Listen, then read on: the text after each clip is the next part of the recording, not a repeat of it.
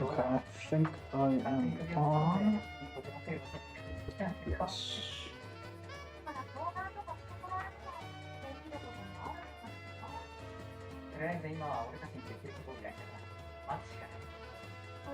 Oh shit, I should have. No, that's fine. It's not the topic, I guess. I don't need a topic because it's just the name of the stream. One.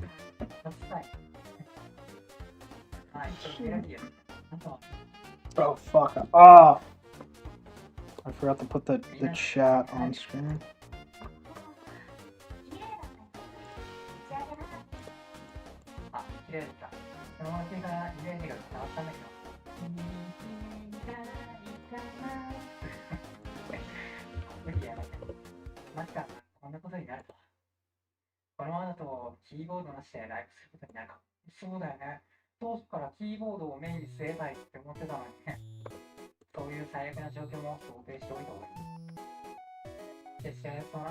Oh, I just realized some of the banner shit's outdated too. Well, whatever. Let's just roll. Oh shit! And I also didn't put the chat on my other computer. Yo, sorry. Oh, the king be streaming. We are back. I'm gonna try to get in as many streams as possible over the next month, because this month is where I'm trying to do like a ton of shit. I want to get a massive video, like, you know, devlog, I guess, out on Castle, like a big summary, you know, like get up to date on all the new shit video. It's gonna be called My Game Will Compete with Deltarune. And it's basically gonna be me saying, like, this is the next story game to watch out for. And yeah, I want to get the big story demo out, like basically a vertical slice of the first, like, I don't know, like 30 minutes, I guess, of the game. Depends on your perspective, because depends what you do. There will be like extra shit for people who want to play a little more and stuff, so I guess like you could say like 30 minutes to an hour maybe. And I want to get that demo out by the end of this month. And then I want to finally, after that demo gets around and stuff, I want to do a fundraiser so I can expand the budget. Finally. So that's the plan. So that's why I'm going to try to stream a lot. I'm just trying to get my chat up. Oh, well, it's on the TV at least. I can ignore it for now. Alright, let's fucking do this. I just have to get this frickin' poster done because it's been a thorn for a while now, and I can't get like my frickin' Steam page up and stuff without having like a nice finished banner and crap. I made a mock-up off of the rough version, but it's all rough and shit. I'm gonna have to make a really nice version of it. But let me find the banner mock-up.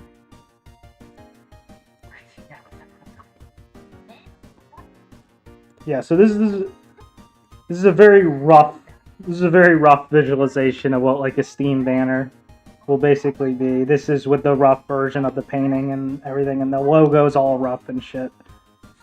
But that's basically what we're going to be going for. So I just got to finish this.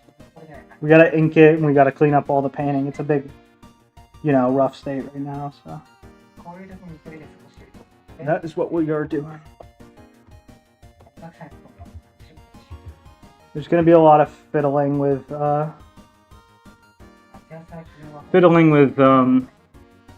delicate lines and shit. I'm not gonna sweat it too much because my brother always checks all my work anyway when I draw shit, so if something's fucked up, he'll just tell me afterward.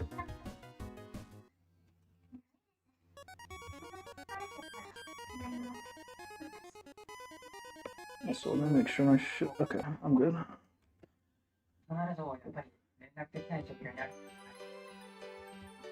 Hinotori. I'm trying to remember if what. Give me the basic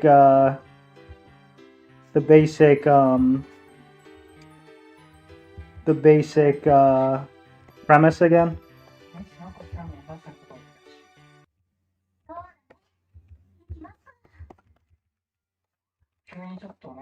There's only a few I actually remember as far as Tezuka's go. Like obviously the main one I always remember. I honestly forgot what it's even called though. Is the one where you know, the one that Saya referenced. Urobuchi's like the main thing, giving me a chance to even remember he exists.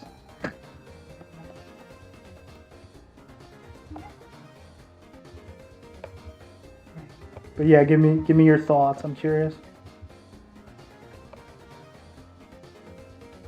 Oh, I see. We wanna. What is that? Bring on this more.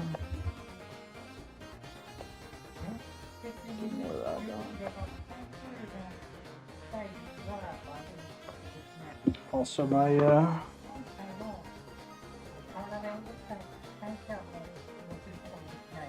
I got the fucking Toby music too.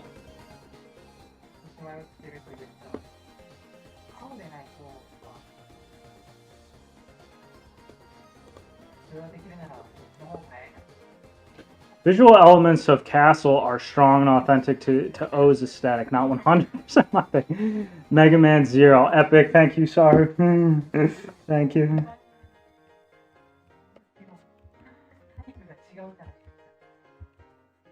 Yeah, it's funny because a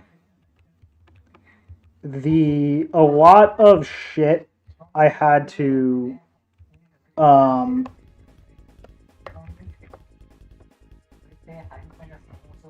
how do I put it? Like when I started I guess what I call like pre-production. That term doesn't make like perfect sense when you're, you know, it's kind of like an arbitrary line because usually pre-production is like, okay, it's the line when they started bringing in, like they started staffing up and all that shit. I'm using it to refer to like, okay, I'm confident in the plan now and I'm going to commit to this plan. And I have like all the key things designed now and shit. Getting to that point involved a lot of, how do I put it? Like, experimentation and like trying shit out. Because I had only really like practiced a lot of things prior. I hadn't like truly committed to certain new things I was doing. Like, okay, I had like, for example, I had this one project way back in 2019 that we kind of got in over our heads with. I plan on reviving it after after Castle's out. Oh shit. But point is, on that project, I was doing a lot of things to like take, because I was much worse at everything at the time, especially art, and for that I was just trying like the basics. Like, okay, you know how like in Ski Hime, the original version of Ski Hime, the designs are just like glasses, jacket, shirt. Like they're just like basic. It's just like basic clothing shit.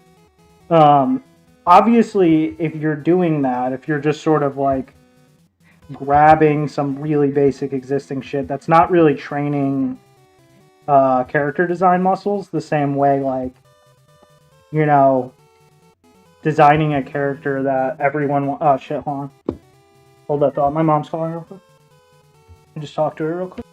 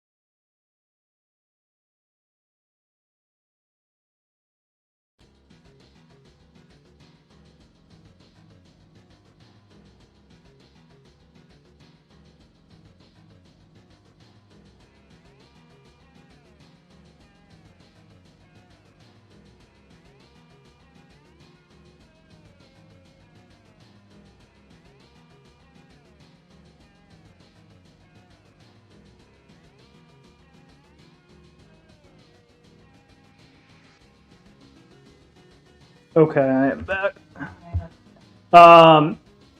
You know, story is structured in the past and future. Oh, interesting. Interesting. The Tezuka stuff is always interesting because you can tell that, like, you know, a lot of people saw it, and it's like the prompt for many things in the future, but like it's often so distant from like what those things would end up that like it can be hard to point out the I guess you could say like ancestry, the sort of family tree of aesthetic and trope things unless someone else points it out. Anyway, interesting.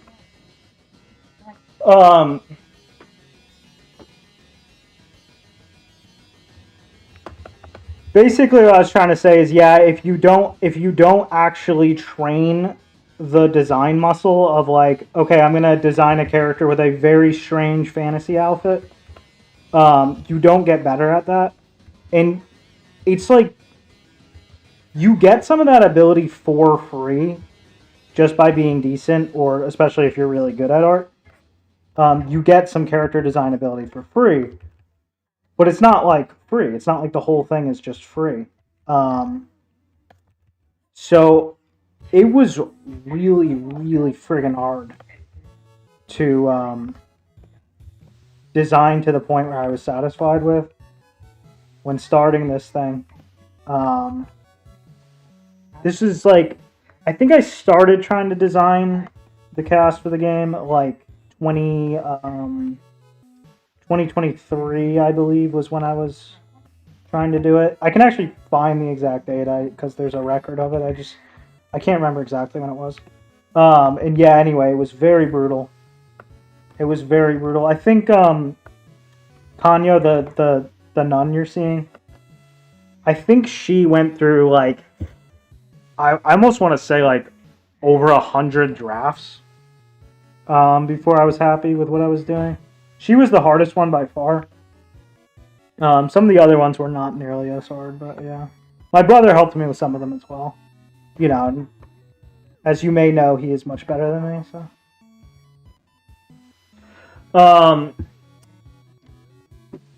Ketim, Porta, yo. What do I think about Overlord? I literally only saw a few episodes, like, ages ago when it first aired. I can't say shit about it because I don't remember it vividly at all. I remember, like, it didn't hook me, but that at the time, but that doesn't mean anything. I just didn't have, like, some, especially at the time, I was very not interested in anything fantasy at the time. I was completely prioritizing different genres and stuff. And I was like straight up deprioritizing fantasy. So there's a lot of really cool fantasy shit I just skipped. That I plan on going back to check out at some point. Like just recently, for example, I actually have like 2 episodes left. But just recently I watched Grimgar, which was fucking awesome. And at the time that aired in like 2016, I just ignored it because I just was not in the mood for fantasy at the time. Which might sound kind of ironic considering what I'm doing is kind of like a fantasy thing, but I don't really think of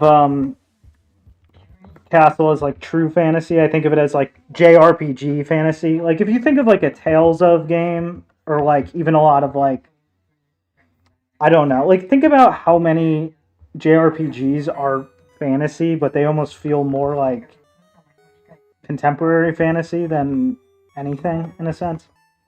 That's kind of how I think of it. But yeah, here's my nostalgia. Oh, Famicom nostalgia. Oh, base. Yeah. I love the Famicom sections in chapter 3. Yeah, those are like, honestly, they were the highlight for me. Like everyone was into the story stuff with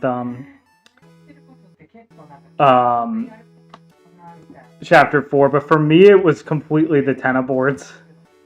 Monsters are the reasons I'm decent characters. I absolutely love monsters.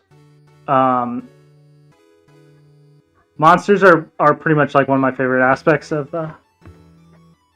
yeah, not to over or under design exactly, yeah. Getting that's what I love about monsters is that they say so much about the, you know, like Sekaikan. And I like all types of them. I like scary ones, cute ones, Kimokawa, like any type of monster. I just really like. So there's going to be a lot of them in the game, and it's one of the things I'm looking the most forward to, showing people and stuff, and like writing dialogue for them. Well, the ones that talk, a lot of them don't talk. There's one I can't wait for people to see, but it's going to be at least a good year before I can release the chapter where he shows up. I cannot wait to show the world one of them. You can see him in the first devlog. You can see he's the fucked up looking bear guy. But as far as more about him, you won't see him in the actual game for probably a solid year. But I'm really looking forward to that.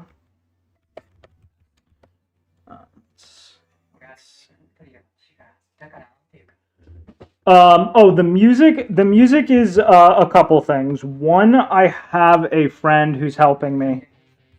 He's gonna have a couple tracks in the game. He's done a couple tracks for me. The other is myself. I don't have no musical ability. I'm just not phenomenal about it, or phenomenal with it. And then lastly, I am gonna be doing some fundraising for the stream, or not the stream. What the fuck am I saying?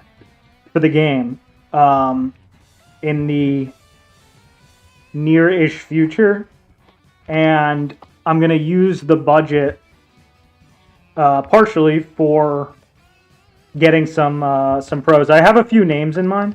I don't want to say what the names are, obviously, because that would be stupid. But I have some names that I know are at least fairly realistic to get a handle of. So yeah, I have some names. I have some names in mind. And yeah, hopefully it should be really sick. But for the time being, like for this, like the story demo that I'm gonna try to put out by the end of the month, that's just gonna be me, and my friend Sin. He'll have, I think he'll have at least 1 or 2 tracks in the story demo. The others will be me. As far as the aesthetic vision I'm going for, I'm using a lot of choir voice because I really like the sound of that. And I find personally it's easier to work with choir voices. Decent bit of piano. And I'm trying to keep the samples more like Super Famicom N64 feeling. So I'm using a decent bit of like sound fonts and shit from that era. Like you'll definitely recognize like some, Ocarina of Time sounds and shit. Stuff like that. There's a few times where I'll just bust out like a normal synth sound here and there and stuff, but I try to keep it because it is pixel shit, so like I there's like a sound visual agreement that has to be met. So the sound can't get too like depthy or it clashes with the visuals. So yeah, a lot of choir for sure. I'm actually gonna be using Zundamon Neutrino Zundamon. Oh fuck, I forgot I had the notification. Yo, Zero Z, thank you so much. The $5. Also, let me. Fuck, hold on. I forgot to log into. Whatchamacallit. Nova wanted to get notified too when pinged you on the. Oh shit, that's because I forgot. I forgot to fucking I think I forgot to ping everyone.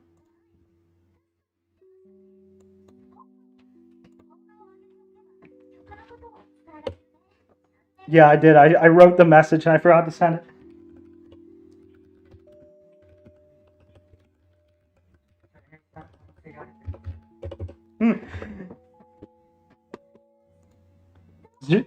Zero is Nova, right? Oh, Anyway, my bad. I forgot to sign into my Streamlabs because my whole setup is different now. Because my brother and I switched computers. Or switched laptops. So I'm using a different laptop as my, like, assistant laptop, so to speak. So I forgot to get all my shit set up.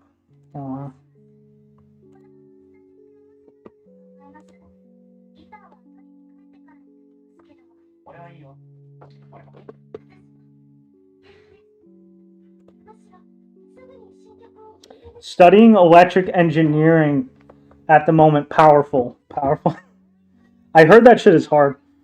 Planning to study anime at Yoyogi after getting a student visa. Your vids help me learn JP Tech and avoid the snakes. Based as fuck.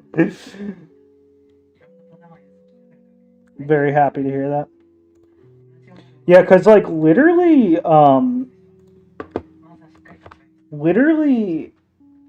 the I didn't realize how, I guess, like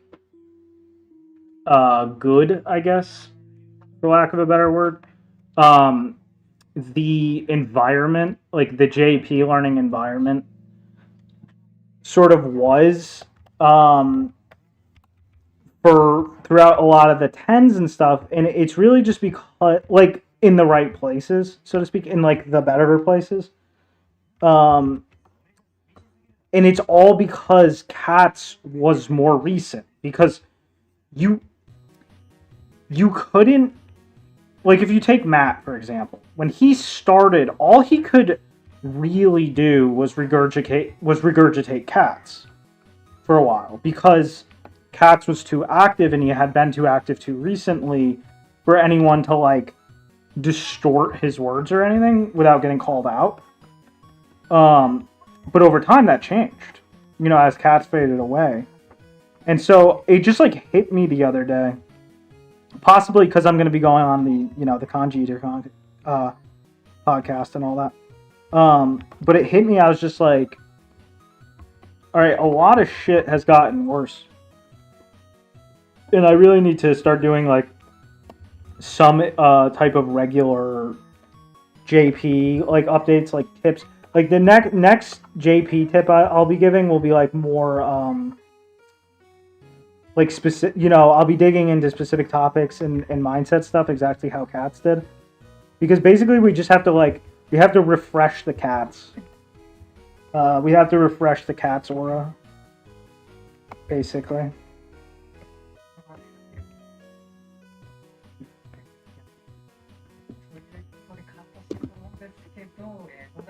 Just commissioning the whole OSC by Hyperdog. Well, let me pull up chat real quick because I missed something.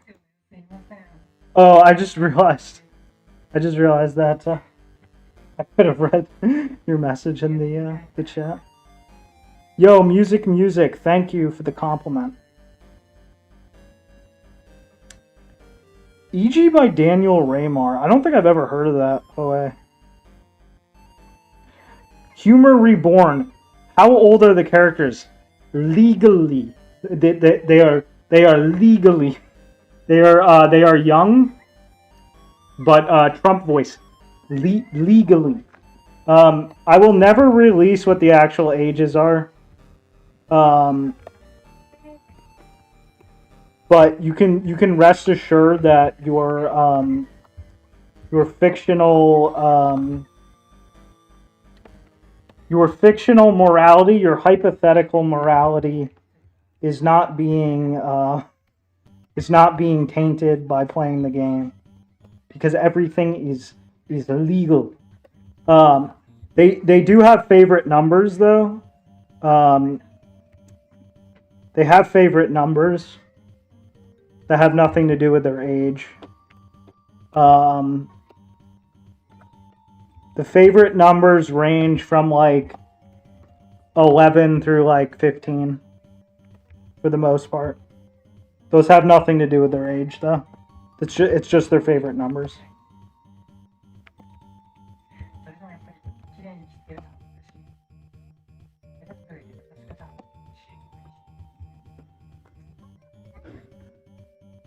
Oh, Raymar is a Swedish guy. Ludosity. Yo, Elnu. Yes, Tim Follin was awesome. Oh, interesting.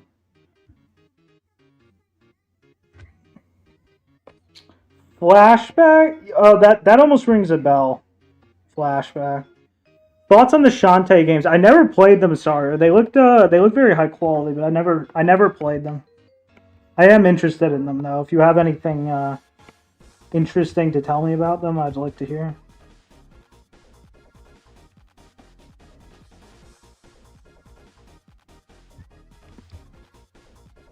They were definitely like a very early case of seeing like much more developed like American anime style art for one. Because there wasn't a lot of that at the time that they came out. Now, you know, you wouldn't know it now. But yeah, at the time they were partially significant for that.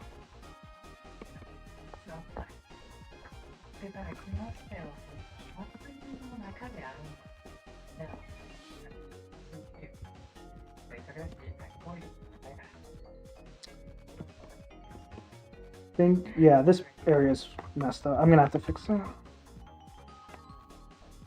There's a lot of balance things you can't catch until the actual ink stage. Because you can kind of think of it like when you're roughing and then going to the ink and then, or the clean rough and then the next ink. It's almost like the hypothetical like resolution of the drawing is doubling each time. Well, let me grab a bite of food real quick. Hold on.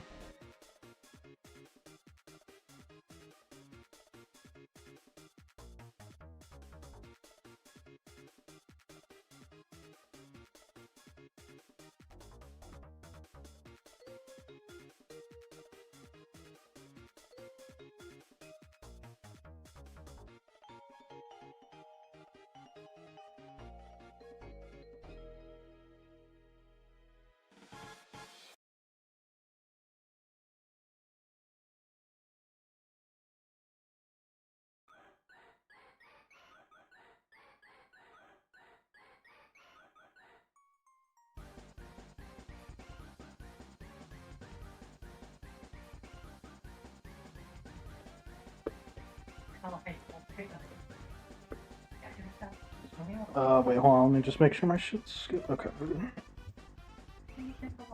Oh, I missed a bunch of shit. Two seconds.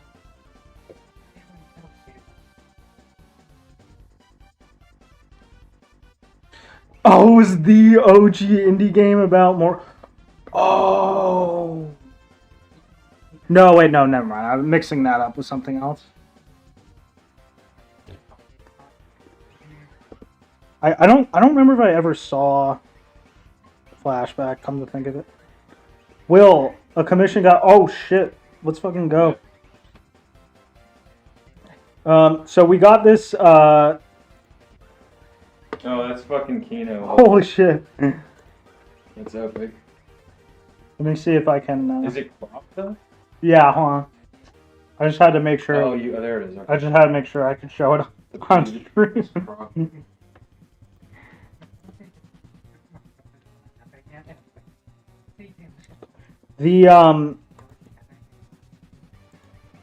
So we got this master plan going where there's actually a ton of castle art out there in the world now, thanks to Will. And we're going to be showing them off extensively in the next video. And we're also going to be tweeting them out as a countdown for when the trailer is going to drop. And the demo.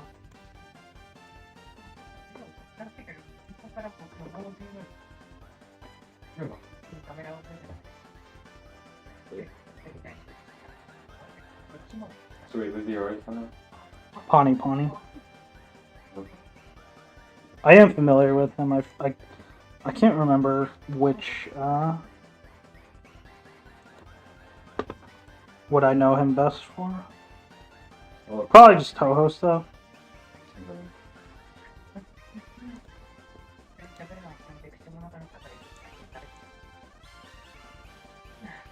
Real coldies.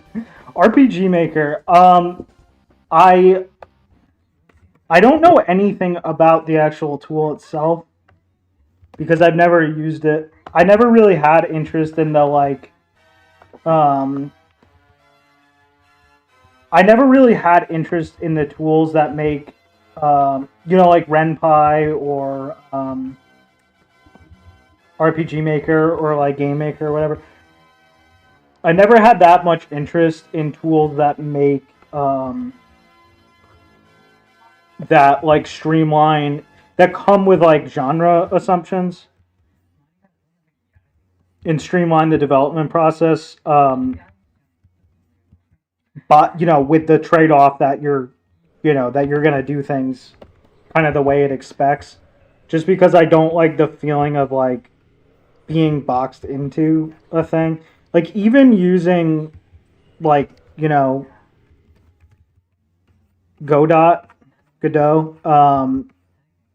like I'd rather, this isn't to say I'm a super good coder or anything, because I'm not that good, but I'm not bad, but I'd rather be using like my own engine and shit. It pains me to even have to use like Godot or whatever, but so anyway, I've never checked it out as a tool. As far as which ones I played in it that I really like, Witch's House is fucking awesome. I actually never beat it because my save got corrupt. For some reason, I have no idea why, but it did. That would actually be a fun one to play on stream at some point and actually finish. But yeah, I really, really like that. It's so fucking scary.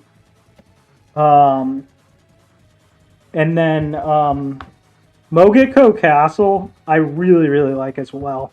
I played the remake one that she did. I would like to, I'm down to play any Funa game. Kaitei Shujin. I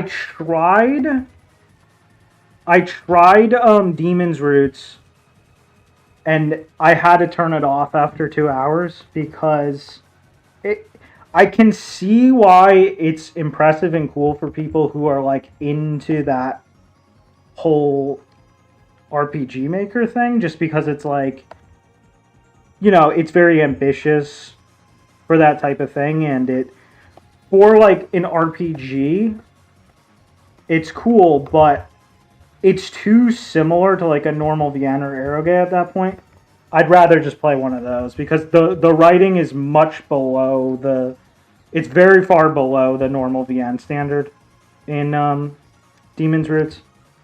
And so I was just like, well, there's no point. I'm not going to spend like, you know, I'm not going to spend like 100 hours or whatever it is, 60 hours, whatever, playing a, you know, a very story heavy, you know, thing with gameplay I don't even enjoy.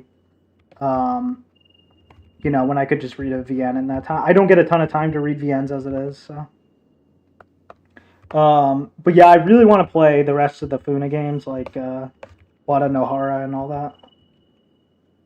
I think that is the and the original Corpse Party. I really like that game. I never played the other ones, like the later ones.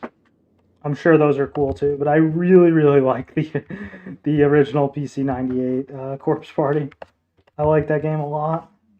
I never got all the endings because it's really tedious to do so. I would like to do that at some point though. I think that game is really fucking cool.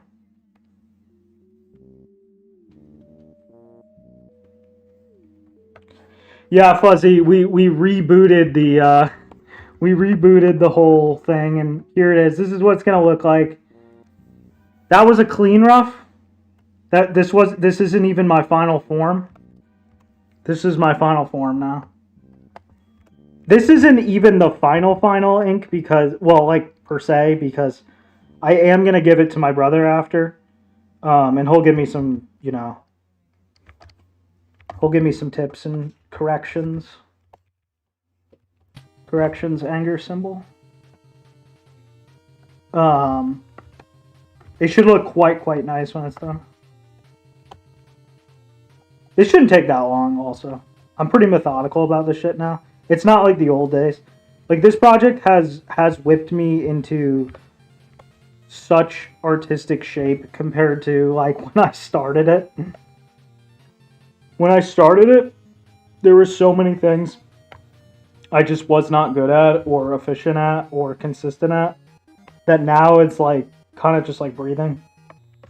That's why I say all the time, like, if you really want to get good at art,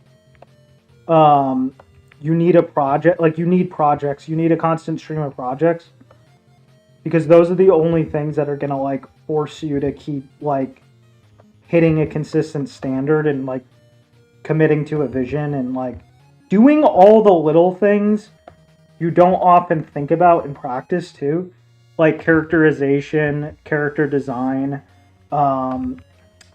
composition, color schemes. A lot of those things you might think you're thinking about in your practice, but you don't really know how much you're actually thinking about those. Environments and stuff as well. You don't really know how much you're thinking about those things until you actually have a project that's demanding you hit those to, like, the level that makes the project work. I would be more specific to make sure that people don't think you're saying make an indie game. Or... Yeah, I'm not saying make an indie game. Do not make an indie game.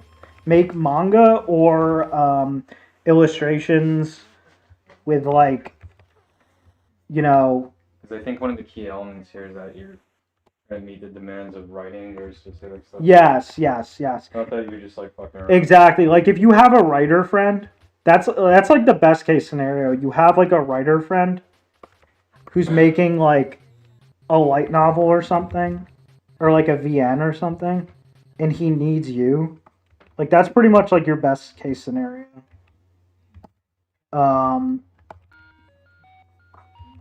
There's other things that work too, but that's probably like the most ideal scenario. That's actually how Ichion went professional back in like 2011 or whatever. He had a friend. These are. I gotta make a decision. He had a friend that wanted to make a game of some kind. I don't know what it was. He wasn't specific. And so basically, that was the thing that made him start like taking standards of art seriously and shit.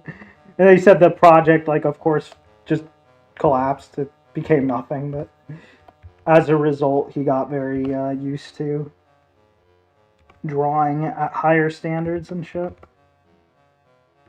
The common story. Yeah, very, very common story. It's very similar with music guys too.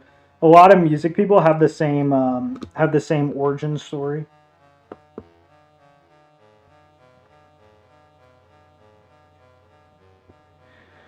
Shantae games are pretty good. Don't trust people who say the first one is bad. It's one of the best GBC games, and reviewers have bad taste. Yes, tale as old as time. Oh, plugin selling. Yeah, plugin selling is such a... So many devs who fall off just kind of resort to selling like shitty plugins.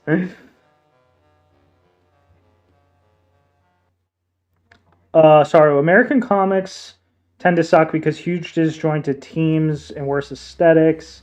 Yeah, exactly. That's one of the huge, like, I mean, I can't even believe it's like, we have to call this an innovation, but yes, one of the huge manga innovations is the fact that it's not like sporadically changing who the frick is working on the thing. It's such a dumb system.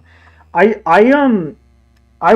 have a because as you know, I have another Deltarune video planned. It's not going to come out probably till December, but again, no pun intended. But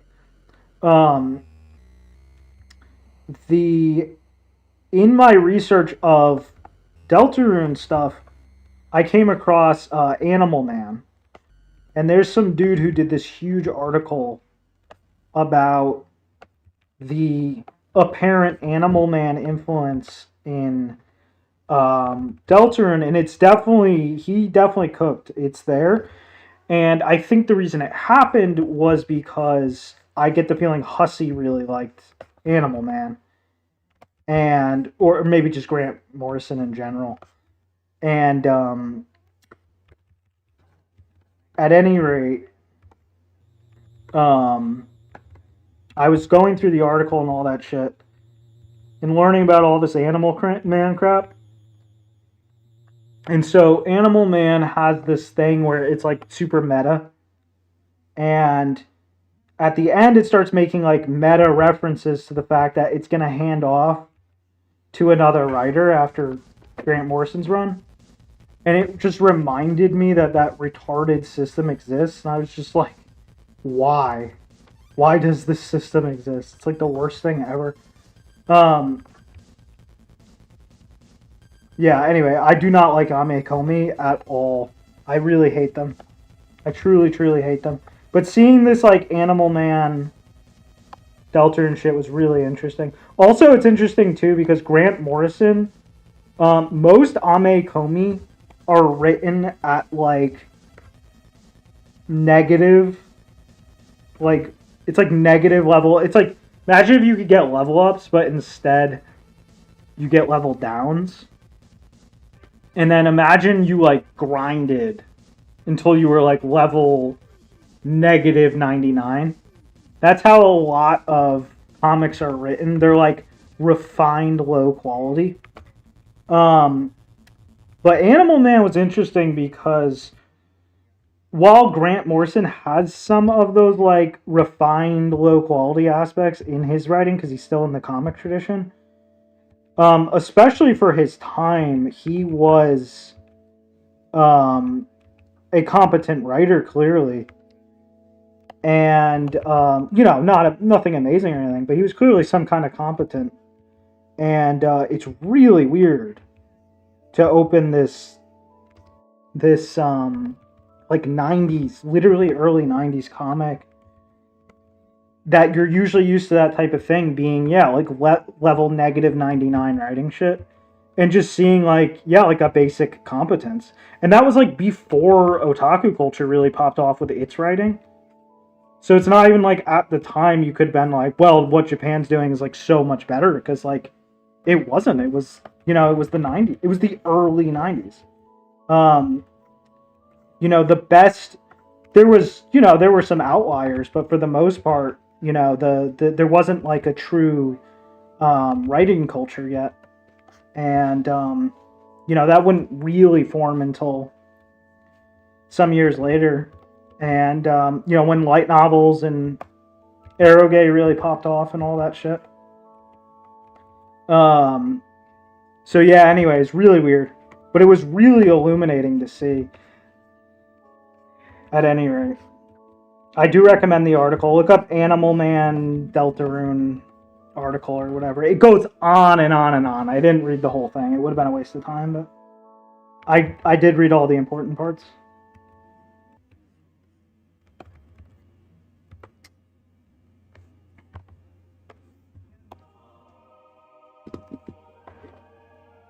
Hold on, let me pull up my chat real quick.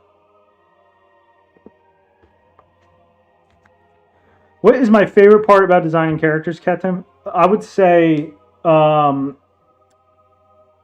when the gesture portion, like when you're deciding silhouettes and shit. I think that's super cool and enjoyable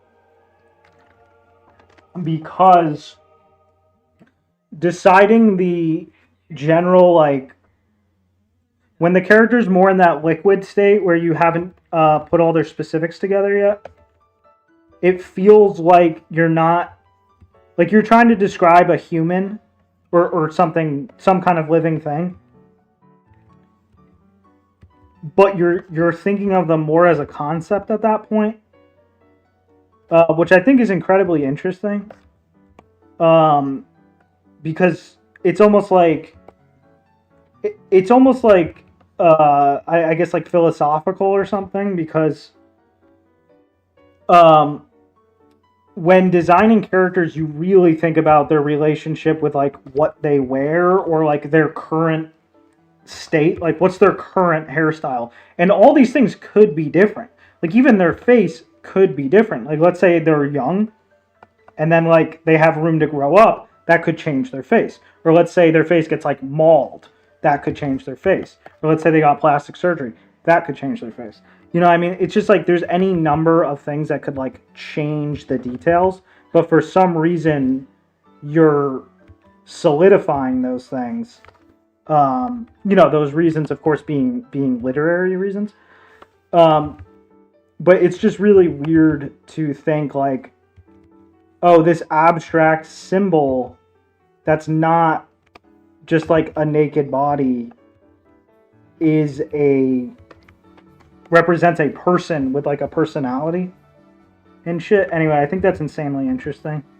And I noticed that getting better at art and shit, and doing more character designing and shit, I noticed it like expanded the breadth of what I like empathize with.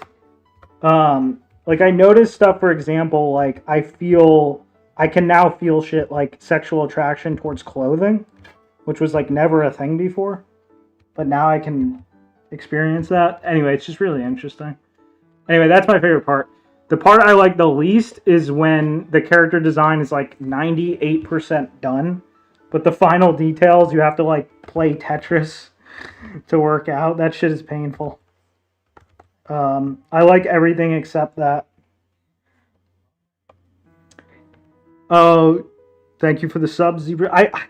I'm sorry, I have to turn off sub alerts, but thank you for the sub though. Because they show up too much.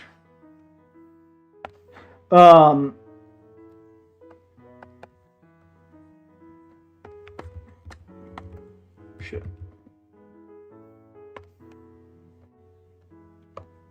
Let's see.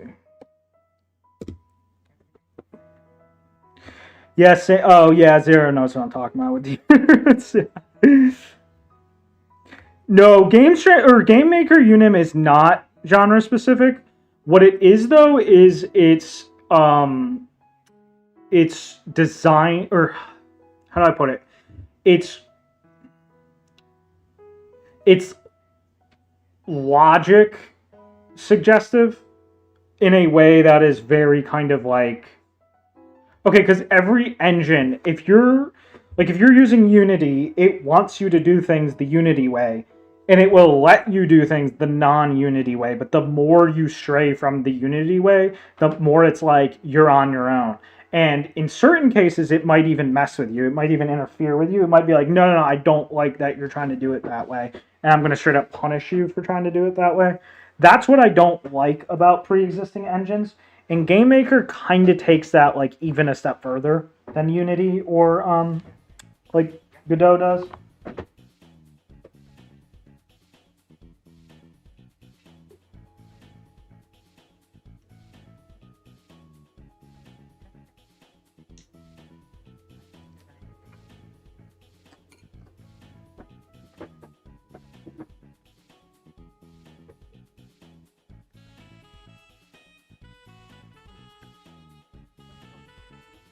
But in general, you can make, like, relatively speaking, whatever you want in GameMaker still. Especially now that Toby forced them to, like, put new features in and shit to accommodate larger scope projects and shit.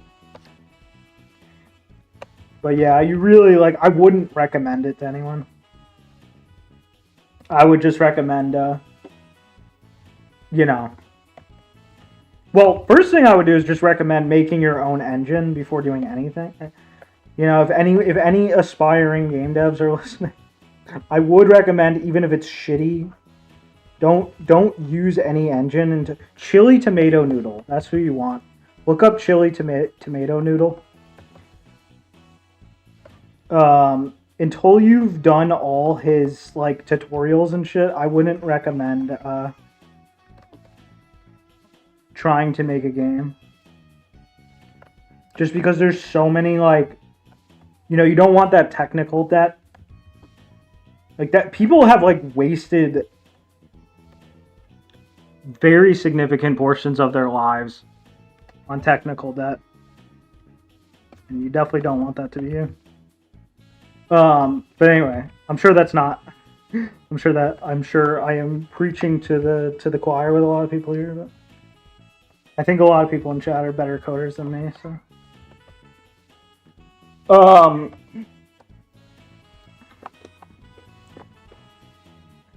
Will, new poster has a softer look, maybe a bit less grim. Yeah, it's funny, Will, because, like, I noticed, when I had the other one, because, again, talking about, like, learning a lot of shit on the fly, I noticed that, my sort of philosophy and approach to color schemes solidified in a slightly different direction, kind of like right after I did that one draft of it. And because I always wanted my philosophy with color to be Tsunako plus Ichion. And I was finding that very hard to, like, get for a while. So I kind of settled into a slightly different thing. And there were just some contrast issues and shit. And so at some point I was just like, all right, I'm too in over my head with cleaning this up. I'm just going to kind of base a new draft on this. And then I was much happier with how it came out. As far as the change in her expression, and the fact that she's looking at you now, that was actually for a multitude of reasons. One was because I thought it would make a better Steam banner. Like, it would catch your eye more to be being looked at like that. The other reason was because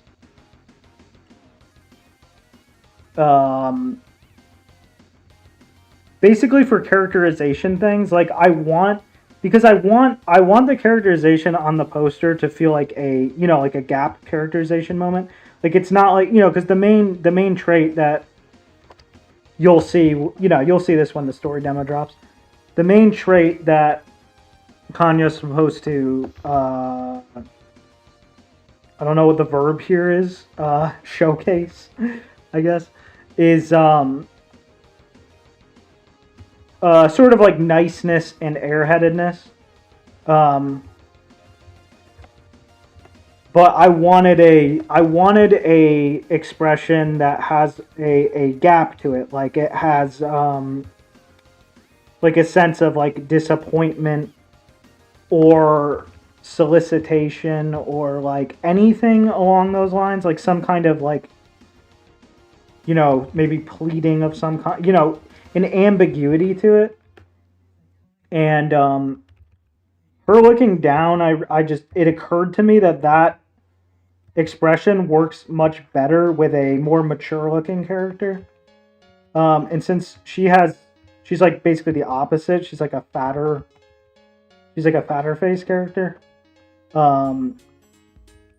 It just made more sense to change that for a multitude of reasons. I also am just more happy with the characterization because the goal, the way I sort of thought about it as I was trying to characterize the expression, and I think I spent 3 days trying to get the nuance right, just because I couldn't decide exactly how I wanted it to feel. I had to try like a million. I'm not experienced enough with characterization in art to just whip that out like first try. But yeah, I tried a bunch of different things and I'm very happy with what I ended up with. The goal of the feel of it is that the way I want it, I know I'll have succeeded if you look at this key visual before you play the game and get a certain impression from the expression. And then I want it so that after you finish the whole thing, you'll get a different impression from what she might be thinking. And I think that hopefully will come through. So yeah.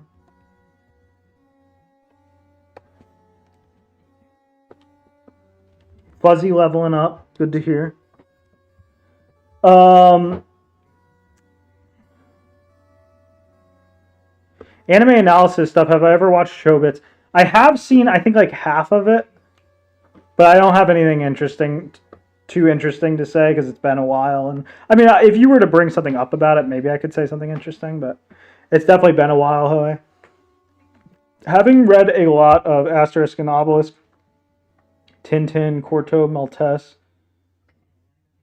Yeah, oh yeah, Saru, for sure. The old head mangaka for sure. Like Kinnikuman, which is one of my favorite ever. Kinnikuman would just reference them all the time. Game Dev Devin, yo. Yeah, Animal Man definitely better than everything now.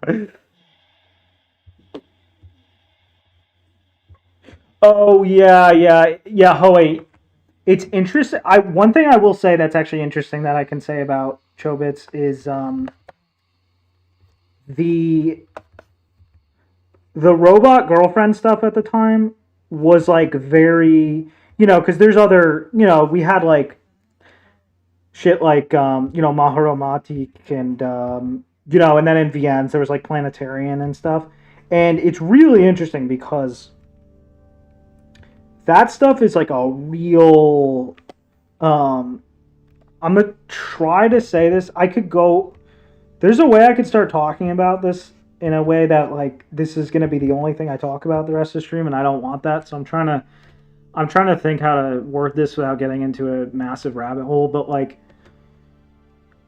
that early O's period was the period of solidifying so many like conscious, I guess you could say, like values and perspectives towards otaku stuff and otaku creation and stuff.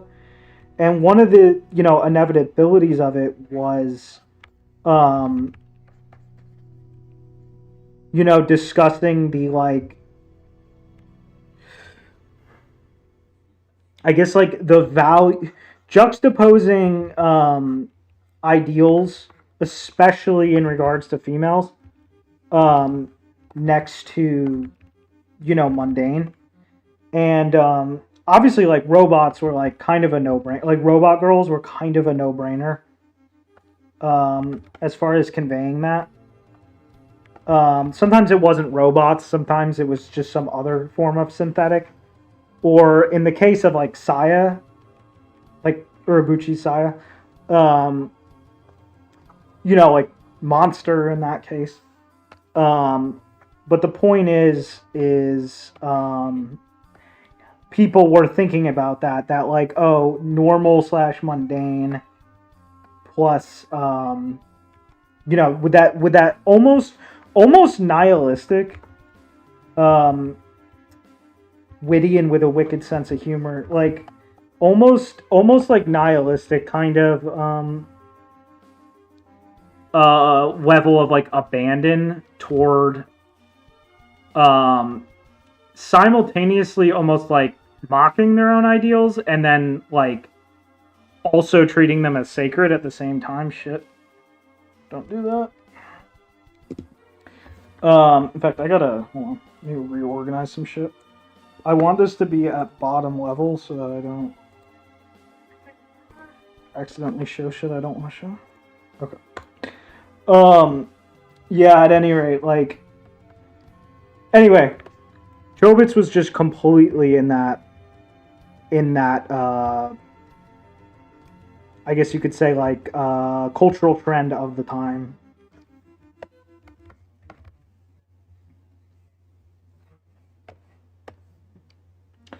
Alan Moore, I only read The Killing Joke, and it was like a weird, competently written Ame Komi. So he's in the same category. He's this competent writer that's for some reason doing Ame Komi. I will check out Watchman at some point. I've been meaning to do Watchman or Watchmen. What is I don't remember. I think it's men.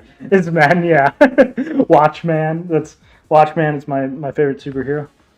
But yeah, I will definitely do Watchmen at some point. Hold on, sorry, I gotta take another bite of my food.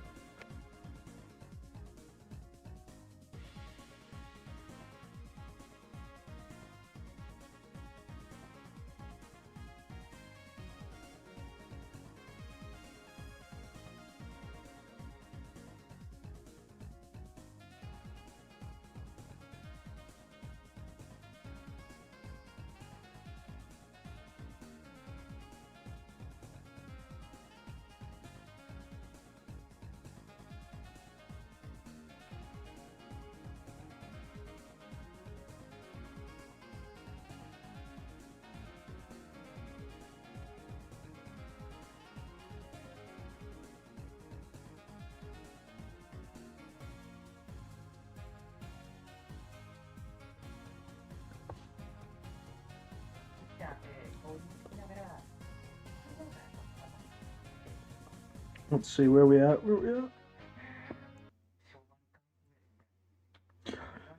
do you think about Animal Girls based like Mon Musume, unusual animals like bugs and mollusks? I've never been like a huge like Mon Musume guy. I really enjoy seeing good art of them, but it was never like too much of a personal interest. But I do plan on having some in the game because I like them a lot, and they make for good. Since I am making like a game, it's a good opportunity to put them in and like to flesh out the sec icon and all that stuff. There will definitely be some Mon Musume. The main reason I don't have like a personal strong liking for them, like in terms of like I don't get an urge to consume stuff with them proactively, or draw them proactively, is just because they're freaking scary. Which I think is self-explanatory. It seems like people who are really into them don't find them that scary for some reason, which I never understood. Because they're just fucking scary. Like, especially ones that are obviously, like, able to kill you. Or especially ones where, like, the lower half of their body, like, the reproductive part of their body isn't even human. Like, that's fucking scary.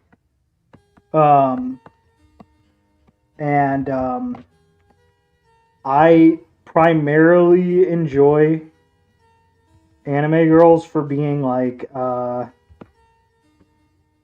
what's the word, like,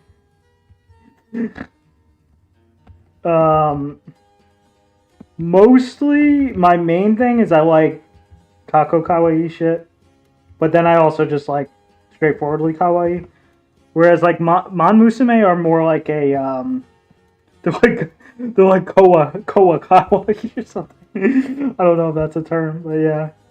Anyway, but yeah, I do enjoy that. I enjoy good art of them a lot. And I think their inclusion in stories is really interesting.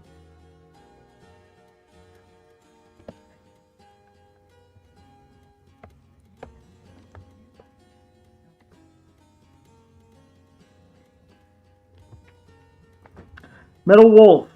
Is that from Now On playing? Yes, that song was so good. It went so hard. It really did. Toby cooked. I will admit it, Toby cooked.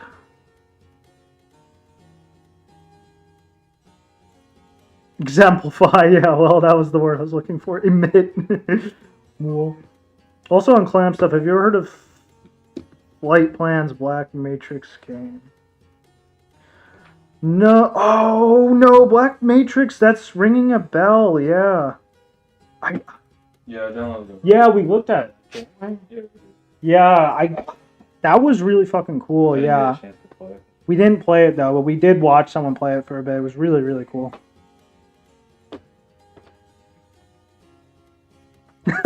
Fuzzy. That's fucking badass, Fuzzy. Fuzzy, yeah. Fuzzy's gonna be my clone.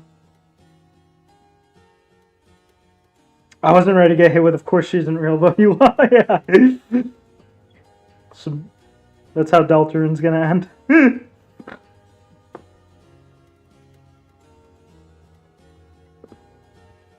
What was the GNB? What was the first VN I read in JP, and what was it like? The first I ever read in JP was Iro Toridori no Sekai, sometimes abbreviated to Iro Seka, and I really like it. It's one of my favorite stories ever. The one thing I don't love about it is that the final arc. A lot of times with VNs, when they have a true route, you know, like a final arc you can only play after all the others. A lot of the time you want that true route to be just have insane payoff to it that you know, sort of like unlocks a deeper layer of like it's the part that by far you want to think about that more than any other part of the game, basically.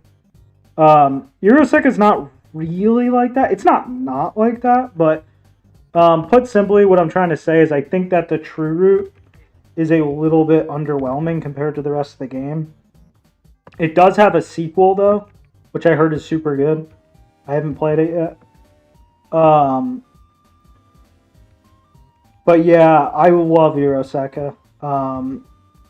Like a lot. It's a big I guess influence. Like a lot of things in Castle I'm doing because of Euroseka. It's just so good. And I'm excited to read more from that writer. I heard his Sakura Moyu, I believe. I read the common route of that, really freaking good. I don't enjoy it as much as Euroseka. It doesn't have all the same tropes that made me love Euroseka so much, but and I don't find the characters as likable, but it's really fucking good so far. And I heard it's just I heard it just absolutely mind-blowing stuff. So I'm really excited to go back and finish that at some point. But yeah, Eurosec is one of my absolute favorites ever. And it was very difficult. I spent, I don't know, maybe 1,000 hours on it or something. Just because I literally didn't know any Japanese. I just went into it. It's very long. And I didn't know any Japanese. And I reread sections of it many, many times. Like, I read the common route in Euroseka probably at least a good 10 times. And I would really spend time with scenes sometimes, really deciphering them and shit. And it was not easy, but I enjoyed it because the art and music was so good, and I just really liked what I was reading. And I didn't force myself to stop at any point. Like, at no point did I have, like, some, like, spreadsheet or something that said, you have to read this much of Iroseka or All is Lost today. It was never like that. I only ever booted it up and read it because I actually proactively just wanted to keep reading it because I enjoy it. Because it's super good and, like, meets my taste very well.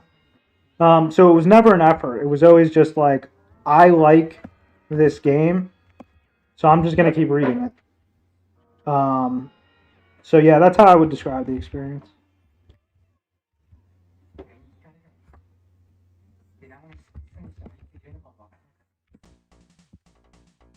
The music goes hard. The soundtrack goes so hard. It has some of my favorite tracks ever in it. The background work is insane too. It was done by this guy that's just credited as T.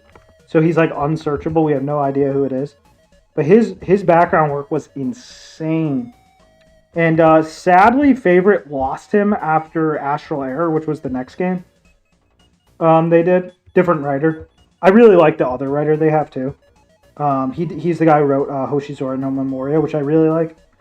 Not as much as Hiroseka, but really good writer. Yeah, he left them after Astral Error. He was probably an animator who does backgrounds and animation. So I don't think he like regularly works in the industry or anything. Which is probably why he didn't want his name to be known, whatever his name is. So that's why he was just credited as T. But it'd be nice at some point to find out who the frick it was. Industry insiders probably know. Maybe if you were to really research, you could find out. But there doesn't seem to be any info on him.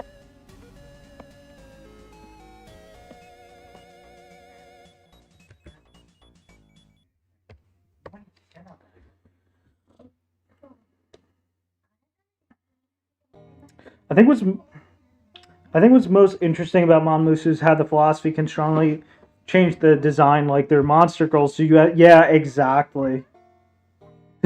Cyrano, scary, more like a challenge. Yes. The girl part is obviously the correct answer. Yeah. Well, that's what's funny. Well, if you take that to its extreme, you just get a normal. If you think about like the furry scale, it's like if you just have like Nekomimi or Paws or something, you're just in the like not furry zone. It's nothing. Like that's the equivalent of it's the equivalent of if a girl was just to wear fake cat ears or something. But it comes with like lore characterization expectations.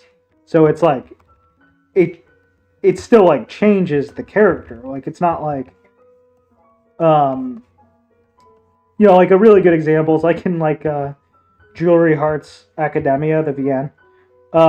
There's like a race of like beast people, but they're not even slightly beastly. They're just normal. They're just like normal ikemen and bishojos with Nekomimi or tails and shit. So it's really funny, but like obviously like they have all these like war things. And it's it's super fucking cool.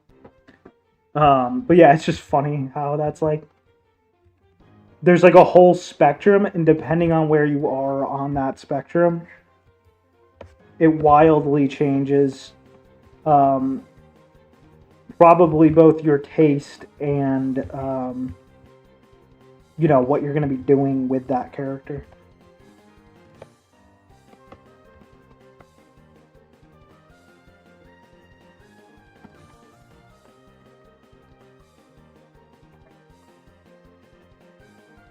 You especially see this in Monmusu Quest, where there's various artists, and some artists very clearly emphasize the monster part a lot. Yeah, and it's freaking cursed. Yeah, I saw some really cool ones.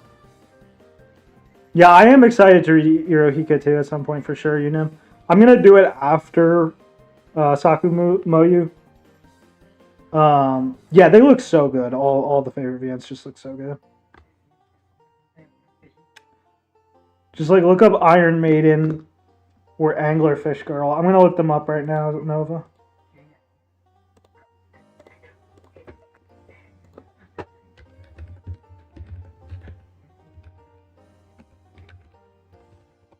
I saw some really cool ones. Like there was one Will showed me. Oh, holy shit!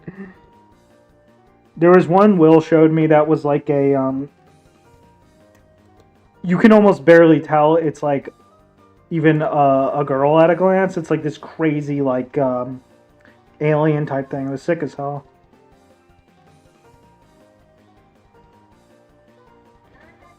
Yes, exactly, Hoei.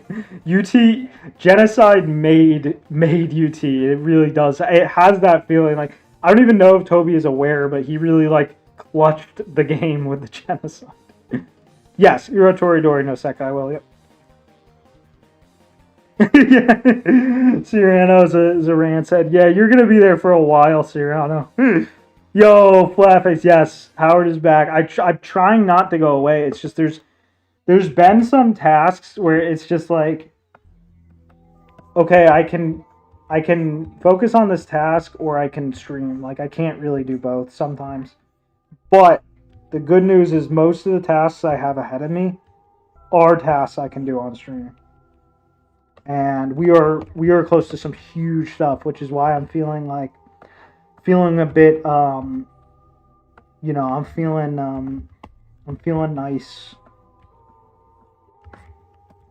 I'm gonna be a bit manic this month just because of the hype of like really try. Like I am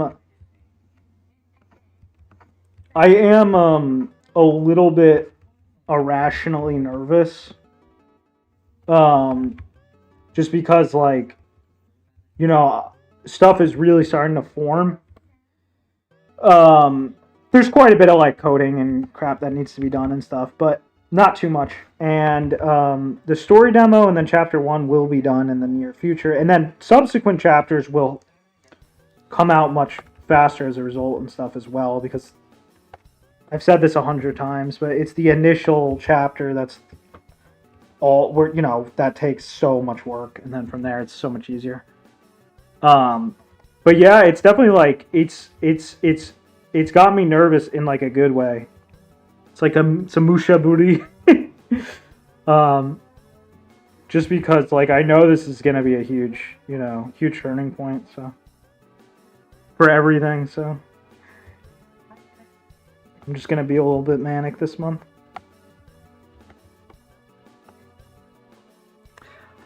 Trying to decide if I like that shape or not. I gotta look at some reference real quick.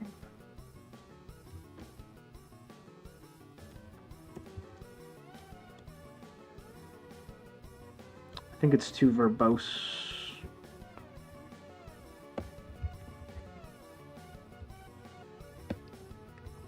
Like that. My mouse pad's all fucking sticky. Because of the gel shit. The gel shit came loose.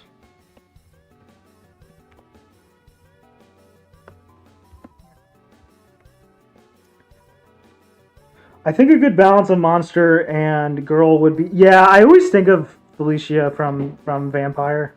Nova. I do often when I think of like, okay, she's not in the not furry category, but you know, she's like not like, she's not the like, okay, you just put Nekomimi on a human, on a normal human, but at the same time, she's not like unapproachable. It's not like she like totally doesn't give you any room to breathe because you feel like you're just gonna get like, you don't feel like you're interacting with like a pure wild animal. But yeah, I love all the vampire Darkstalkers characters. I had a period where I was really into the series.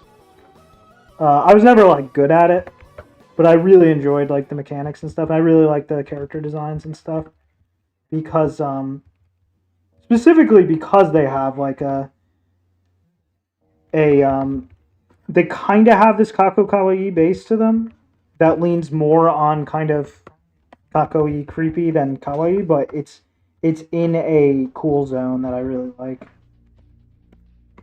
I kind of like quit fighters altogether though, so I like never touch them now.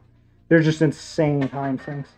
I treat them like pretty much like a like a vice. Like I would never get back into fighters or anything. But I did have a period where I really liked a lot of different fighters. And just growing up, I always enjoyed playing them just for fun.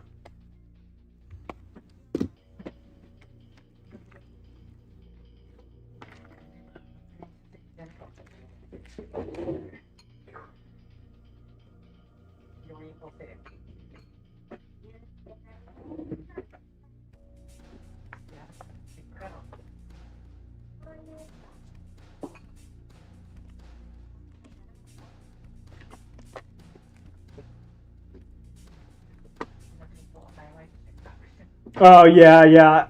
Well, that's the Catsian advice to change that shit. Yeah, the I remember when I first did that.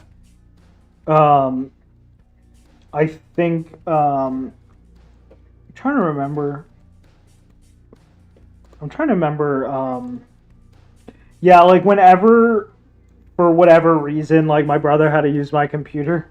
I remember he would like complain, I can't understand any of the shit when I first did that. It was it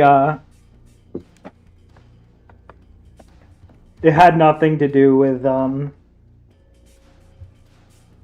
it had nothing to do with you know, I wasn't doing like a work from home or a any of that type of thing, so I didn't have like anything to get in the way of.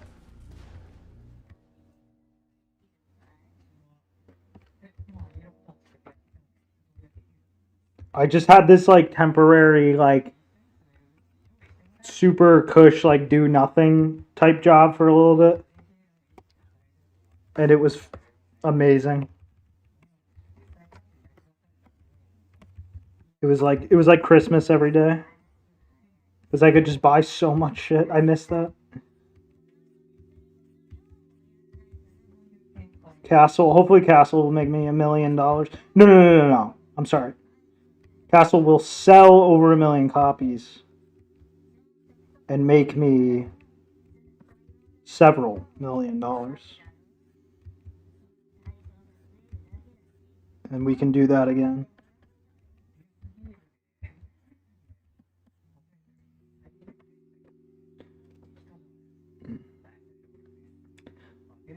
I think Toby was clever with it since the True Pacifist credits has the dodge all the so immediately are encouraged to break the no resets.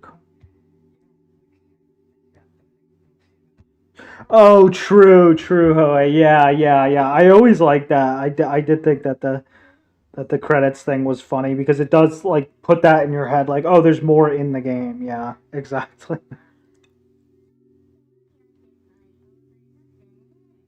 Yeah, I like the way Blaze Blue plays like a lot more. I don't mind like what most people would call like clunk though. Like the fact that, like, you know, most people would complain about, like, a lot of old fighters, like, for example, like, not having things like input buffering and shit like that, but, like, I don't mind, like, when old games have that, like, I guess, like, old game isms, like, user unfriendly stuff, that a lot of people would describe as, like, jank or user unfriendly or whatever, or, like, unintuitive or too hard, etc. I usually, like, tend to honestly, like, prefer those in many ways to stuff that feels like better, you know? Which is why sometimes I joke, like, if I was to actually make whatever the exact type of game I would want to make, it would be like an intentionally janky piece of shit that no one likes. Which is why, like, you have to, you know, I don't like saying compromise because compromise is low quality by default. Like, something is not good because it's like something is never good because it's halfway between two extremes. It's always good because it picks something very specific and commits to it. Point is, though, I have to think about what users will actually enjoy. But if I was to just make what I enjoy, I would be making some pretty user unfriendly decisions. There are solutions, though, like, you know, depending on what genre you're making, there are solutions. But, like, I plan on having extra game modes and stuff in Castle that will sort of scratch the itch I want more out of the gameplay and stuff. I do plan on having the actual, you know, story mode gameplay, though, stop being pretty sick, though. I have really sick ideas. But at the same time, like, I'm doing certain conventions that will, you know, hopefully make it a lot more easier for a lot of people to play. Like, for example, the difficulty is going to be low for quite some time unless you're doing optional stuff. I guess pretty Deltaroonian in that sense. Like, I want Chapter 1 to be tuned in such a way where, like, even if you don't know, like, what the fuck is going on with the system, if you just, like, spam some spells, you'll probably just, like, win. Stuff like that. But you won't be able to turn your brain off entirely. But point is, you know, I want something that's easy to, you know. Mario 64 I'm actually using as a model for a lot of things because Mario 64 was geniusly made where it gives you this character. It gives you control of a character who can do so much shit, but the game assumes you don't know how to do all the cool shit he can do. So it balances the difficulty. It eases you into difficulty based on not how much the character can do, but by how much you know the character can do. Which I think is super fucking interesting. And that's what I'm aiming for. So basically, the game is going to be tuned to you sort of solving how the characters, like, all the things the characters can do. And you don't have to be that proactively interested in finding it out because characters will, like, have meta conversations about the gameplay and stuff anyway. Which is similar to how Mario 64 works. When Mario 64 wants you to know something, it throws something at you that's like a knowledge check or a spoon feed. And that's when it starts ramping up difficulties and stuff. Anyway, that's my philosophy on that. Anyway, all that is to say, I do like the feel of many things in Darkstalkers. Even if I think BlazBlue is much better. BlazBlue, I think, was the one I put the most time in. back when Calamity Trigger came out. Especially, Blaze Blue was especially cool because, you know, it had the whole VN section and shit, and that shit was just straightforwardly good.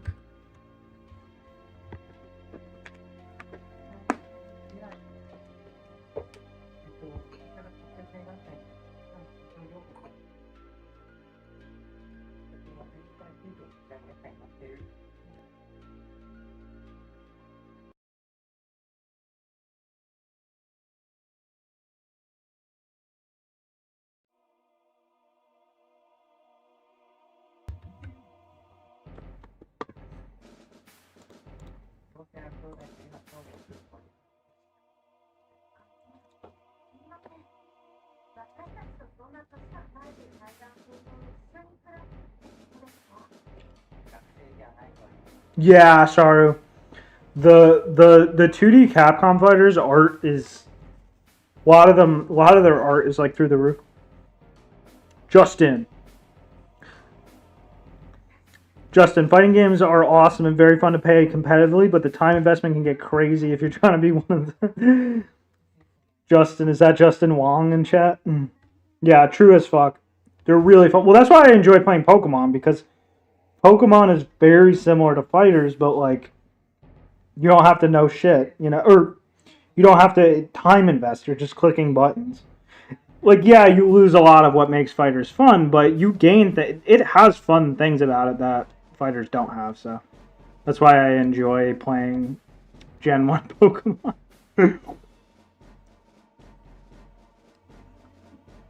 Yeah, exactly, Flatface. The competitive gaming in general has just gotten so, like, it's gotten insane. It's become such a dumpster fire. Like,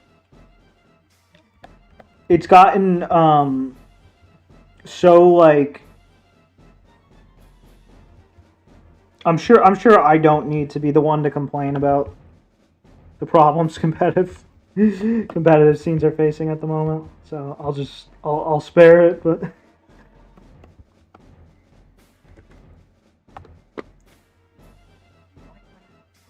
the optimal. Yeah, Darkstalker's the character. Exactly. Yeah. The optimal play starts chain buttons at the speed of light. Yeah, that's fucked. Yeah. The Super Metroid wall jump monkeys. Actually, kind of yes.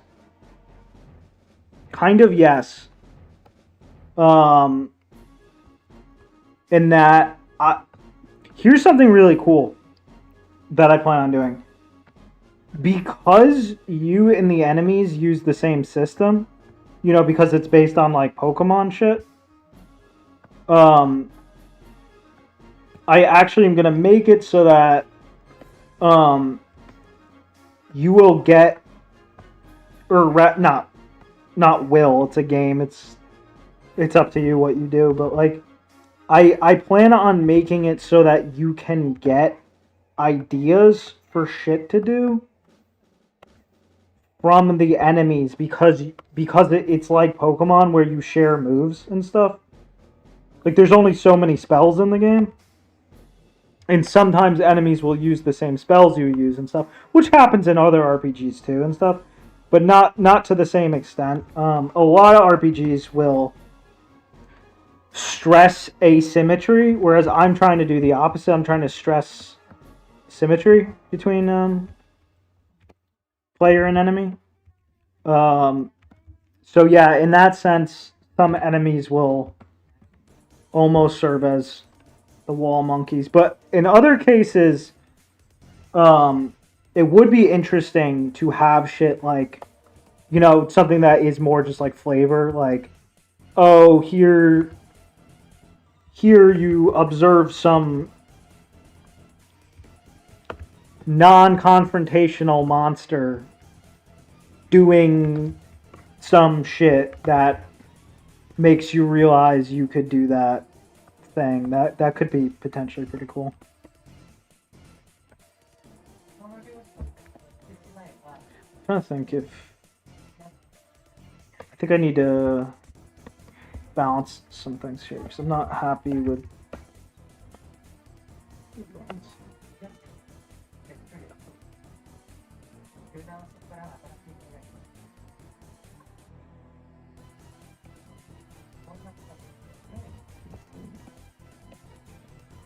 Trying to think. We just want to pull it down very slightly. Will Castle have super... Oh, no, I already read that. We'll have Cave Story ending artworks.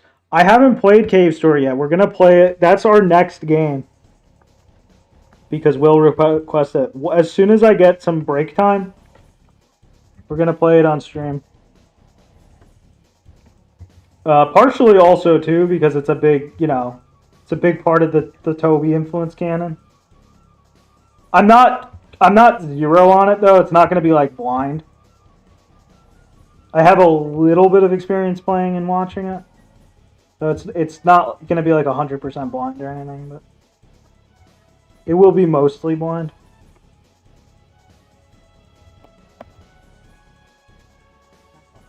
No, this is...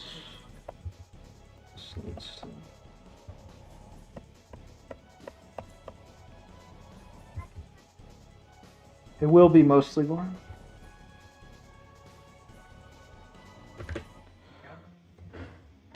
Forgot if you answered this, but do I see Castle getting popular among people who aren't into Oda media and normalizing it? I really do think it's possible, Devin. And the reason I think it's possible is because there are precedents for it.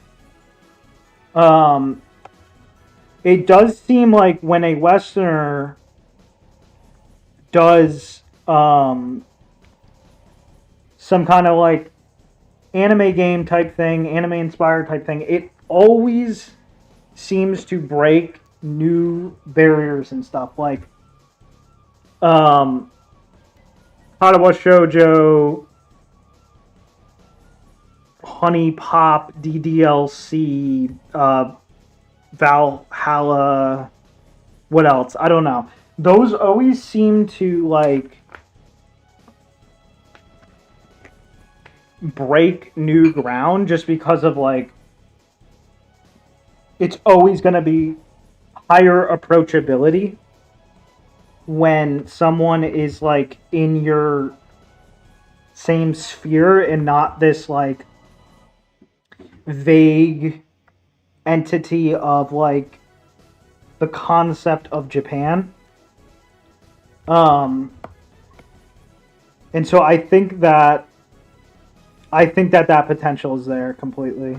And I'm gonna try to do everything I can to bring as much out as possible.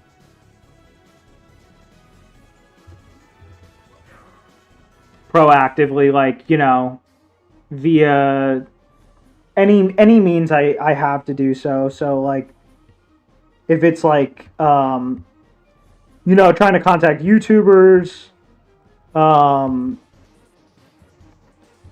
trying to I don't know, just whatever thing by any means. The Goku drip by any means necessary.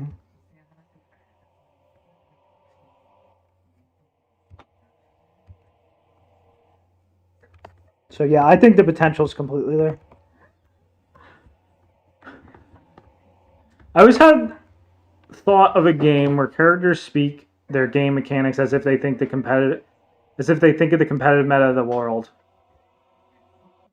Yeah, that's like literally what I'm making. Oh, hey, that is like literally what I'm that is like literally what I'm doing with Castle. Like, everything that you do in gameplay has diegetic representation. And I think it's really fucking cool for it, honestly.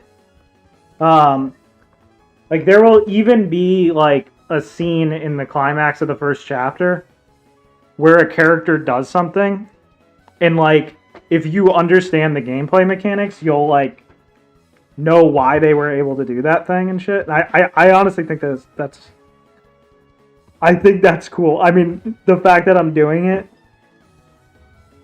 is probably self-explanatory. That I think that's cool, but I think that's cool. It's not like everything I do because I think it's cool. Sometimes you just do something because it feels like the right thing to do.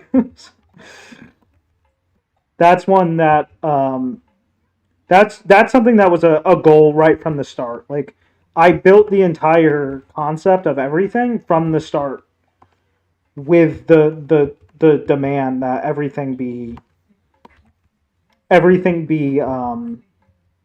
you know, like diegetic in the gameplay. So Katawa with time struck me as funny because it can't escape the main Western male indie issue of making the main character this effigy of personal insecurities. That's funny as fuck. Sneaky Matt, they call him Sneaky Matt. Sneaky Matt is up to his old tricks again. I never played Katawa Hoei, and I'm not sure if I ever will. But it does. That sounds very funny. What you're saying. That is the vibe I got. I didn't get the feeling like Katawa is like totally is like not gonna feel like a Western work. I heard it's good and interesting, and that's cool. Oh, Katawa is now very significant because the main artist on it,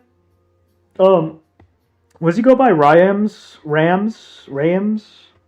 He is now a full blown, real deal illustrator in Japan, and he's even about to, one of the light novels he illustrated is actually getting an anime, and it has a trailer and everything now, and that's kind of insane. That means he's kind of like the first English speaker to like otaku creator to like truly like make it, which is, that means like his name is kind of like, you know, historical essentially. Because like no one's done that before him. There's never been like a like, yeah, some people might say like Kamiya Yu kind of, he doesn't count. He moved to Japan when he was 7 and he's half Japanese anyway. It really is the only case I can think of just like you're not Japanese at all. You didn't grow up there. You just like got serious about doing the art and shit, and actually made it as a big illustrator. It's kind of insane.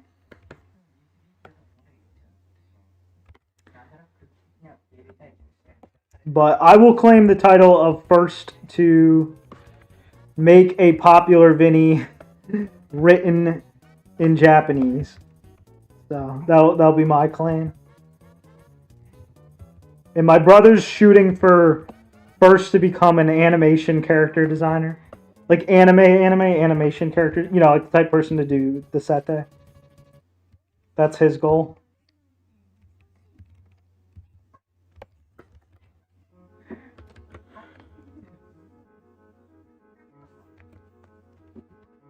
What about the guy who worked on Naruto or Bleach? That's a bunch of guys.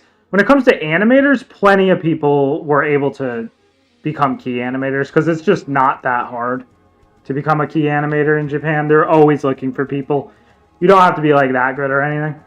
Rams is special because he's an actual character designer illustrator being featured on popular light novels. That's what makes Ram special. The first Max to sneak into the Oda industry. Spread the Oda message by any means necessary.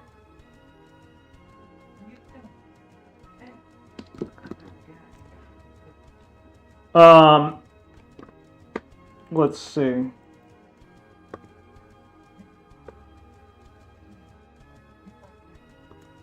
Devin, could I ask you something on Discord? Yes, sure, go ahead. Send me a message, Devin. I'll check. You can DM it.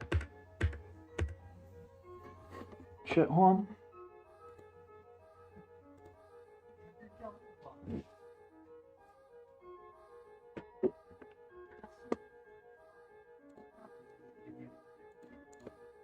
Tell me when you DM'd it, and I'll check. Wait, am I back on?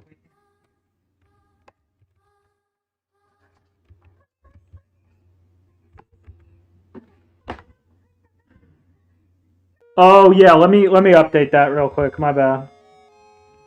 I'll update that. Hold on. I always forget, and like I'm not kidding. For some reason, the thing is just fucked. It doesn't. I set it to permanent, and it just doesn't care. It doesn't. Oh, I think. Um. It.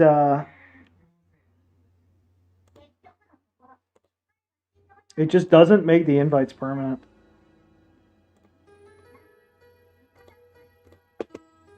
Wait, I am on. Yeah. Right, let's fix that real quick.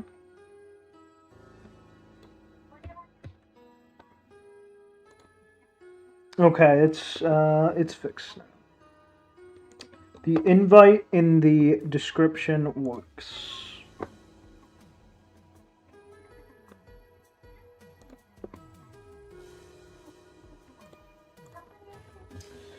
Alright, let's see. No, it doesn't, Flatface. Like, it literally... They've been rolling out some draconian policies. Very anti-otaku draconian policies. A lot of people, like, are like, yo, we should move to a better platform, but, like... I don't know how many better platforms there are. Some, like, honeypot people... You know, people who want to, like, Fed post and shit. Some of them used, what was that one called? It's, like, encrypted. Supposedly encrypted, at least. But I think it's missing a ton of features, and, like, it's not easy to use, and blah, blah, blah. So we're kind of just, like, stuck with Discord. Whether we like it or not.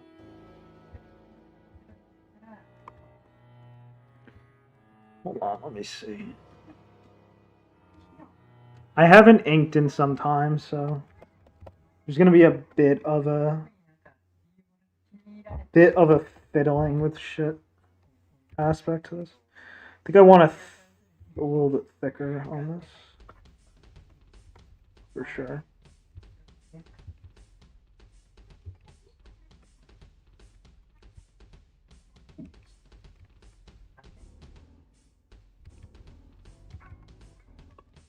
Yeah, like...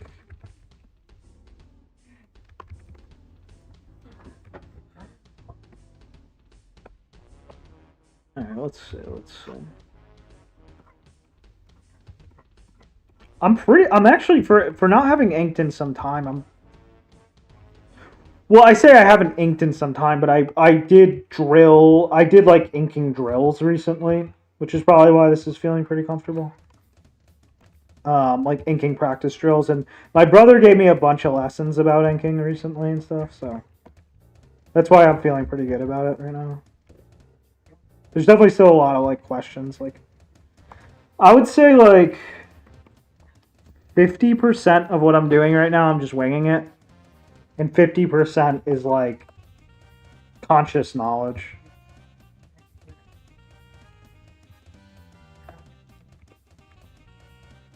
And for that ratio, I'm pretty happy with how the results coming out.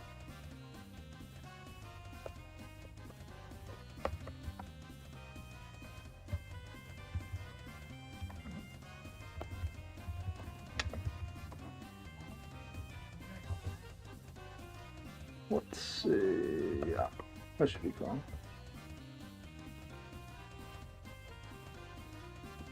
Sneaky Matt. They call him Sneaky Matt.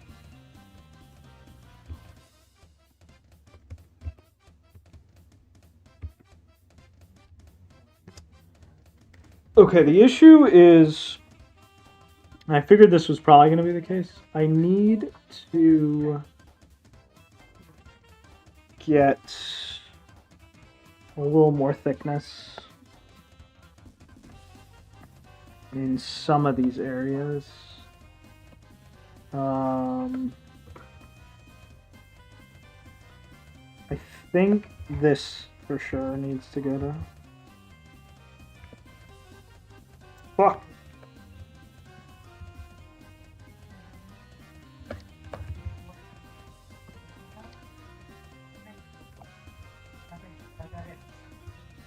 It's funny, Will, yeah, because, like, as far as how easy it is to work on anime as a gaijin,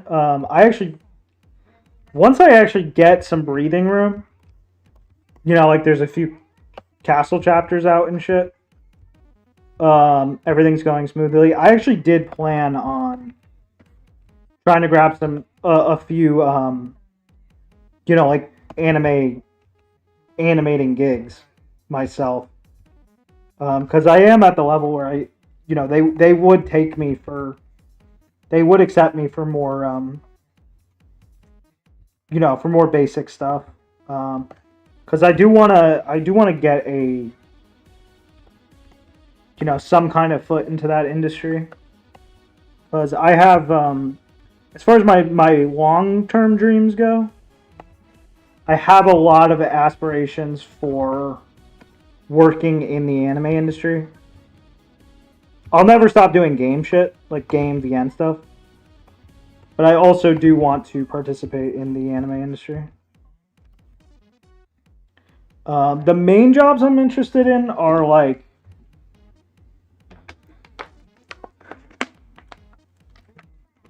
storyboarding and series planner, scriptwriter stuff.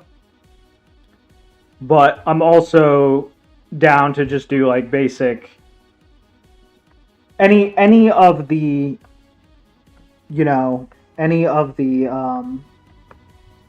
other jobs like inking, basic key animation, inking, secondary keys, all that shit I'm interested in as well. Especially because some of those jobs are done very sloppily when they run out of money. And it hurts the show. It hurts the quality of the show when, like, they have to outsource to some, like, assholes in, like, Vietnam or something who do just, like, a shit job. So, you can't underestimate the importance of those, quote-unquote, lesser jobs. Like, secondary keys or fill-ins or inking, all that shit. It's super important still to the quality of the show.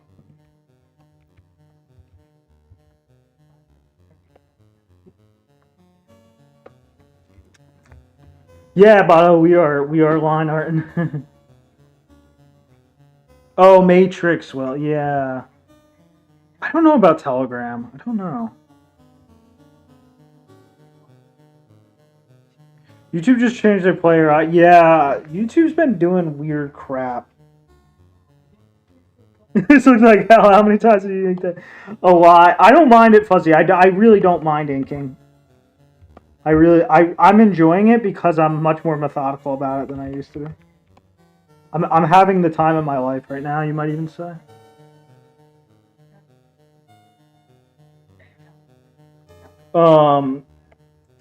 Yeah, Will, I actually followed Henry since the beginning. Like, I followed his journey in Japan from the start. I was like one of his oldest followers, unironically. I hope Henry is not in chat right now, because he'll hear what I'm about to say. I have very, very little respect for Henry, because he's very selfish, and he did not improve. In fact, he might have even gotten worse. He never really learned how to draw anime. He just didn't care. And he's very entitled.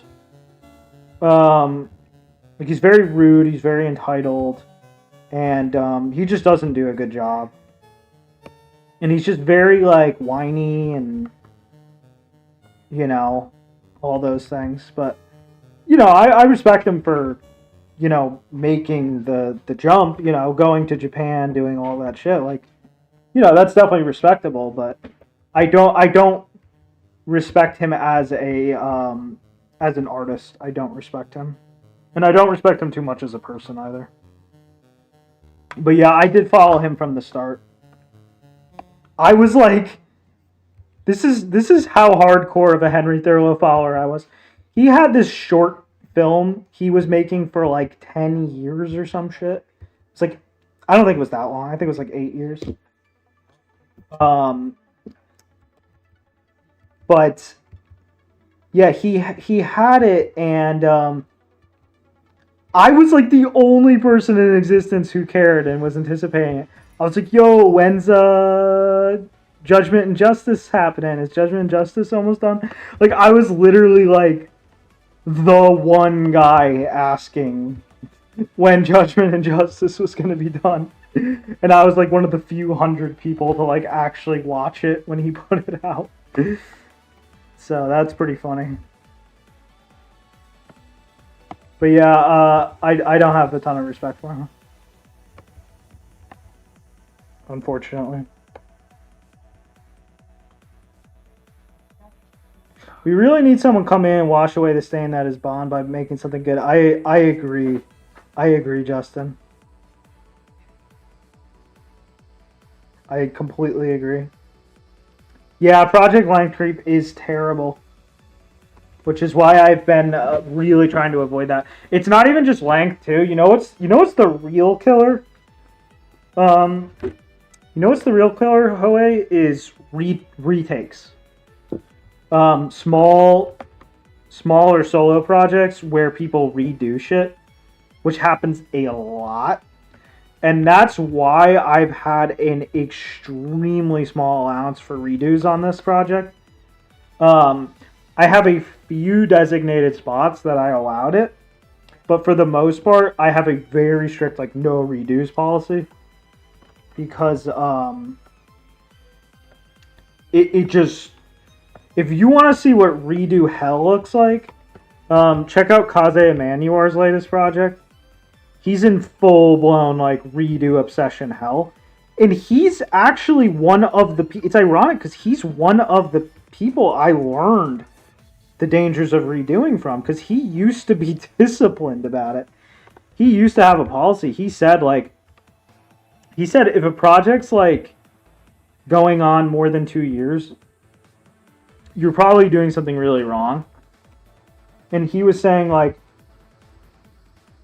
he really doesn't like looking at stuff that's like more than 2 years old and stuff, because it's just like he's grown too much at that point, and it's just like dumb at that point and shit.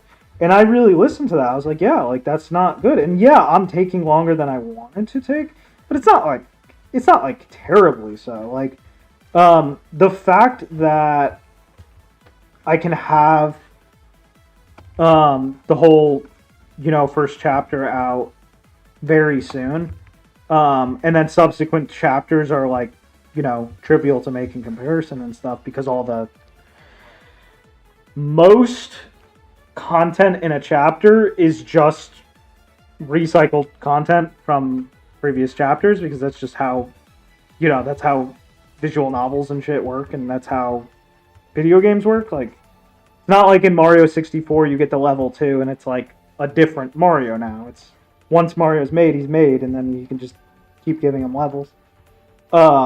Anyway, point is, the no redos policy really, really is big. Like, you do not want to be redoing shit.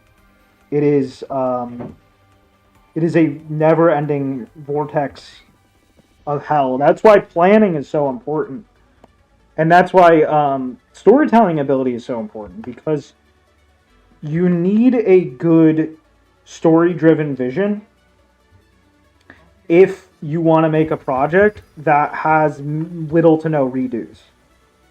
You need like really strong, you need a solidified artistic literary vision from the start. You can't afford to like find the game, as they call it, as you go. You have to have already found the game before you started. There's little things you can find as you go, and there are little things I'm having to find as I go. But there's the smaller thing, and I'm not letting myself get too worked up over them. Because on the other hand, you can end up like John Blow. John Blow said he is, quote, several $1 million in debt. And he is several $1 million in debt because he swears by this philosophy of finding the game. Which is to say, you just keep developing the game and making decisions as you develop it about what's best. And it sucks up so much time and money. It's just not viable. You can't do that.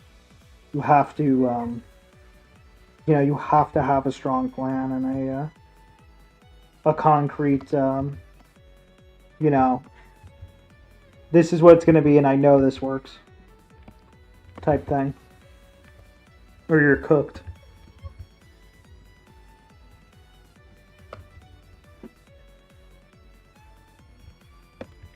Honestly, that's probably one of the rarest nuggets of advice you'll ever hear.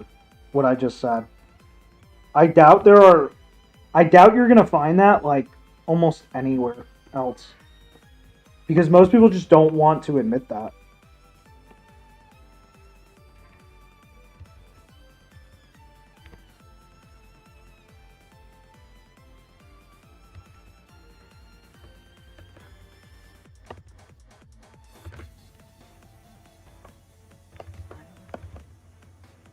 Oh, I gotta take a piss real quick.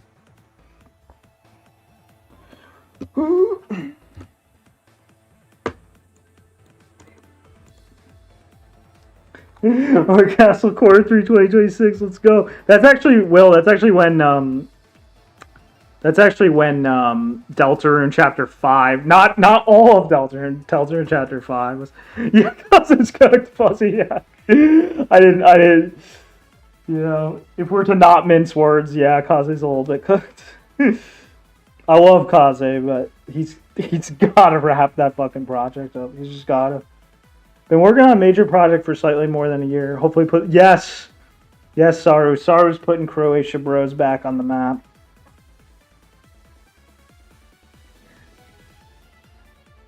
Yes, yeah.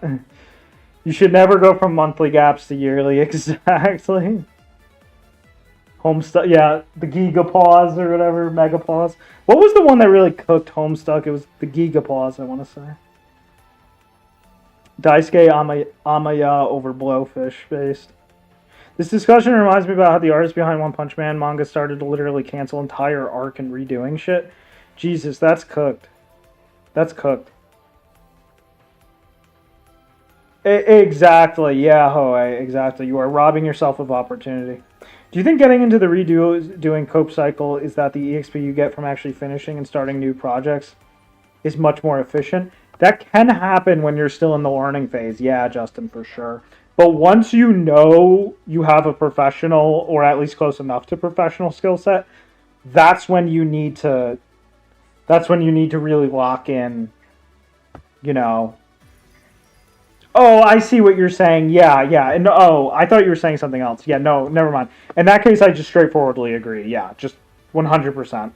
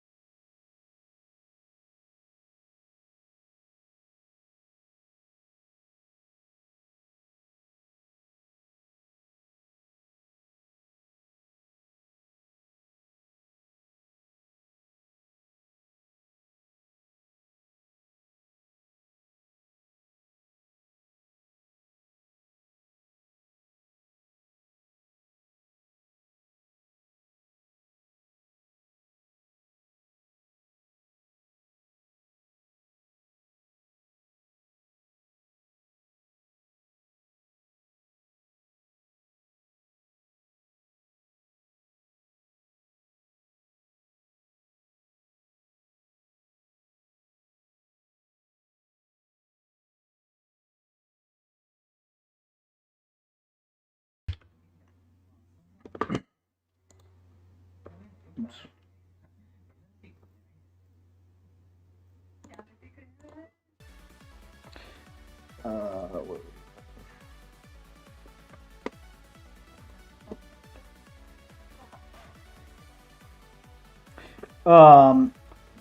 Yeah, like, hold on, make sure you can hear me. Yeah, like, this is the other thing too, like, the better you get, the more, like, skill points you get from reflecting on finished work. So it's exponential. Because the better you get, the easier it is to finish stuff and the faster you can finish stuff. But then, by extension, the more you get out of it.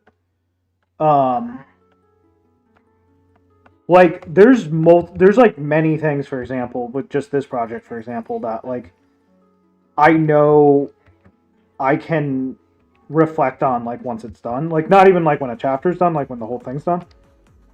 And, like, if someone was less experienced with certain things, like, they might not even realize that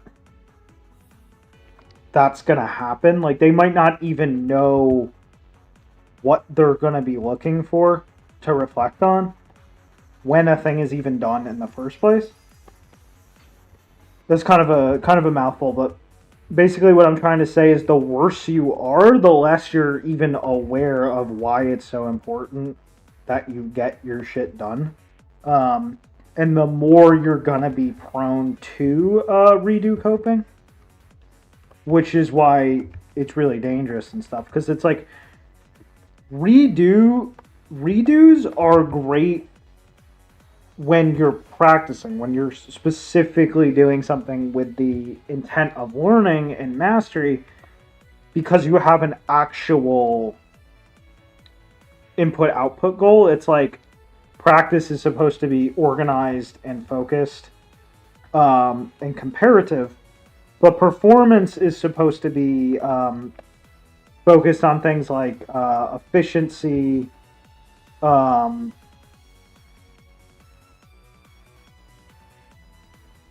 what would I say? Efficiency, ability to make snappy judgments on the fly, planning, all these things that suddenly stop being tested if you go into too much of a redo cope mode, basically. And that's why it's really dangerous and very bad. That's why Kaze needs to get that fucking hack out and move on to better shit.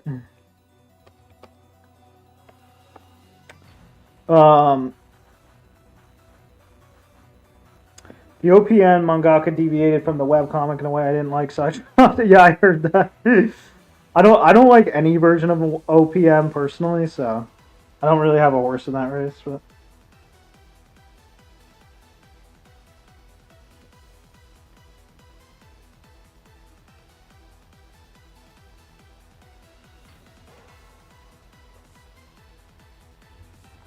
yeah, that's the other thing too. Yes, exactly. Like the more exactly how like the more you can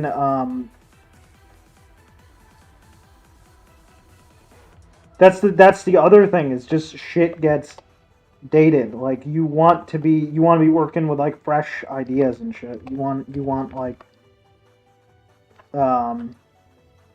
both on a personal and like global scale level. Like you want freshness to the thing.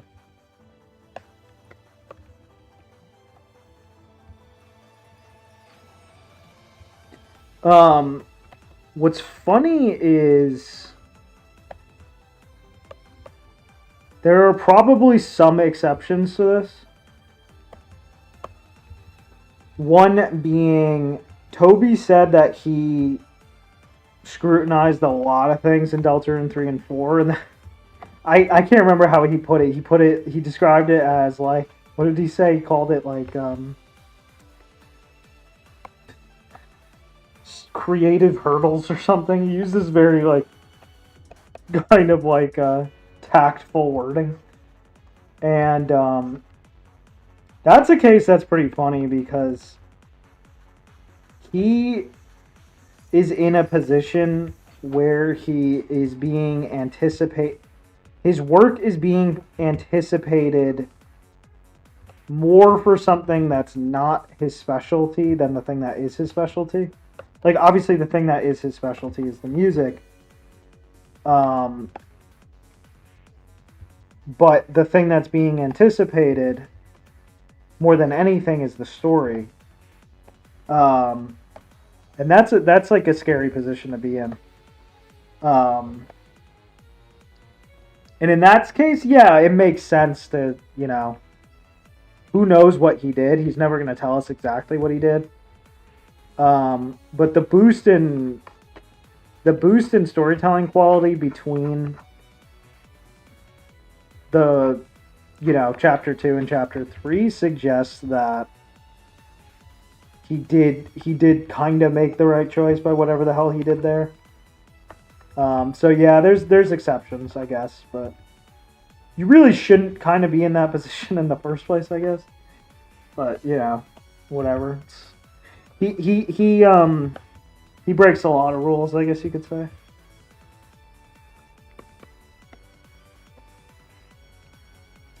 I'm not sure what I want to do with this lock specifically. I think that's probably fine. I get home.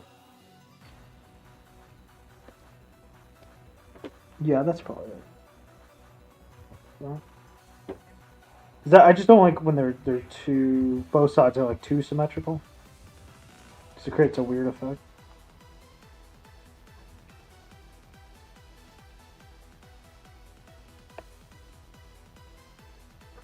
That's probably good.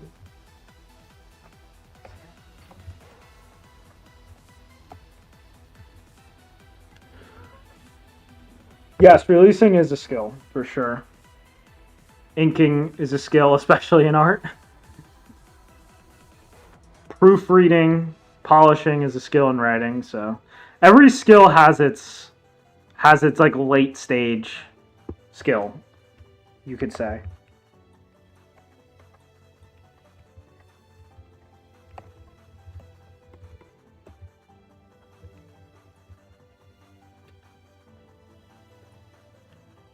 It feels like I'm coping too much with illustrations because I'm incapable of doing it, but it feels manageable. What you should do, Fuzzy, is what I would recommend doing is putting aside specific time for inking practice. So basically, periodically, you go like, I'm a work on my inking. And then you're going to take a rough drawing you did or a clean rough and just take an artist, get some high-res shit, zoom right into it so you're looking really close at the quality of the lines, and then just put some time into inking and trying to be similar to what you're looking at. If you do that, I'm not going to give you like an exact time frame because it's just relative to how much you draw in general, but like if you can put at least like 10 to 15% of your drawing time into inking practice like that, you're going to see a huge difference before long. You're going to find that even when you're not inking, even when you're roughing, you're going to find it changes a lot, basically.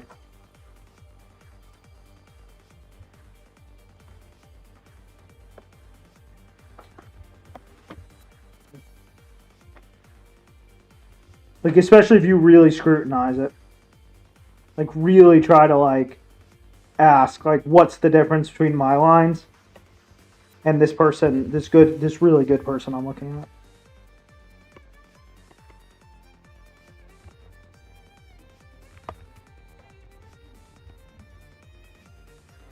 Did you see this one? How is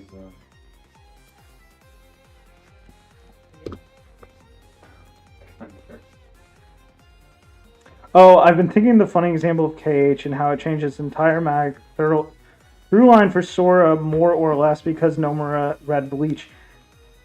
I literally never heard that. Yeah, I've never heard that either. I'm interested in that. Yeah, please get me a source for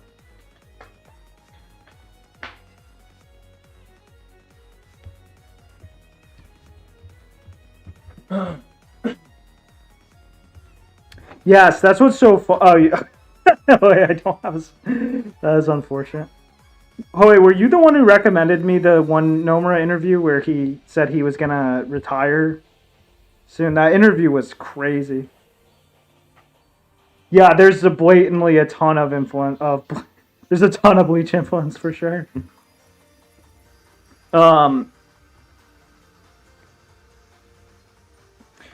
The one interview I read was really interesting because, oh fuck, I don't know if I want. This is another one where I could probably talk for.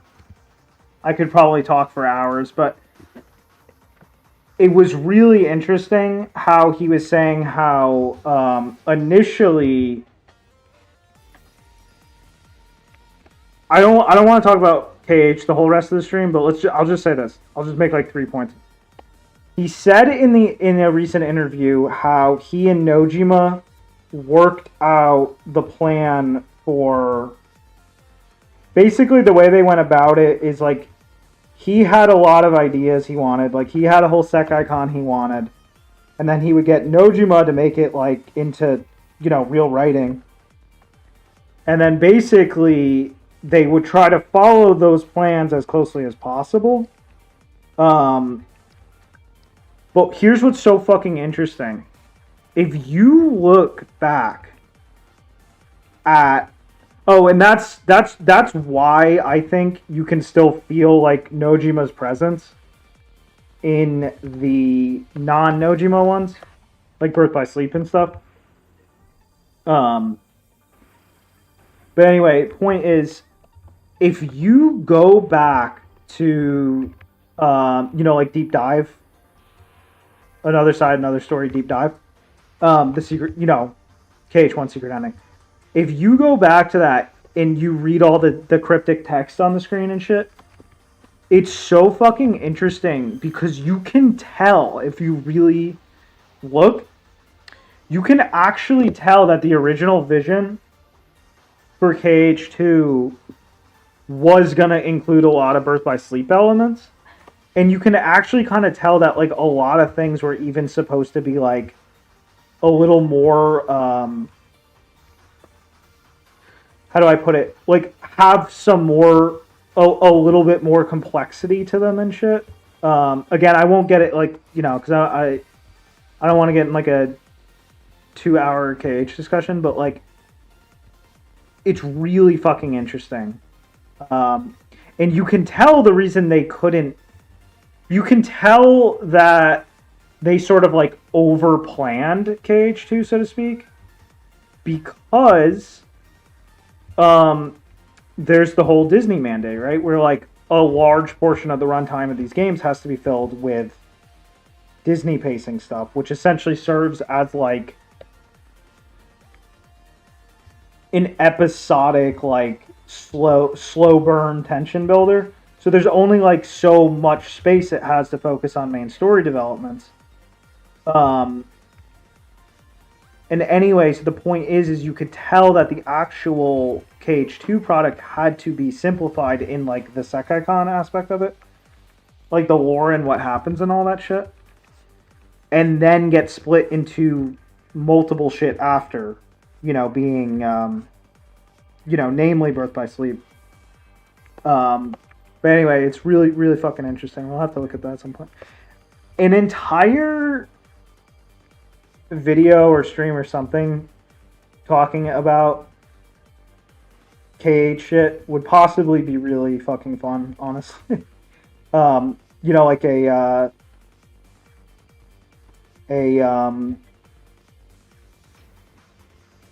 literary examination. Because I like Nojima a lot. And those games were like really big creative, like formative creative influences and shit. By the way, speaking of, if you like Nojima, check out Black Rock Shooter, the game. It's fucking awesome. It's Nojima wrote it, and it goes hard.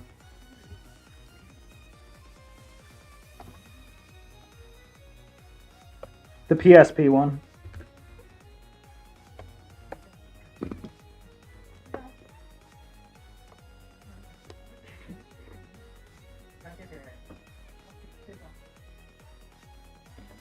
I've wondered there's some prototype Xenoblade 2 idea. Oh, interest. Yeah, that wouldn't surprise me because they used to pass around ideas sometimes.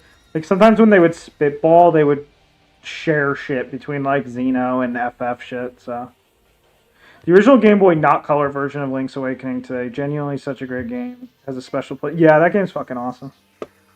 I love that game. That was one of the first games I ever played. Well, not like first. Like I think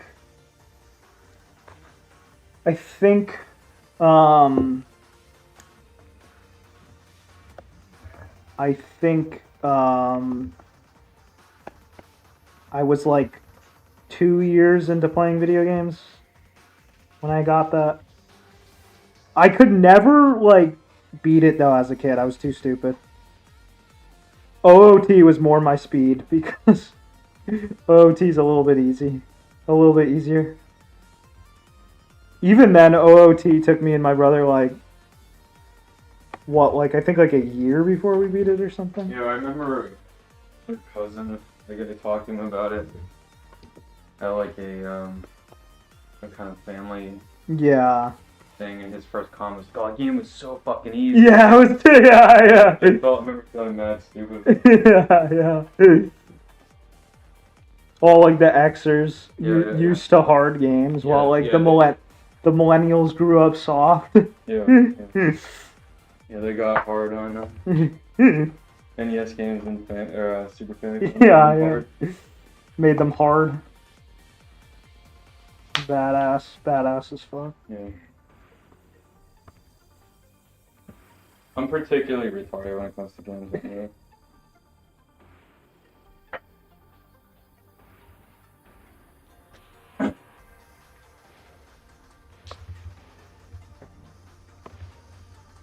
Fuck, I don't know how I feel about the shape. I gotta make a better shape out of this.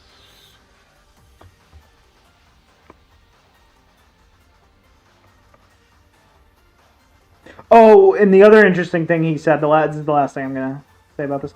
The other interesting thing he said was, sure enough, Nomura said he wanted to move into a like real world setting from the start. You know, like what we're seeing with like the sort of pseudo Shibuya in KH4. He said that right from the start he wanted to move into that at some point, and I believe him because there's like 3 reasons I believe him, but like more than anything, it's just like, oh, that's like the most straightforward way. If you stop and think about it, that's just the most straightforward way to interpret, Sora's monologue at the, that literally the series started with. So anyway, very funny. There's like 10 other reasons though that like make me believe that that's what he wanted, but that's probably just the main one.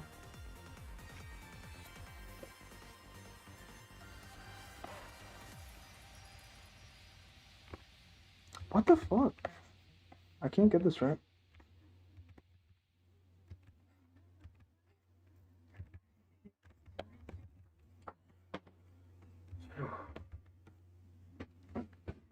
I think this part of the lock needs more thickness.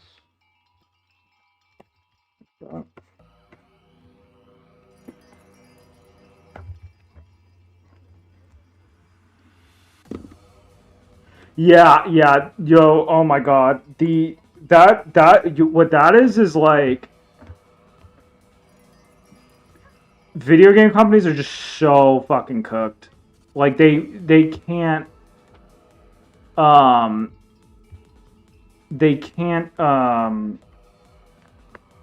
it's just all red tape and politics. Like these companies, when they get big enough, they're less like, a lot of people think like, Nintendo, why did you do that, Nintendo? Or, you know, or Square Enix, why did you do that? Or Sony or whatever, or Sega even.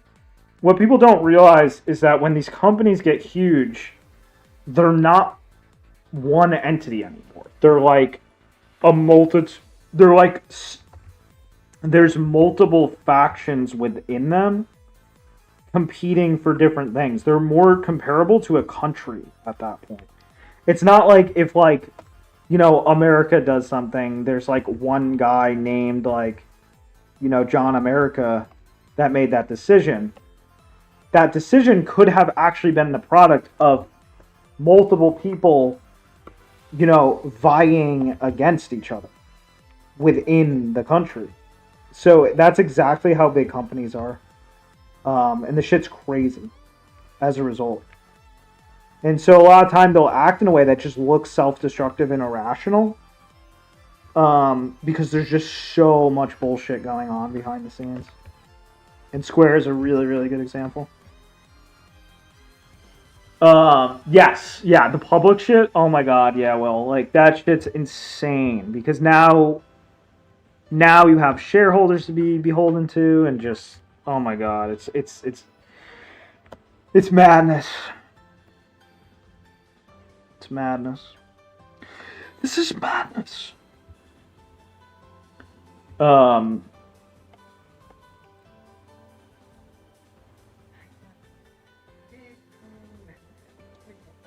They got Lynch and the writer of Twin Peaks to assist for L.A.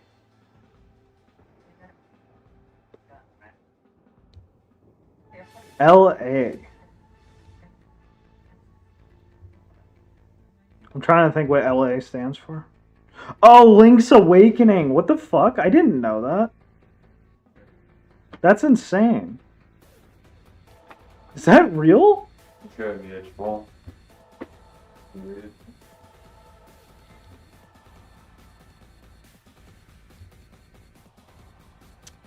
I actually agree, Saru. I like 1 and LA more than Link to the Past.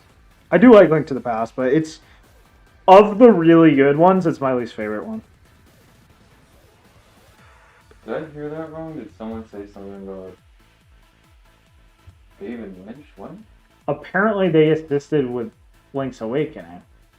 Which, honestly, I don't entirely... I actually, because Link's Awakening has, like, weird, like, almost Lynchian plot twist shit. I actually wouldn't be surprised if they actually did, if that's not just a rumor. Oh wait, I don't mean to ask it out of you twice, but can you give me a source from it? Do you have a source, sweetie? Yeah, you have a source, sweetie. He has a source. Let's fucking go. Yes, exactly, Nova. Activists with their making things even more political than they already had to be.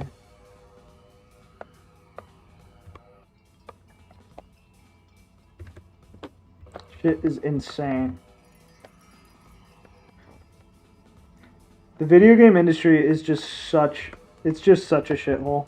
I actually have a video planned soon. I'm not gonna spoil it, but it's about an interview Sakurai did, Masahiro Sakurai, saying some pretty hot and heavy stuff, to the point where the article is actually taken off now. It got taken off pretty quickly, I think, because people didn't want him saying what he was saying.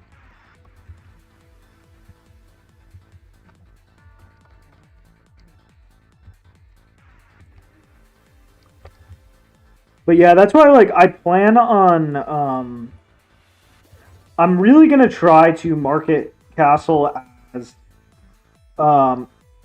I'm actually going to talk about this in the video talking about the Sakurai stuff, but I actually plan on trying to market Castle partially as the concept of a new form of literally anime. Like, I'm gonna call, like, one of the sort of like subgenre terms I'm gonna use is it's a role-playing anime, as in like literally an anime you would watch. And one of the reasons I'm doing that, I'm gonna be using that term sometimes in like trailers and shit, and like Steam description and shit, is because I want to get away from some of the baggage that comes from... I mean, you'll still see, like, oh, ORKASTLE classified under RPGs and all that shit. You know, it's not like you want to remove classifications and stuff. Otherwise, people can't find your shit. But I want to try and get a removal of some baggage going. And try to get people to go, oh, this is a game that is trying to deliver a narrative to me. Not like this is a product that is trying to deliver a narrative to me. In other words, I can turn on this product with the same expectations that I would turn on an anime and expect it to deliver a story to me.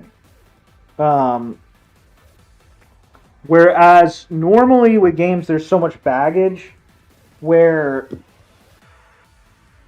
even when you think of like story genre games and stuff, you don't necessarily think of them as like the same way you would think about turning on an anime.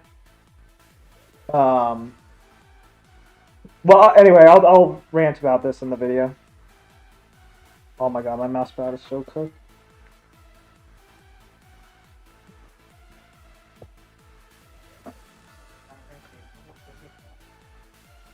Let's see. I don't love where some of these thicknesses are going. This needs to get thinned out.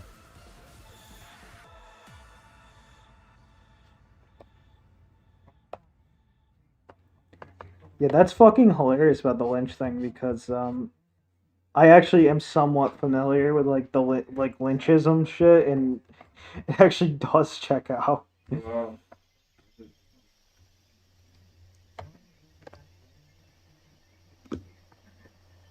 Kafka S Zelda.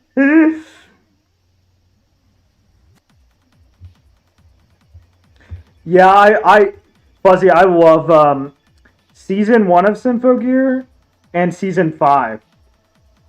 2, 3, and 2 starts... The first half of 2 is awesome.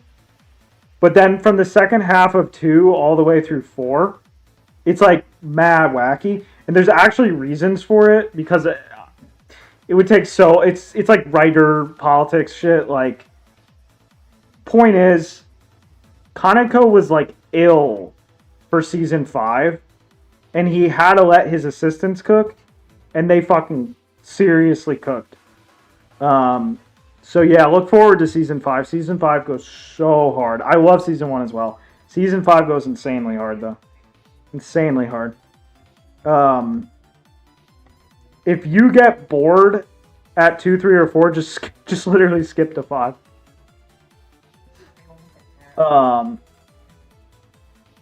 Yeah, Justin. Okay.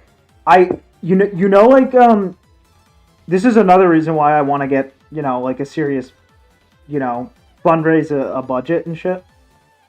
You know how Needy Girl Overdose had the, you know, the music video and everything?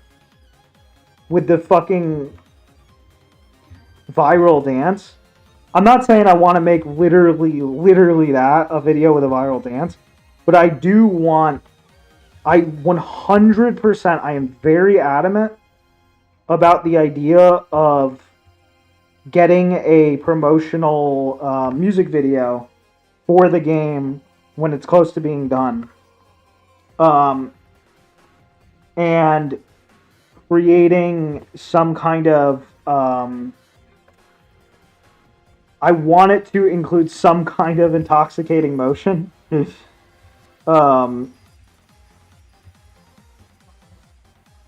Because first of all, I just like those in general. And then second of all, I think it's the key to success. I think that's what you need. You need a music video with an intoxicating motion in it. I have a whole vision.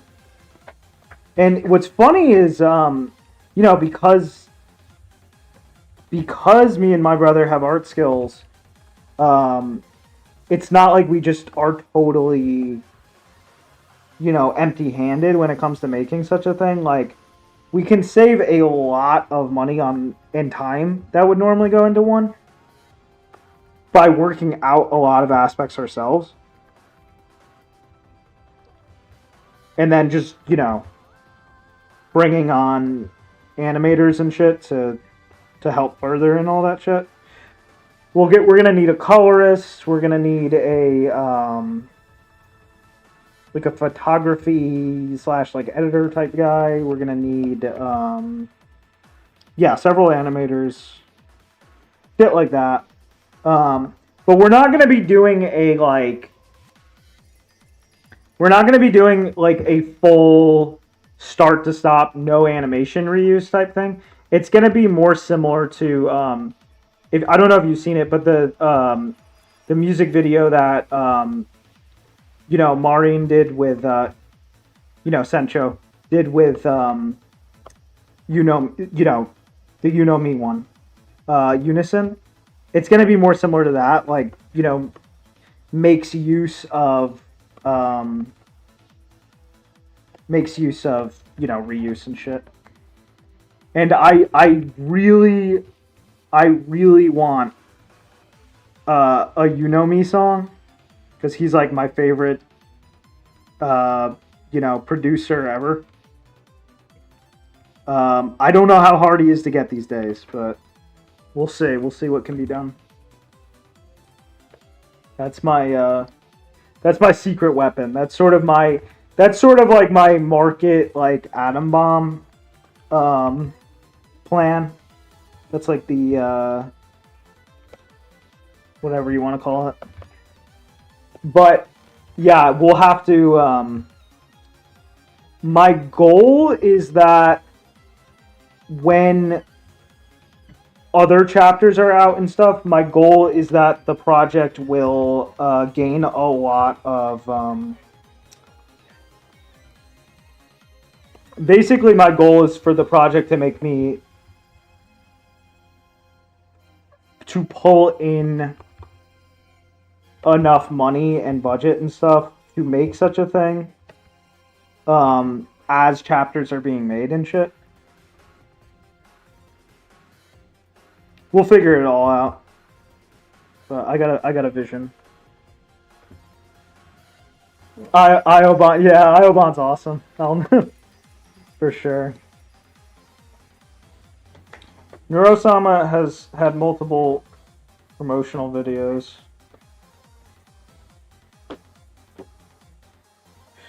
Promotional videos in the sense of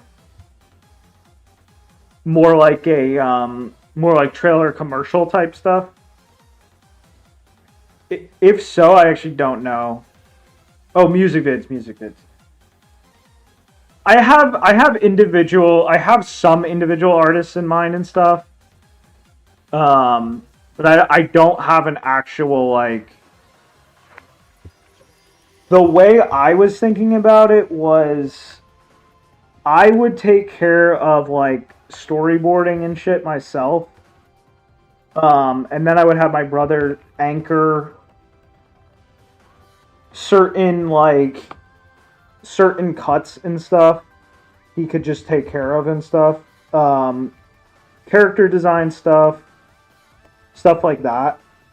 And then it's probably mostly just going to be a matter of finding the right animators and shit, who are both, sick and available.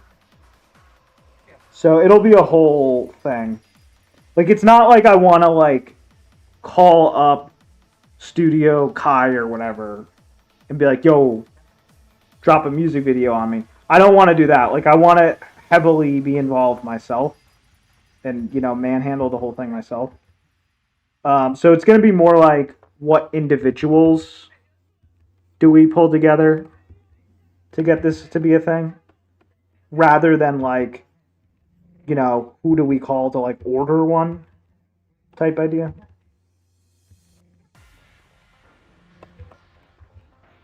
But yeah, it's going to involve quite a few different people will be needed.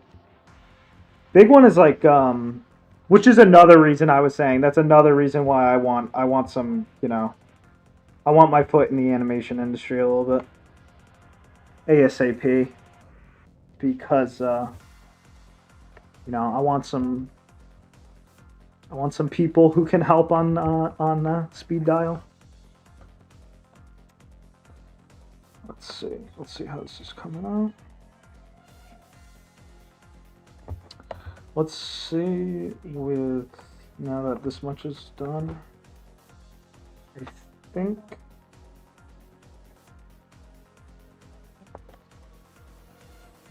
it's a slight balance in the eye. I'm not perfectly happy with. Yeah, so I looked it up. Mark Frost said that he met with some Nintendo guys. Yeah. And apparently he gave him ideas, so Snopes verified, checks out. Wow, that's crazy. That also furthers the evidence that the industry always was working with the policy of, like, calling people up to get ideas and then not crediting them and all that madness.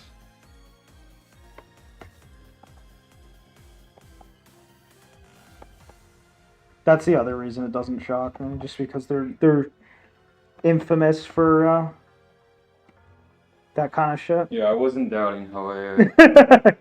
Warm being a doubter.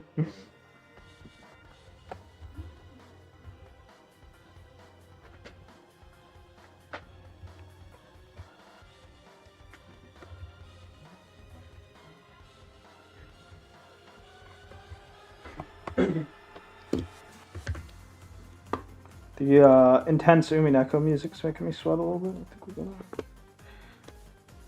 switch to something a little calmer. Let's do I'm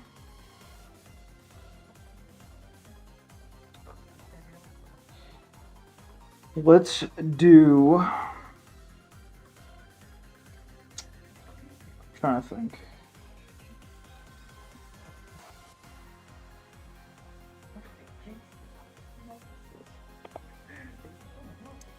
Let's do Mario Kart.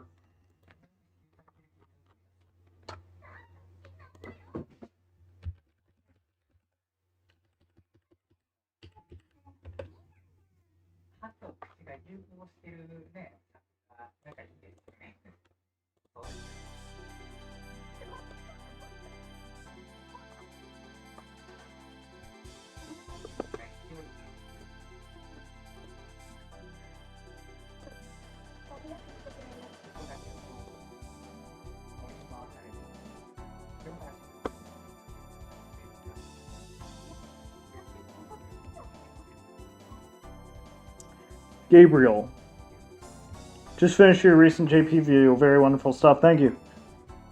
Very beginning of learning, but it's inspiring. Very glad to hear, Gabriel. Remember, just consistency. Don't sweat it. Don't sweat the deets. Just stick with it, and before you know it, you'll know Japanese. That's what's funny. Like, what I would say about learning JP that is hopefully encouraging. In the very immediate, it takes longer than you'd expect. but in the long run, it takes shorter than you'd expect. As long as you're consistent, basically. That's how I would describe it. So anyway, glad to hear. Very glad to hear. Am I a fan of the cutout style of PV that Dojin circles do now? Describe that a little more, Gabriel. Will you guys get or already have the funding for that? We do not have the funding for that right now, Pussy, but that's the goal is to use the project itself to try and get funding for that. Whether that's like released chapters, fundraiser, whatever, all that kind of shit. You know, merch, who knows? We're just gonna try and cashify the project as we're going.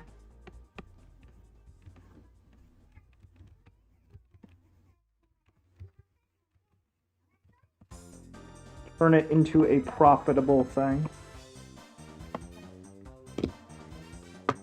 Hold on, Mario's still out.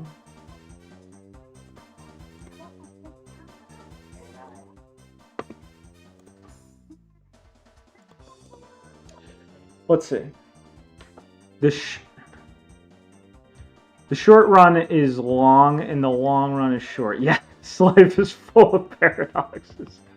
Exactly.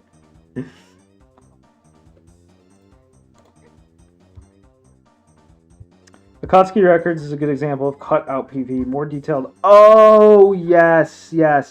Yeah, Gabriel, I always think of those as... I always associate that most with the Vocaloid tradition, but some people also associate that with like the Toho tradition. In general, that goes back to like the Nico, you know, the Nico Doga sort of music, the type of music video that originated on Nico Doga. And yeah, I love those. Those are always great. I mean, they were such a... They're just such a great format. Like it's affordable, but extremely satisfying. And yeah, it's just such a great format.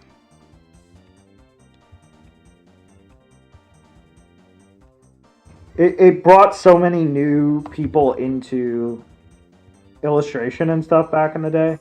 I miss the golden age of Nico Doga so much. I was lucky enough to be able to experience it during its like waning years, basically. The waning years of the golden age, I was able to experience. And yeah, it was fucking awesome. And I miss it. I think I gotta turn off the subscribe thing, but thank you for subbing. Undercover, I still appreciate it. But I do gotta turn off the sub alert.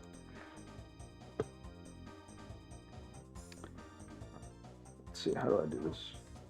I still appreciate the sub button.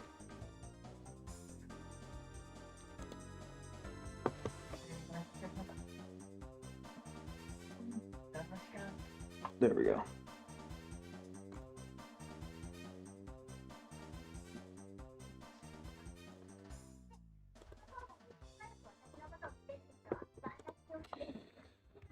Okay, let's see.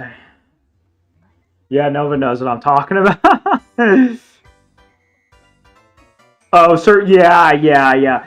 Well, this is so funny. Like, Skaji talks about that a lot. How Skaji often talks about how he likes the current state of fandom so much better than the past. Like, in the past, like fandoms used to be like a lot more like toxic and nasty and disrespectful of creators and shit. I totally get what he's talking about.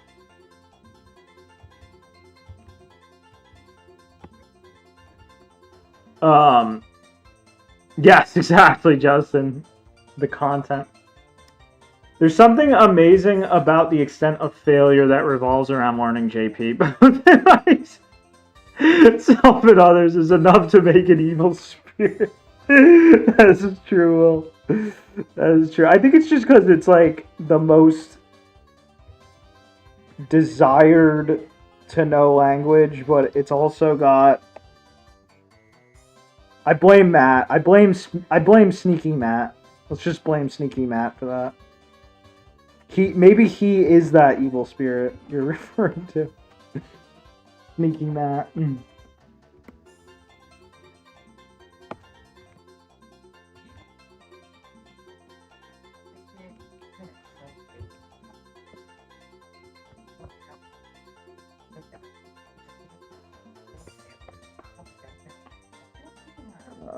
Some of these thicknesses are getting a little sporadic.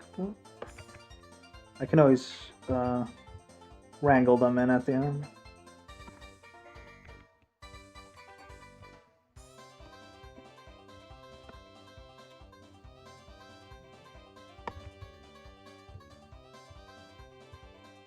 The world if cats was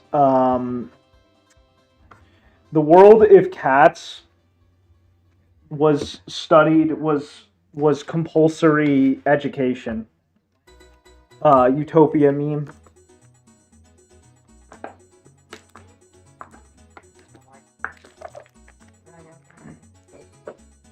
Flying cars.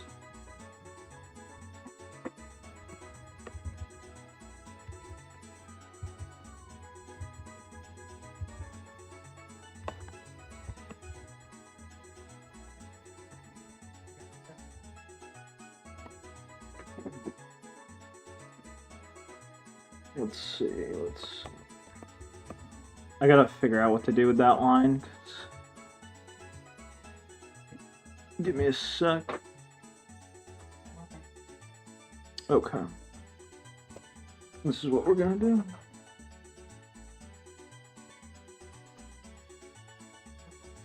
It's much better.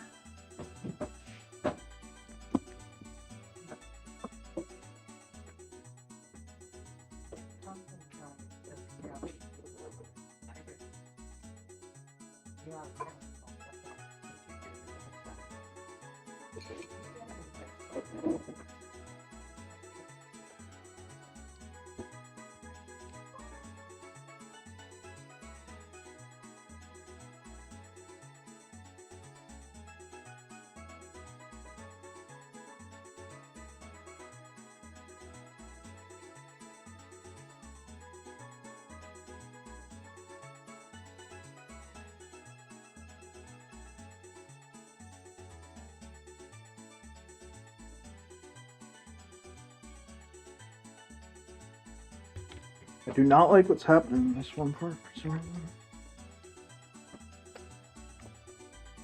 I guess that's fine.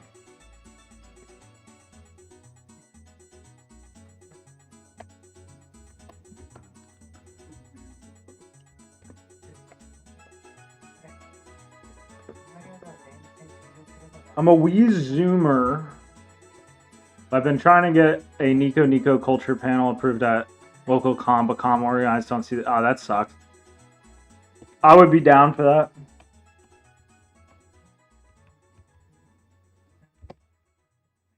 Yeah, it's actually sad. Now that you mention it, I didn't even think about that. But like most people just like don't even know that was like, just don't know that much about it, or in some cases don't know it was a thing at all.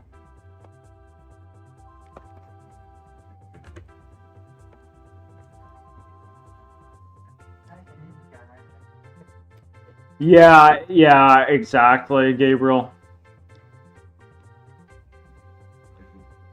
VN fans are on TikTok, but most of them are either Muramasa elitists or Umuneko diehards. No in between. Yeah, that's like the two, like,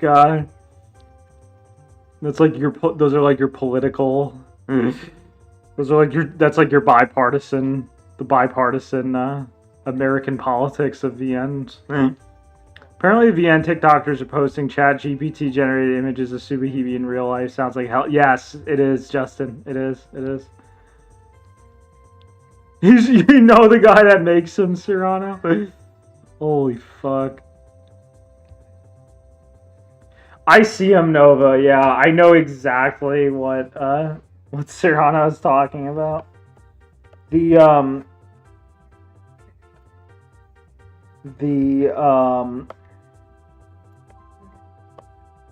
Fuck, where do I even begin? The Western VN fandoms have been notoriously underexposed for a really, really long time. And even though a lot more shit has been, like, translated, first of all, none of those translations are good, which is not helping. But in addition, there's, I guess, just because of many reasons, the VN readers and Western VN readers, they tend to hover more toward, like, a few works they sort of use as their, like, the poster of their, like, religion, I guess, as, like, their flag.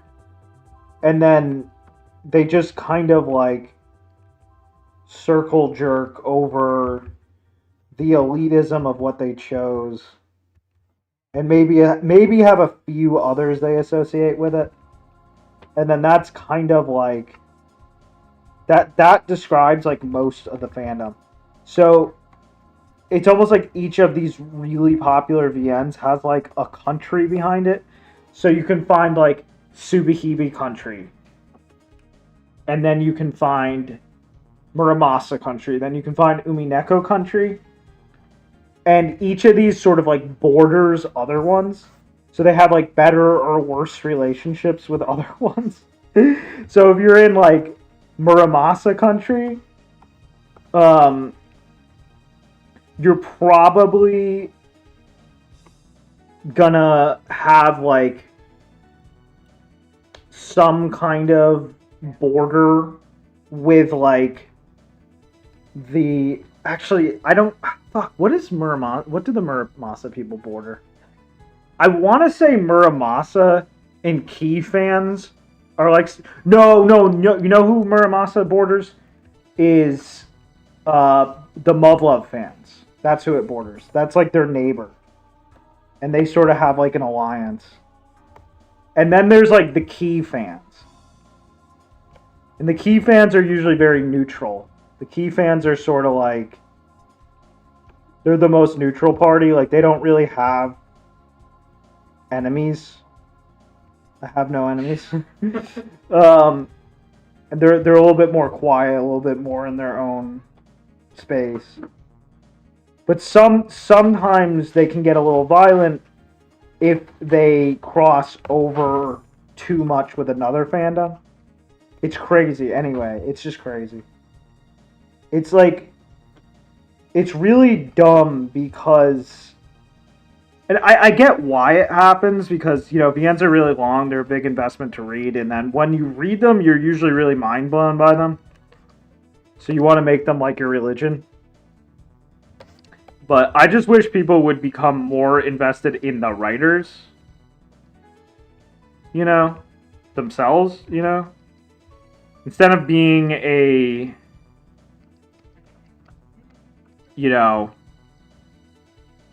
Tsubihime fan, why not just be a Skaji fan? You know, I mean, it's almost like a meme, getting a Tsubihime fan to read anything from Skaji that isn't Tsubihime. You know, it's like... Anyway, one day, hopefully these problems will be fixed. Alright, I gotta figure out what's happening here. Because I gotta do something.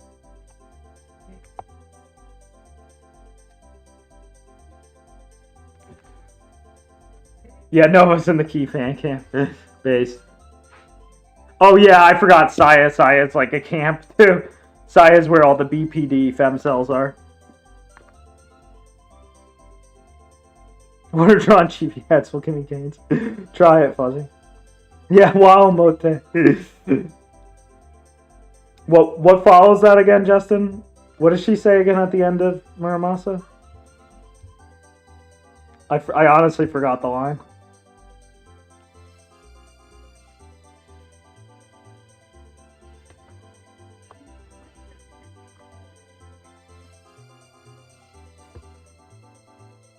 TikTok superhero fans don't even know they have their own Deltarune, exactly.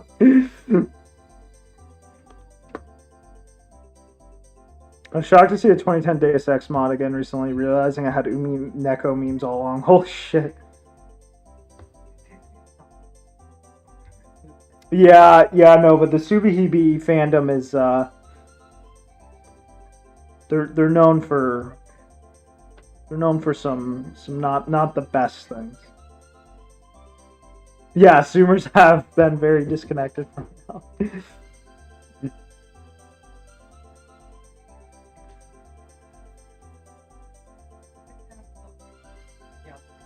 Been on Maji Koi for almost a year. Nice, Gabriel.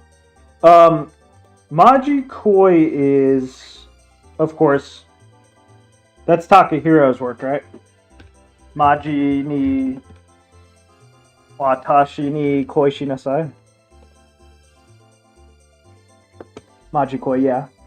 Yeah, I haven't read it, but Takahiro is a fucking boss. I just went through Yuki Yuna again. So fucking good. You don't want me in with BBT. A legit thing part of the problem is that, yeah, that's true, Will, being harder to memorize foreign names, yes.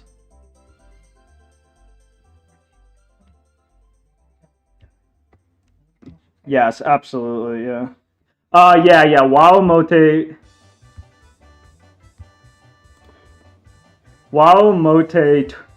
How do you even say that again, Justin? Is that Totoshi Tos? I'm gonna check real quick.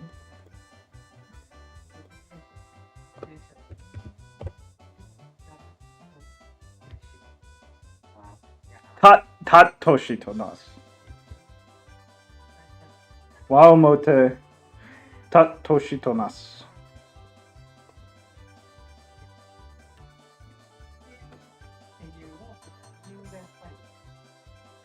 And basically just amounts to you should be friends. I love that. The last chapter of Muramasa is so fucking good. Yes. Oh man, I love Washio Sumi so much. I like her when she's Togo as well, but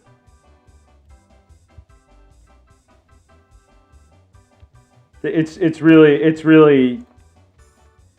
when she's Washi that I truly love her. One of my absolute favorite characters of all time.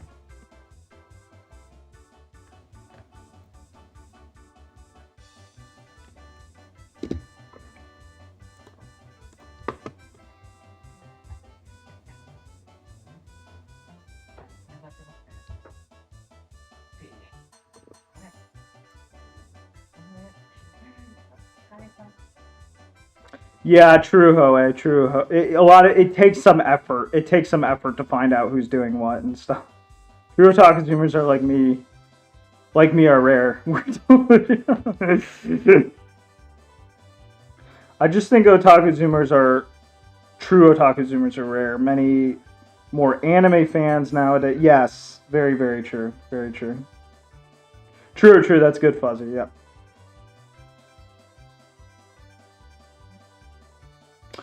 Oh, music. No, I haven't drawn her in forever. We should do that. In fact, maybe I'll take a break and do a quick.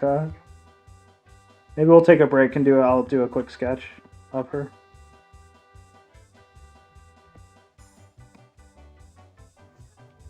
Perhaps.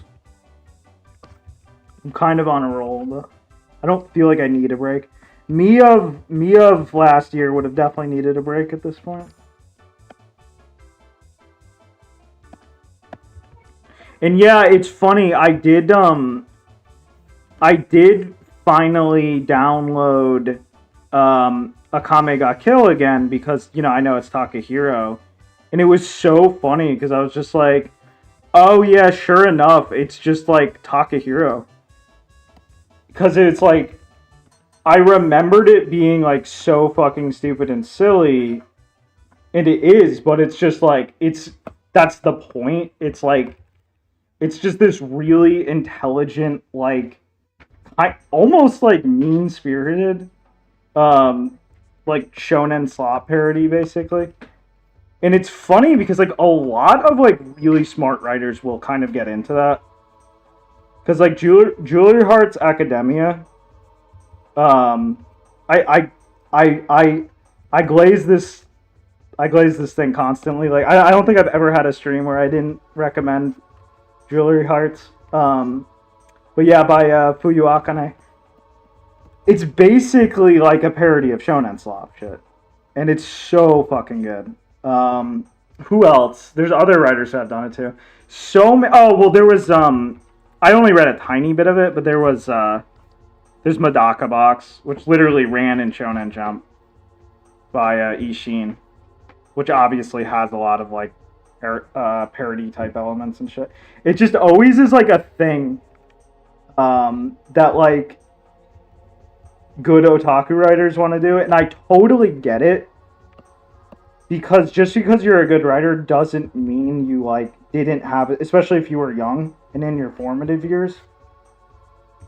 You would have had a period of probably of really liking like, you know, jump slop shit. And it just kind of like, because, you know, more sophisticated otaku work never leaves a certain proximity with the same tropes and stuff. Like you never like forget your like, I guess, like desire for that kind of shit, I guess, on like one level. Especially too, because the better you are a writer, the more you can make shit like actually hype in aura instead of just like, you know, poorly written shit that pretends it's hype in aura, so to speak. Anyway, it's a really funny phenomenon. I just totally get it.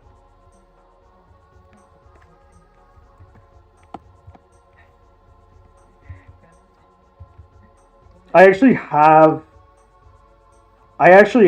like a like loose outline, like a started plan for that type of thing myself. I want to do at some point.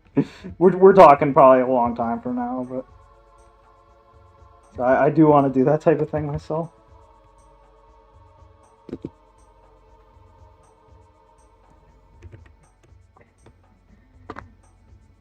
I was watching One Piece. Yeah. Well, I have opened it up and messed around just like a bit here and there, and it's definitely nice. The main thing I like it for is like the replace colors feature, especially like replace colors within range and stuff.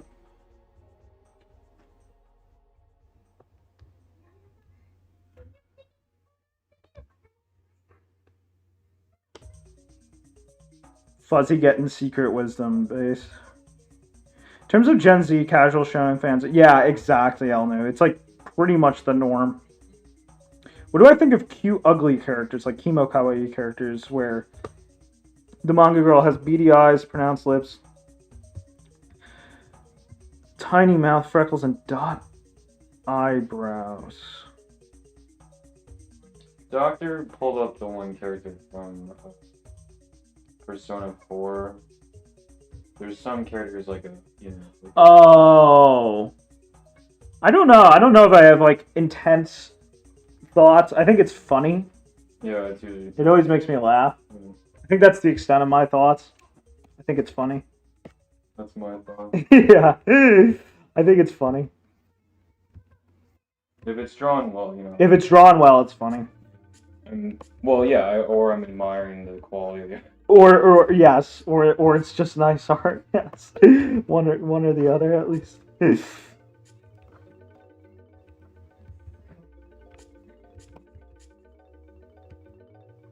I like when I personally like when like because it depends on the work whether or not this is appropriate to do or not, but I do think it's like funny when works kind of mean-spiritedly throw in ugly characters or like, you know, cute ugly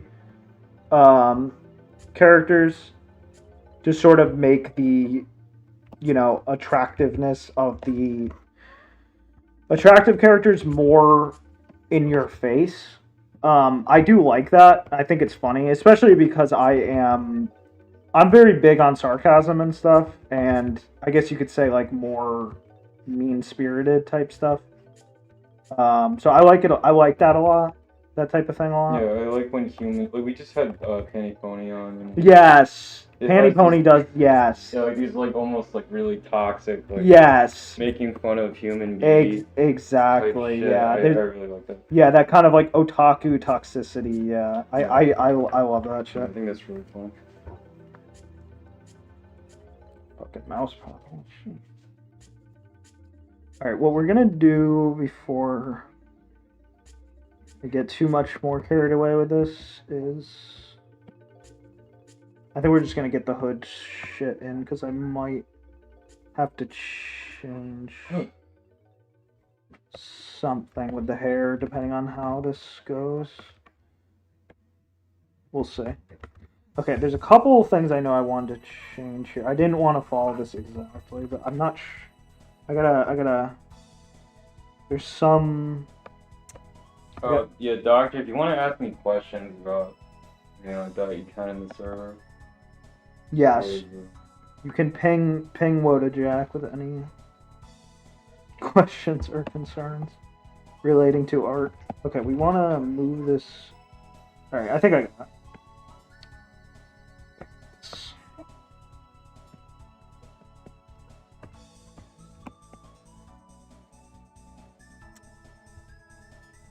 Yeah, because even when I was young, liking like ball and shit was totally. It wasn't 100% normalized, but it was somewhat normalized. Liking Naruto was a little bit more like. Was a little bit. That's getting like a little bit deeper. Typically, if you liked One Piece or Bleach, you were a larger anime fan, weeb. But Ball was totally on the table, and obviously Pokemon. I mean, Pokemon never had a cultural barrier to it. Sailor Moon, of course, didn't either. Sailor Moon was always similar status to Ball. And then over time, the shonen thing kind of widened and Naruto became way more common as I was, you know, going through my teenage years and stuff. And then it was just anything in Jump just became super common. And that's where we are today.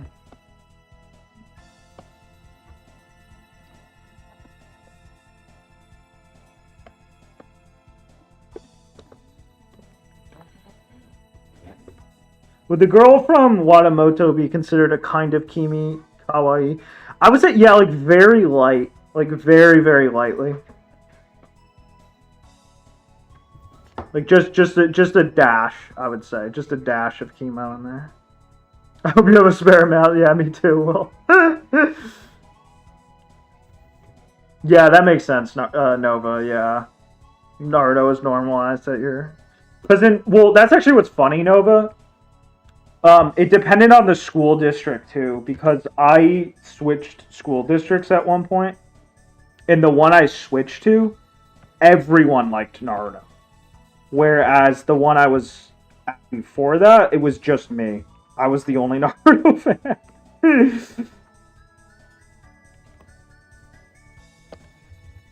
So yeah, it's like a bit of a local culture thing as well.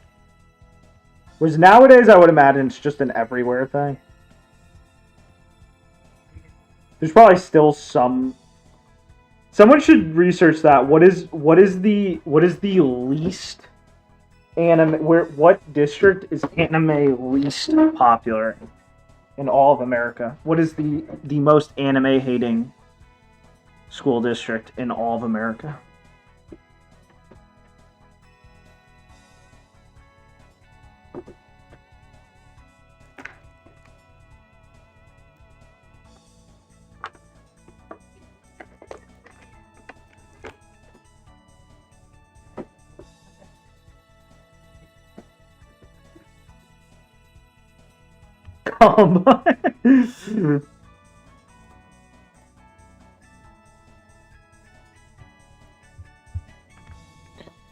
Yes, Fuzzy is. I'm still down for a full MHA write-up from Fuzzy. Thank God I started out anime with Fully Cooling Gurren Lagann because of Peak TV Station. Yeah, that's definitely better entryways for sure. I'm very lucky because Ball was my entryway, but immediately the second anime I ever got into was Yu Yu Hakusho because they were airing it. And I was extremely lucky for that because Yu Yu Hakusho is Jump, but it's, you know, Tagashi. Tagashi's his own. Tagashi's like fake Jump. He's like he's Jump if it was fucking awesome. And I was really lucky for that because immediately I was like, all right, this hits different. This is fucking awesome. And it really like set my...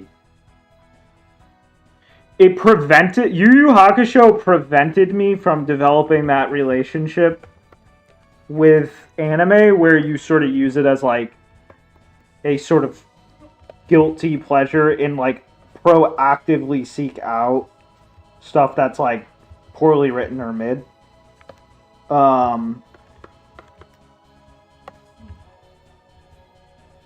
Not that's not to say I like never consumed any slop. From that point onward, because I did. But it did like Yu Yu Hakusho taught me like, oh yeah, you can take this medium serious, you know, you can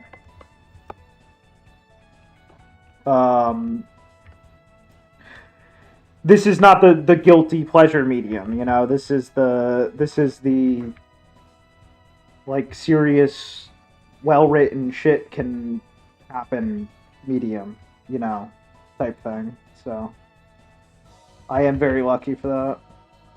It would be many years though before I truly like became like a real avid anime watcher. I was still like a gamer for most of my teenage years. It wouldn't be till my later teenage years that I finally became like a much more avid anime watcher. Prior to that, I was somewhere between tourist and non-tourist. Definitely more of a gamer for most of it. And then when I started getting serious about skill building, I was like, I have to quit gaming. Because you can't get good at a bunch of different shit and game all day, obviously. So as I was quitting gaming, I was, you know, increasing anime viewing and stuff.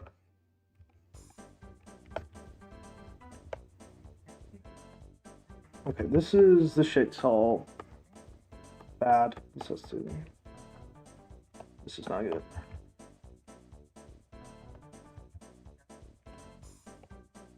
It's not good. I have to pull up Artache because I honestly forgot what the fuck this thing's even supposed to look like. Hold on.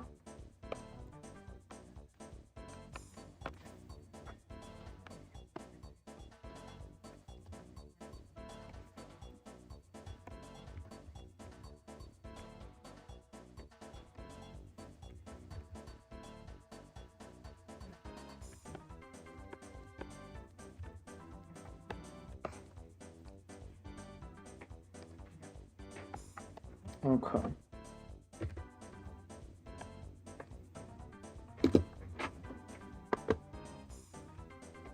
Safe EXP. Had a Mexican otaku introduce me to Eva. Base Mexican otaku. Nova. Yeah. No, for sure. Naruto was much more popular in black districts. Because when I switched school districts, I was going from a primarily white district to a I can't remember exactly, but I want to say like a white minority district, and that's why I think like it was like under 50% white, and I think that's why that's why suddenly I was in an environment where Naruto was like way more popular. And none of my friends in that school were white because of that. Because all the white kids didn't like anime, and all the non-whites did, so all my friends just became non-white.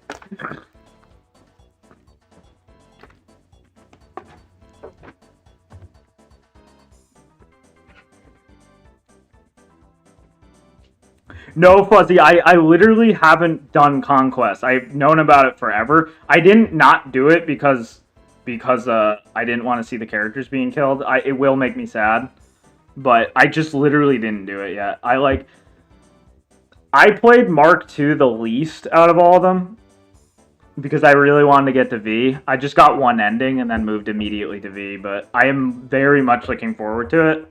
And I was thinking after I put out Chapter 1 of Castle, maybe we'll do the whole thing on stream. I got really unlucky with Hawk's show because my brother was a big fan of it. Oh, you never got to watch it for... Oh, that sucks.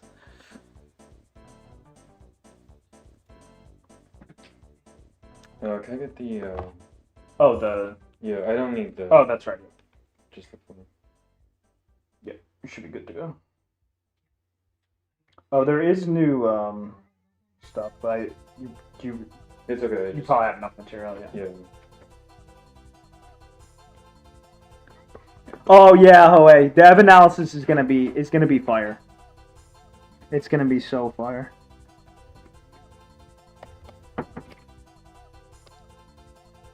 It should actually happen pretty soon. The main reason it probably would have happened like a while ago if I wasn't in the midst of like really trying to finish some major goals this month. I've been kind of in a mad rush with certain things, but I will absolutely be putting the time aside for it because I have to take breaks anyway. You know, it's not like I can. I have had periods waking up, working, and then sleeping. Like literally, there's no break. It's just wake up, work, sleep, and keeping that up for a while. And it is not healthy at all. It's not good. Like you just can't do that. Like there is a breaking point where you absolutely need to set time aside or you're cooked.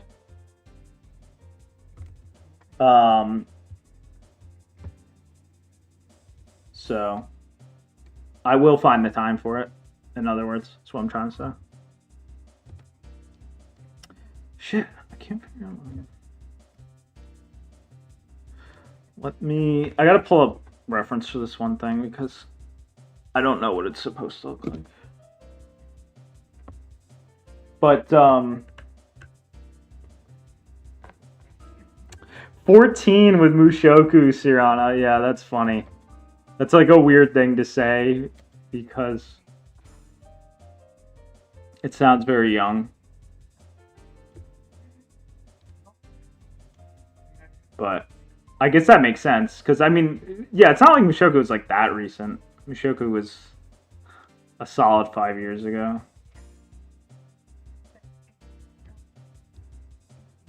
So I guess you're not, like, that young.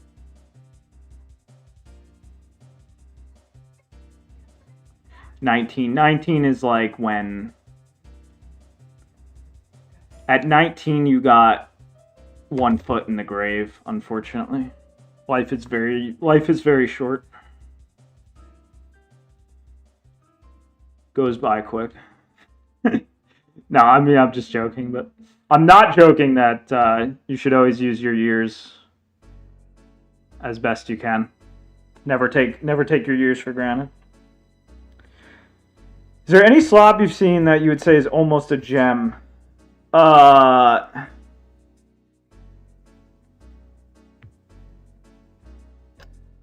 Okay. I could rant about Shingeki no Kyojin for like hours and why it's like below professional standard writing, but full of so much like Kino and shit. So I would say, but at the same time, it's like I wouldn't call it like slop. It has its when it's in a low, it's definitely slop. When Kyojin is in a low, it's slop, no question. But it has its highs. Here's the funny thing about Kyojin. Writers, like serious writers, fucking loved Kyojin. And I know that because sometimes it gets explicitly referenced, and other times it's just very obviously influencing things that serious writers have been doing since it came out. So I feel no guilt in saying Kyojin is fucking awesome despite being below professional writing standard for otaku media industries. Or for like, you know, like VN writer shit. Like, let's put it this way. Isayama's not about to, not about to write a Vinny. So maybe that's my answer. Like, if we didn't have Kyojin, there's so many sick things we wouldn't have gotten as a result. Again, Jewelry Hearts Academia, let me mention it again. Fuyuakane Jewelry Hearts Academy. It's pretty much like his take on Kyojin. Like, literally, it's pretty much that. And yes, I know Kyojin is basically Muv-Luv repackaged, yes, and I know Muv-Luv is way, way better than Kyojin. Muv-Luv's fucking awesome, but Kyojin has a lot of aspects that are not found in Muv-Luv, so don't just write off Kyojin as Muv-Luv but worse. It is Muv-Luv but worse, but Kyojin has a lot of its own things going on. So yeah, maybe that's my answer, I guess. But again, though, still, I still wouldn't say Kyojin is like slop. It's like, fuck, I don't know what to call it. It's like slop gem. It's like a slop gem.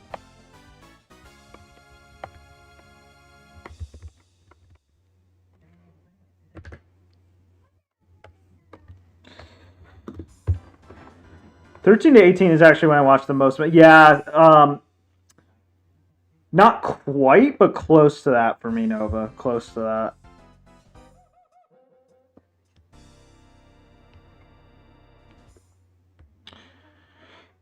Index and JP at an earlier level, Will, is quite an experience. I enjoyed trying to do it, but I won't pretend you're gonna understand that much because it's very hard. Like, so much sarcasm, wordiness, sometimes weird, obscure puns. It's not like, I know I just got done saying like there's no such thing as difficulty, but it is difficult. So, but it's fun, and I love it so much.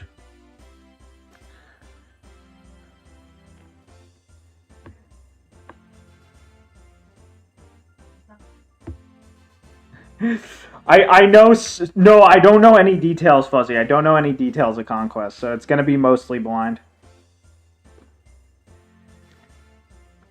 The one thing with Eva I always wonder is how much people see it as Anno's life lessons. We're going to talk about that, Hoei, a bit. We're going to talk about that, like... Well, I'll get into that once the time comes, but... Mexican Otaku Los Frikis is its own special, so that's funny. I never even heard of that.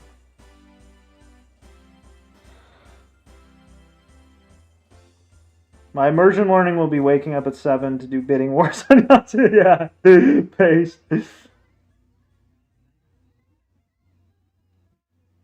Oh, you read the whole the whole LN, Cyrano. Yeah, I was reading the LN. I was really enjoying it. I'm gonna finish it in the not so distant future, for sure. It was a lot of enjoyable fun. It actually reminds me a lot of. It might sound a little weird, but it reminds me a lot of the way it's written. It reminds me a lot of Haruhi. It's very different, but there's a lot in common in terms of like writing mechanics and stuff.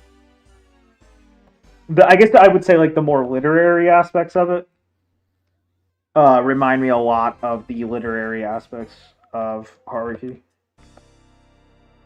In terms of like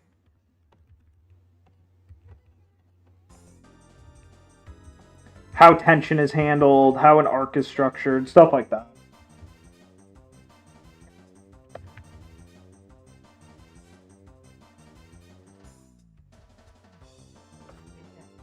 This got so messed up in the rough, I'm like basically forced to reinvent what I put down. Let's just see how this comes out. Oh, it's kind of fucking stupid. Alright, figure this out. We'll figure this out. Yeah, that's better at least. Let's see. I gotta do something with the eye balance too. It's just slightly off, but I'm probably gonna have to put color in before I can tell what's being off. The cheeks slightly as well. I think what I can see is... Oh, we'll try that for now.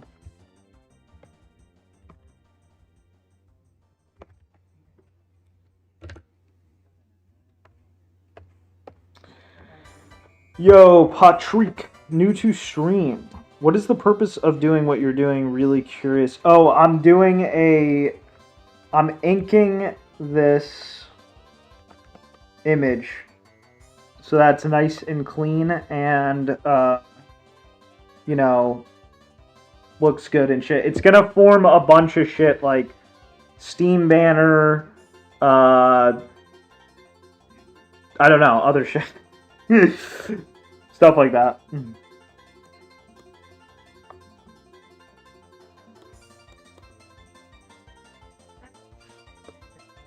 President of Anime Club, highs and lows, makes sense. If it's good slop, do you call it junk food? Exactly. I don't know, Nova. This is a damn good question.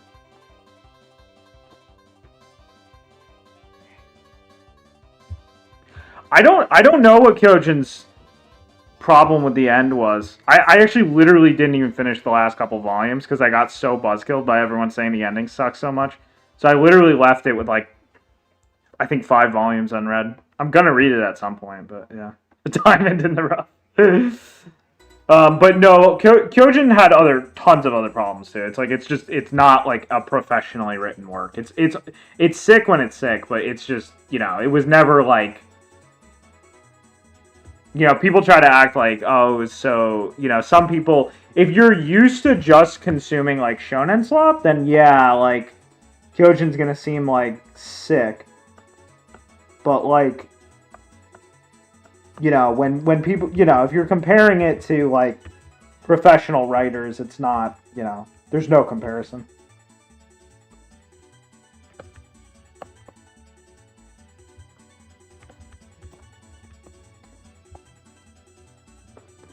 But it has tons of unique and cool things about it, basically.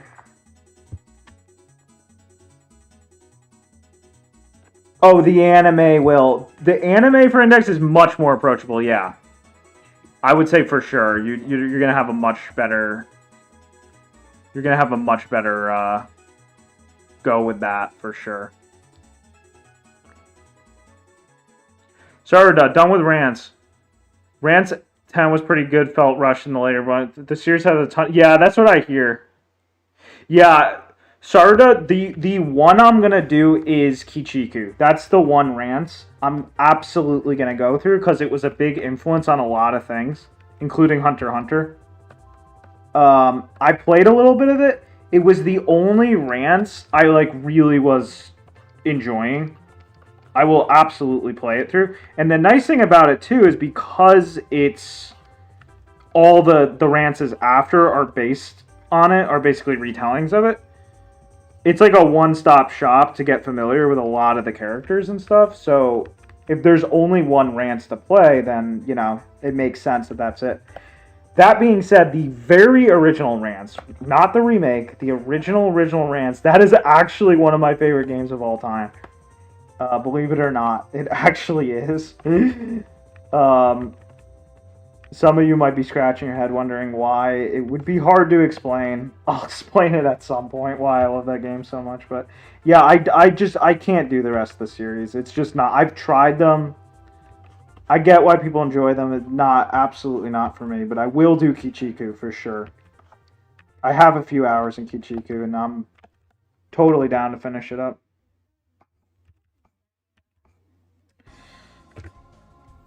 My favorite Pokemon besides Gen 1, that is a good question. It kind of changes depending on my mood, if I'm to be honest. Like, in terms of gameplay, definitely 3. Definitely Gen 3.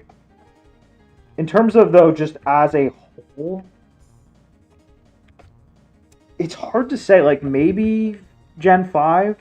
I mean, I've never even played the Sun and Moon series, but like I honestly like those a lot, like based on like what I've watched a lot of them. Honestly, I know that's like, I know like you're like, you know, not like supposed to like the later Pokemons, so to speak, but I did like it a lot, what I saw of it. I could see it being, and then on the other hand, the nostalgia blast from Gen 2 is just so strong. Like, I'll always love Gen 2 a lot.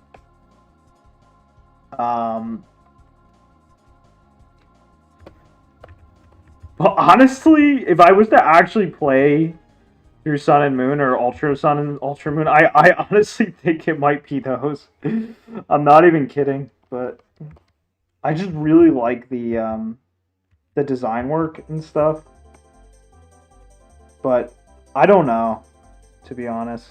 The candidates would be 2, 5, or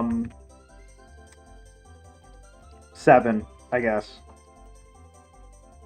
2, 5, or 7 would be the candidates. Even though I've never actually played 7, I've just seen a lot of it be played. But yeah, gameplay-wise, 3 for sure. I think 3 is... Because I think Gen 1's gameplay is, like, truly its own unique thing that was never replicated again. So Gen 2 is the start of, like, I guess you could say, like, Pokemon gameplay as we know it. And I think 3 was the best of that. And I obviously, like, Jimothy is always shilling it as the best. And he's got some good arguments. But yeah, I obviously, though, I just think 1 is the best in every single aspect imaginable. Pretty much. Maybe not every aspect imaginable, but... So that's pretty much my thoughts.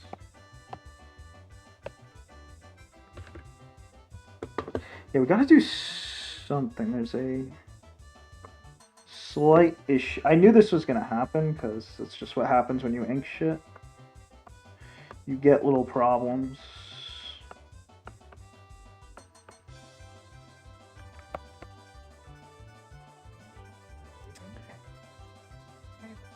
I think what we can do actually is, I think if we just beef up the sizes of those slightly, we'll get a little bit of a fix happening.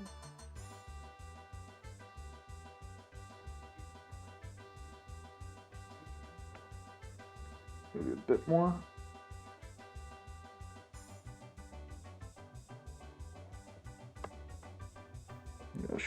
Sharpen it. Now we'll do the same thing with this one.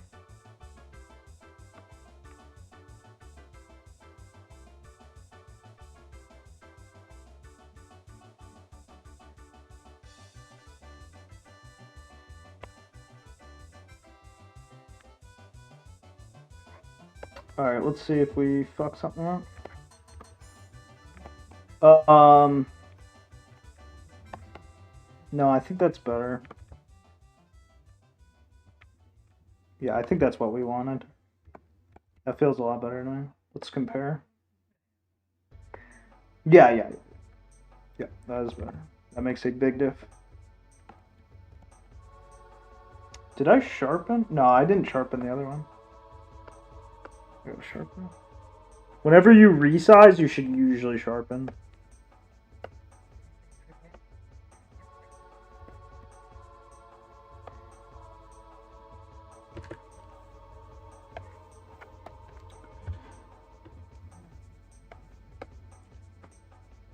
Safety XP. Can't get into rants. I highly recommend to anyone interested in rants, do not replace reading time with rants. Do not treat rants like reading. Replace gaming time with rants. Because rants will not provide what a normal VN provides. Like, it is very much just a normal RPG. Like, it's not... I've never seen rants written at the quality standard that I associate with worthwhile VNs. Even if it's, you know, obviously, like, it's good for RPG standards. Replace gaming time with rants. Do not replace your VN time with rants. Alien Run, yo. What's written like Haruhi? I was saying how Mushoku Tensei's writing mechanics remind me a bit of Haruhi, like the way it handles arc structure, tension, certain characterization things, stuff like that. I know what a fucking sell. Yeah, I honestly don't have that much respect for Ano.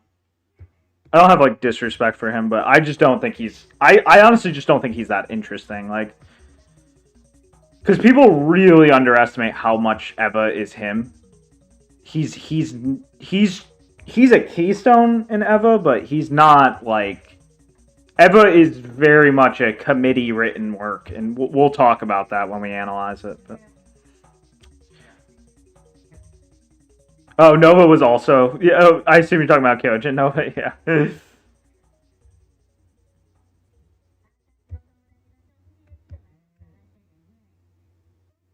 The best part was the A threads.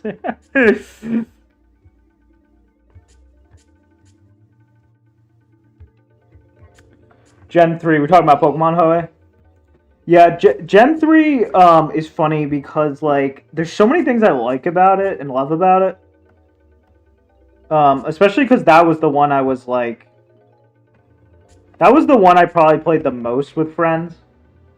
And however much you played a video game with friends often tends to make you have rose-tinted glasses on it. I played the other two I played Gen 1 and 2 with friends quite a bit as well, but 3 was the one I really played with friends. But there's so many things I dislike about them. It's really hard to say. They had the Gen 1 remakes also too with Gen 3, which, you know, at the time were like the coolest fucking thing ever to me.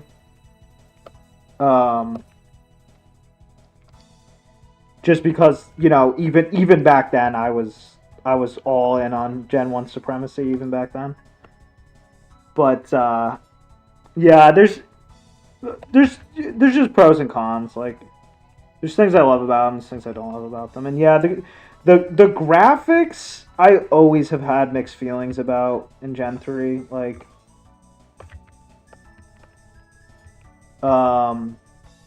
the sprite work and stuff. There's just something kind of I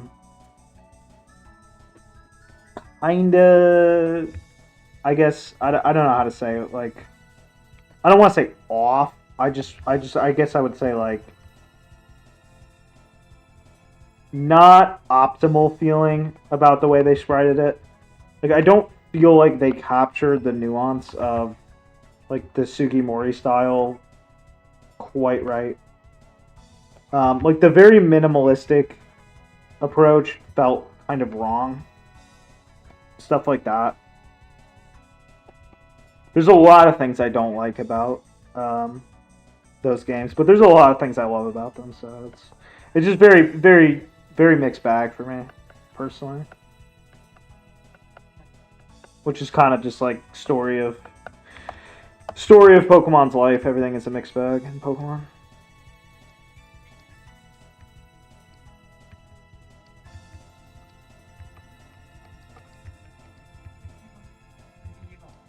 The soundtrack too is really funny because I actually never liked the Gen 3 soundtrack. Like, well, specifically like the Hoenn region soundtrack.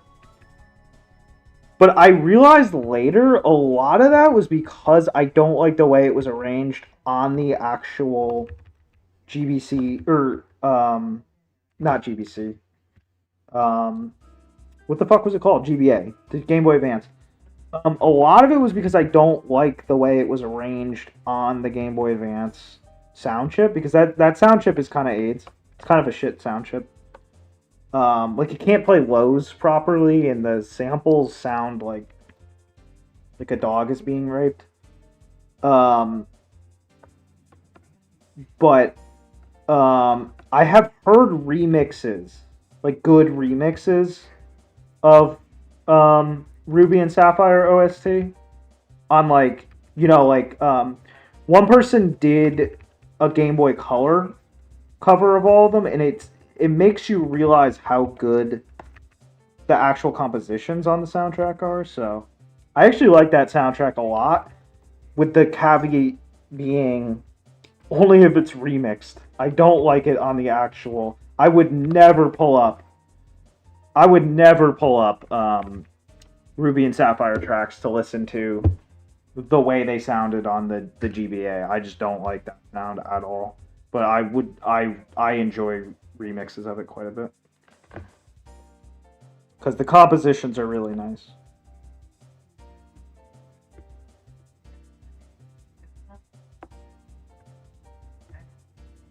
Yeah, exactly. Yeah, Sarda. Yeah, for sure. Games first, novels second.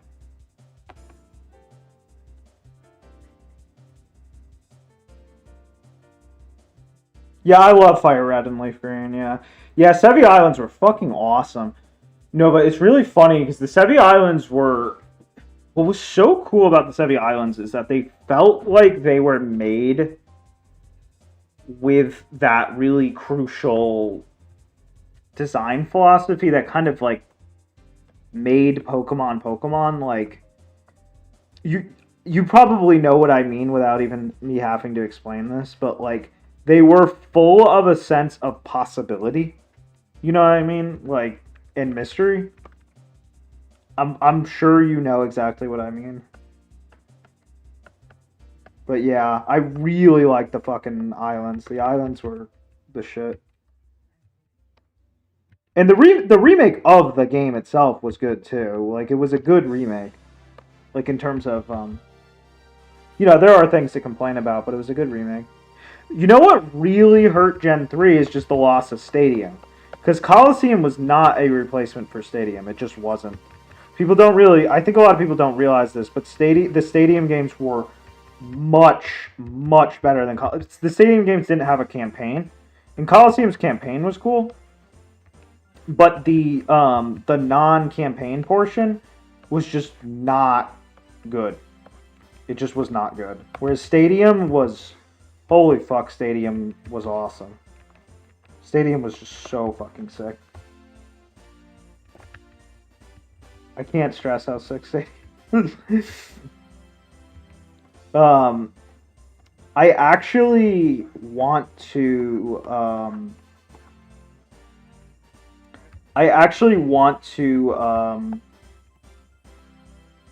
once I have like enough money to really get like a like a whole small team going for projects and stuff. I want to make a game in a very similar graphical kind of format to the Pokemon Stadiums.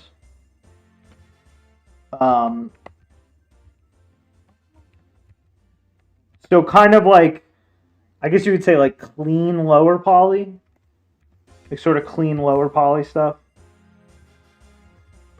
I guess is the best way to describe it. And yeah, I want to make a whole thing with that look.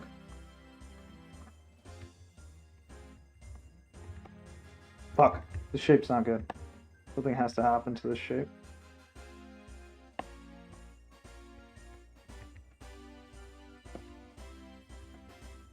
It looks even worse.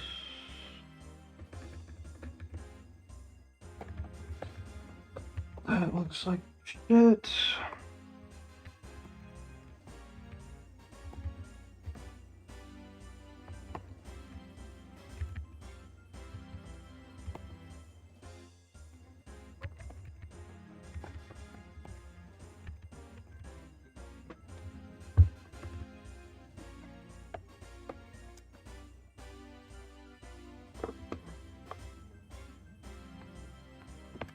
The thing is, you can make good. Yeah, true.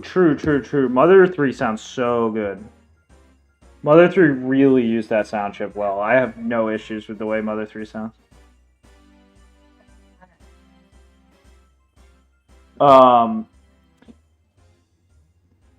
Yeah. I technically grew up with the GBA 2 Alien Run, but like, I was at the age, it came out when I was at the age where I was like jaded, I guess you could say. Like, it's weird because different people have like different periods of nostalgia.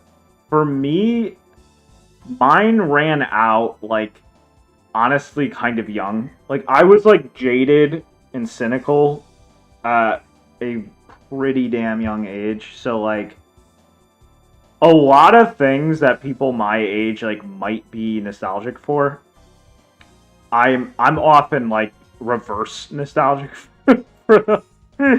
So it's weird. I don't know. But yeah, anyway, Mother 3 sounds fucking awesome. Chaos Angel Zone Sonic Advances 3. Oh, I will definitely check that out. I enjoyed the Sonic Advances. They were really cool games. Yeah, the plot and Rance is all about being epic, exactly. Exactly, yeah. Yeah, it's a really cool game. Like, I have played a little bit of Rance X, and it's really, really cool game. Rance 3, like, the 3 remake is a really, really well-made game. It's very fun. That one's got voice acting even and stuff. Yes, and 64 polygon style. I've engaged with Sonic fanbase too much because people there never shut up about how good the advanced games are. I think it's pretty good, to be fair. Yeah, oh wait, you know what I actually... you know what I actually want to do? This is gonna sound kind of funny, but... I want to headhunt. I want to poach. I want to poach Kaze Emanuor from Gears for Breakfast. So that's who he's working for right now. I think that's who he's still working for. So we're gonna poach Kaze, and the task I'm gonna give him is take Godot. Okay. and make it emulate all of the N64 quirks. All the graphical quirks. I want all the graphical quirks properly emulated. I'm half joking here, but that would be awesome. I don't even know if he's necessarily the only person who could easily do that. But I think he understands the N64 better than anyone at this point, so. Maybe not necessarily its rendering pipeline, though. That might be more understood by other people. I did see a person that wrote a whole shader plus script, whatever type thing to emulate the N64 quite accurately in Unity, actually. It's possible that I could just look at what that person wrote for Unity and just take the logic and just stick it in Godot. Stick it in Wokedot. Because I'm not gonna lie, I kind of want a pseudo N64 section in like, this is way later. This is 2026 shit, but like, I kind of want a pseudo N64 section in one part of Castle. I know that sounds a little bit greedy, but I kind of do. We'll see. We'll see what happens.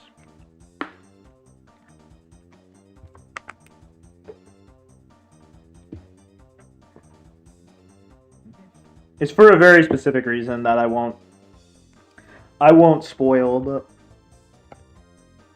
I think it would be fucking Kino.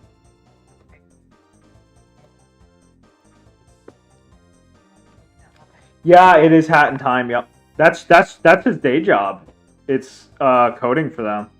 Well, it was at least for a while. I don't know if he quit. I do want to write an N64 game for sure, Will. I really do. I really, really do. Orc 64.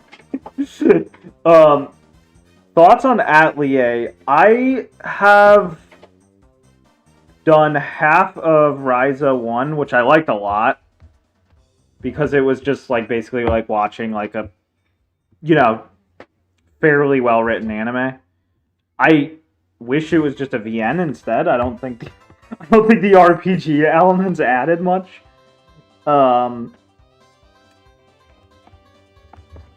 But it was good. The music's fucking amazing. I played several hours of Iris, which I liked a lot as well. Not nearly as much story as Ryza had, but it did have writing, and the writing was not bad. So that's the extent of my thoughts on the series. I listened to a lot of music from the series because the music in most of the games goes really hard. So that's about the extent of my thoughts on the series. I believe.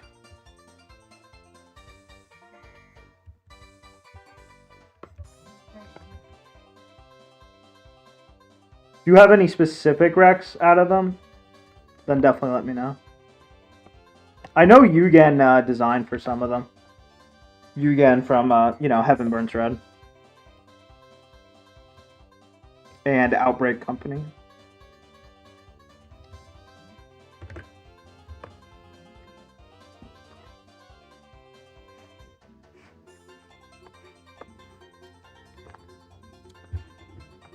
Yeah, like all that shit. Like the bilinear shit, like the weird shit where geometry would, like, skew at... I don't know, all that crap. But yeah, I really do want to just make an N64 game as well. Basically what I would do, Will, is I would more carefully plan the look of the entire thing from the start to accommodate such a thing. Basically. Well, yeah, no, geometry, the actual geometry skews a PSX thing, but there's a weird, like, seam. Fuck, I don't know how to explain it. There's this weird thing that the N64, I'm not even going to pretend the polygon vertices are set to integers. I'm not even going to pretend I know what it is, but there's all this weird N64 shit that most people don't even know is happening. Yeah. Maybe the Mario 64 seam issue? I'm honestly not even sure. I'm probably going to stop talking because... Monochemia. Interesting, Nova. I will check that out.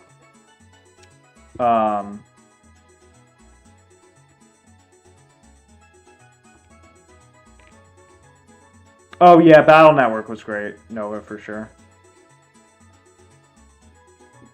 To create the Lost Timeline where OOT was a dating sim. That sounds fire.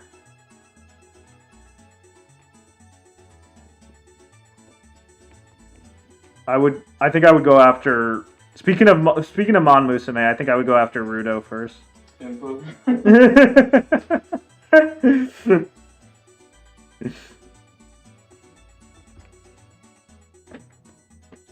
gonna check if yeah, Fuzzy's laughing.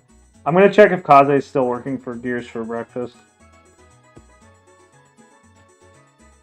Kaze, a man, your Gears. Breakfast.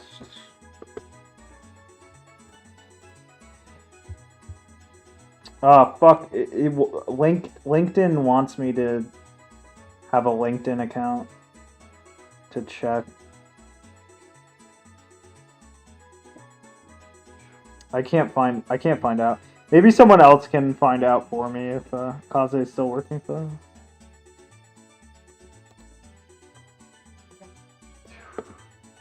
When learning GP, did you have to resist the urge to use translation subs? Typically what I would do, Will, is I would put his name in chat. Never mind, Will. I read that as a joke. Oh yeah. Thanks for showing up, Elno, for sure. Good luck with the class. Oh, Japanese. Yeah, I assume you're gonna mog everyone in the class.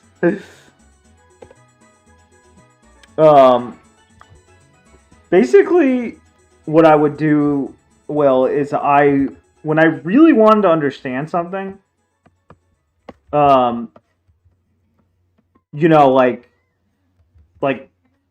as in, like, you know, just fuck it, I want to use subs.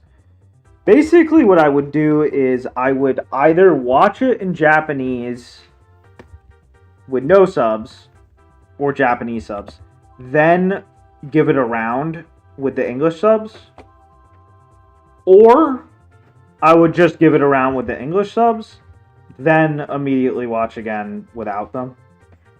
Kind of an underrated way of doing things. And I saw quite a few things that way. Quite a few things. Like, I think... I'm trying to think of all the things I watched like that. I know I watched Yuki Yuno like that back in the day. I know I remember watching Kinhero Mosaic like that way back in the day. I watched...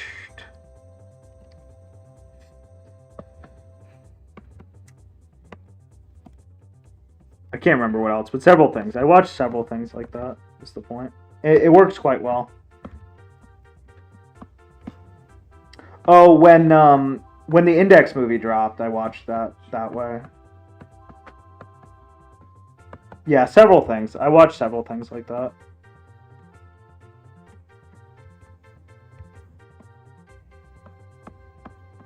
Wait. I think Nova said something interesting earlier that I missed.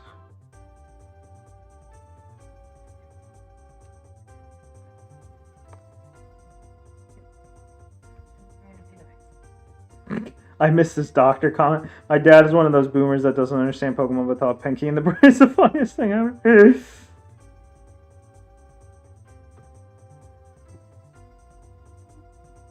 I was bullied by a Viet American boy in middle school for wearing One Piece. Damn, that's fucked. I played triple baka in front of the class one time. That's insane. I salute you for that.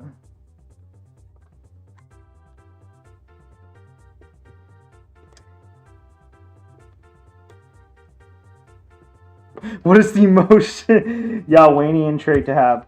Charging interest on loans. No, otherwise, if we're talking like real essential shit, fuck, let me think about that. Let me actually think about that.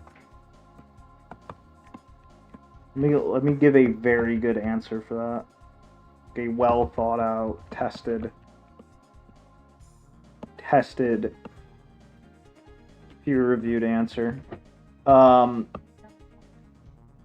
brainer. It's a no-brainer. Simping women. Simping women. That's where all evil starts. That's where everything starts. That's where all the evil of the world starts.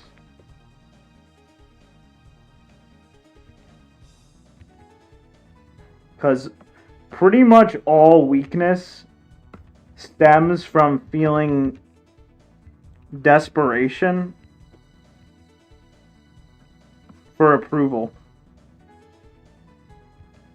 Desperation for approval. And nowhere is that seen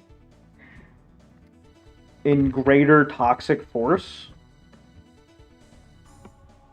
than when a man simps for female approval. So that right there is the single most Yalwanian trait a man can have.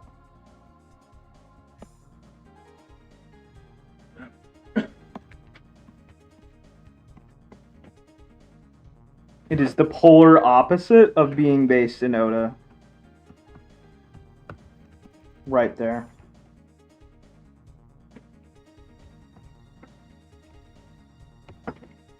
Unless you have mastery over your own self, because that is a thing that can happen. You can have vice traits, you can have negative traits, but you can have mastery over those traits. Ironically, that can happen, for sure. That happens a lot with otaku.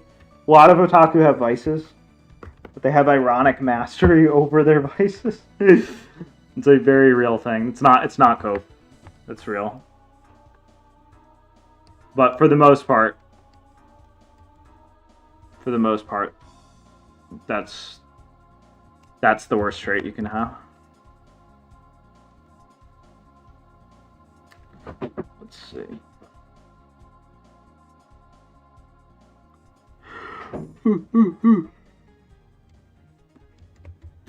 Wait. How long did it take to get this far? 4 hours. That's not bad. That's not bad. I mean, this is by far the... Face and hair is by far the most time-consuming part of an ink, so that's not too bad. You're not doing too bad.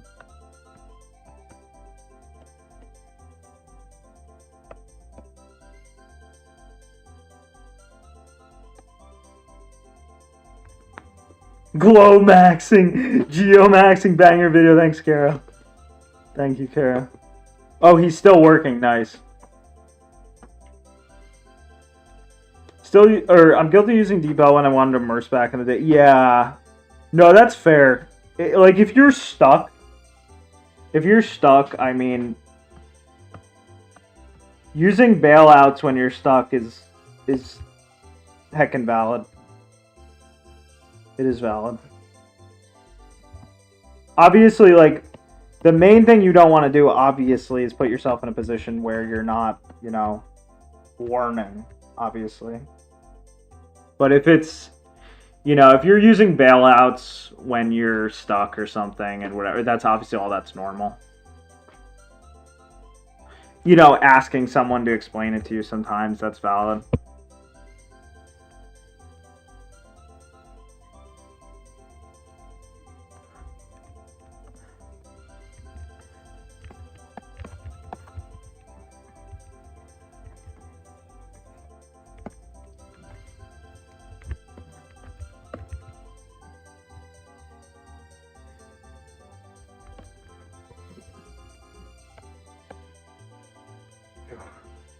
What was the Jamal English subtitle method, Kara? Was it what I just said?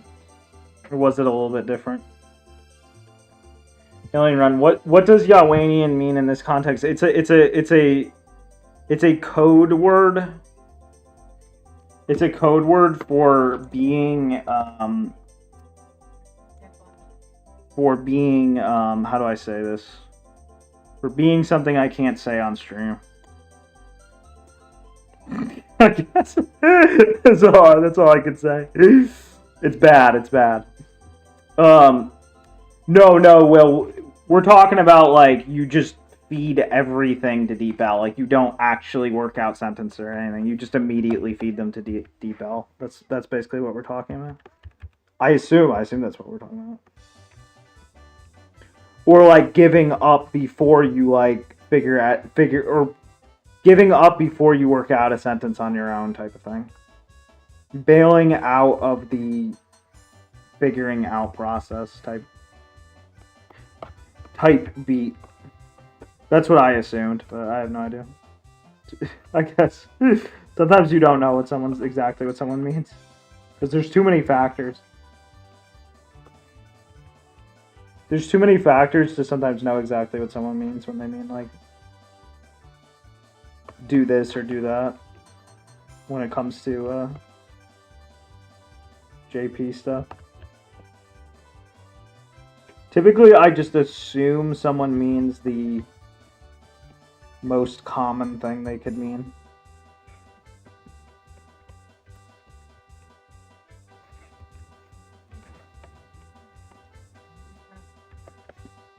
Like, when my brother reads, I'm basically his DeepL. Like, he'll just summon me when he doesn't know, when he can't figure something out.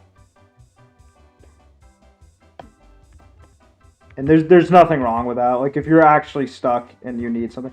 I recommend asking GPT to explain much more than I recommend DeepL, though. You're typically going to get a lot more out of telling GPT to explain it to you than you are just popping in DeepL. And DeepL does a lot of weird shit sometimes. I rarely ever use it, but I know it's prone to... Like, the only times I've even gone near DeepL in recent years was just testing, translating my own writing. And I was never happy with it.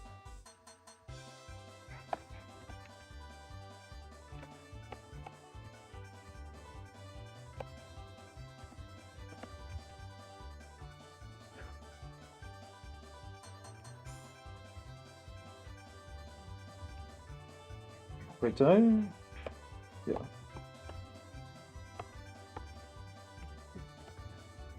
I think it was along the lines of just associating English phrases with common JP.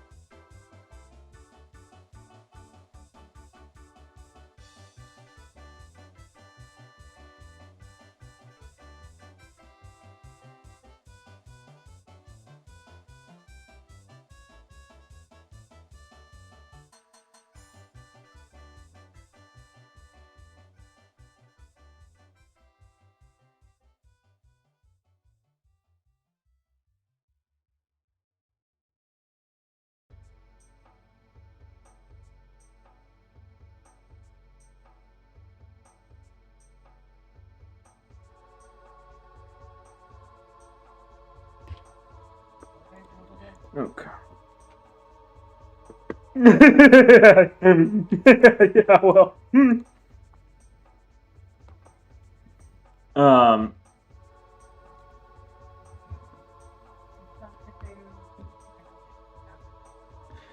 If I don't know grammar, like, oh, kakasate being cause. Okay. For verb conjugations,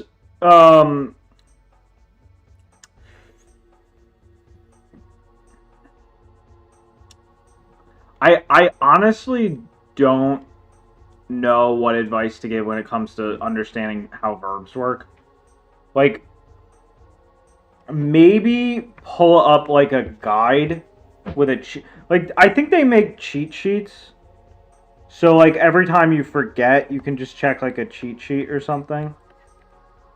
For the verb stuff.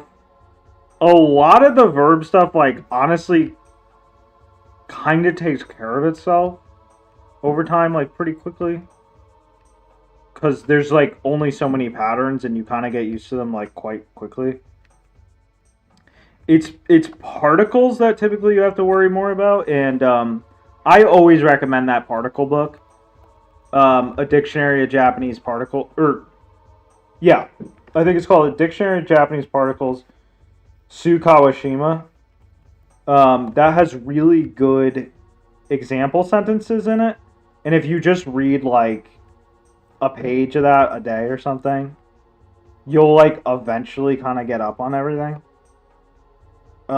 Really good resource. So yeah, verbs I would say look for like a good cheat sheet. Look for like a good like conjugation. What's it called? Conjugation. Conjugation. Look for a good conjugation cheat sheet, I would say. But also just don't sweat it too much because, again, it kind of takes care of itself after a bit. Like, there's only so many times you can hear, like, someone say,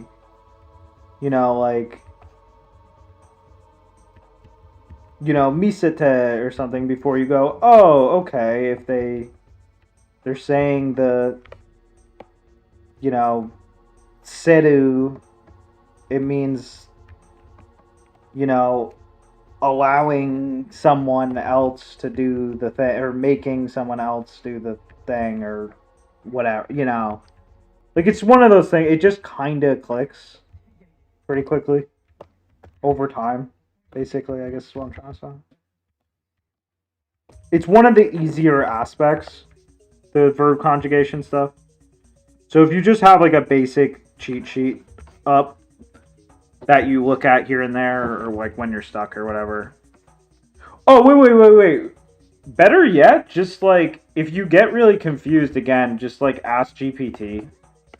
Like if you see a sentence that you're really confused about, like who's doing what or whatever, you can just ask GPT to explain the conjugation shit. But yeah, otherwise, I would just say a cheat sheet is the way to go.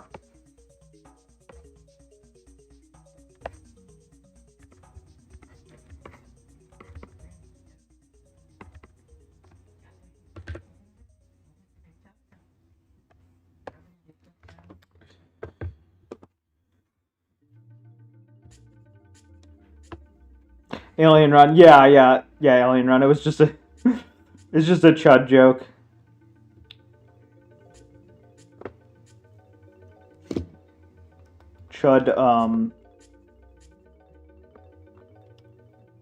Chud half joke.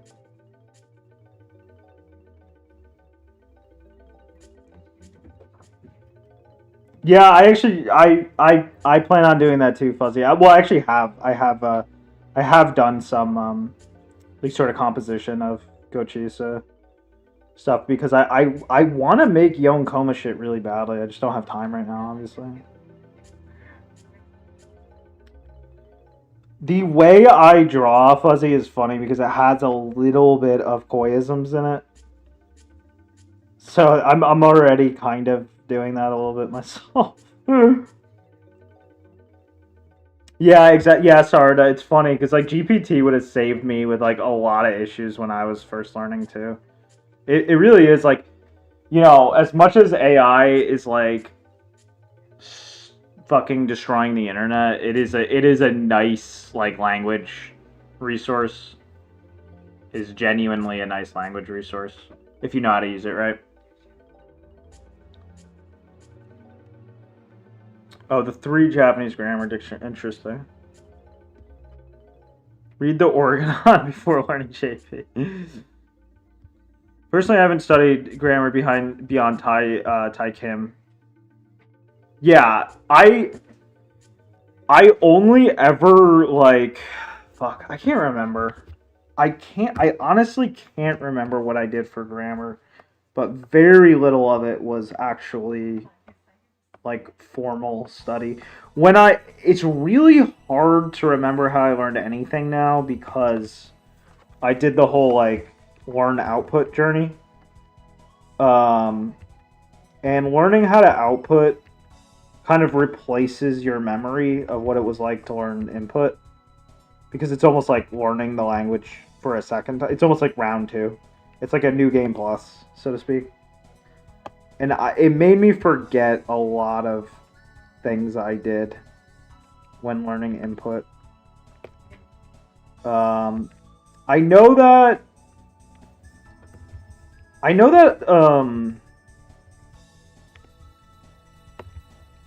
Well, let's just put it this way. If I had GPT available, I probably just would have asked it a lot of the time to explain shit to me. Oh, you know what I would do a lot, actually, for grammar?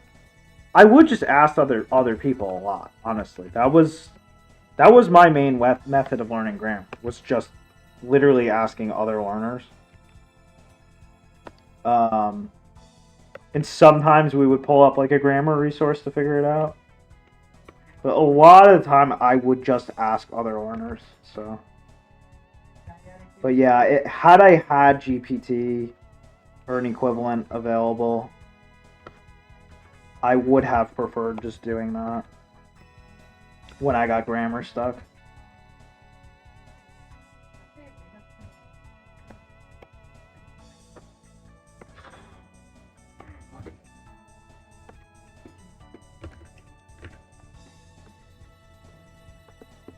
Will Castle reference the Golbat sprite?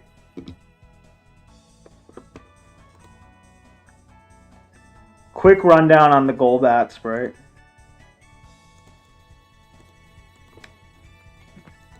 Like the very original green, Pokemon Green Golbat sprite.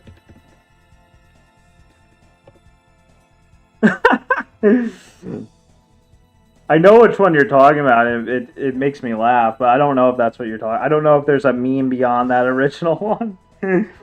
He actually almost kind of looks like a parody of a Dragon Quest Draki.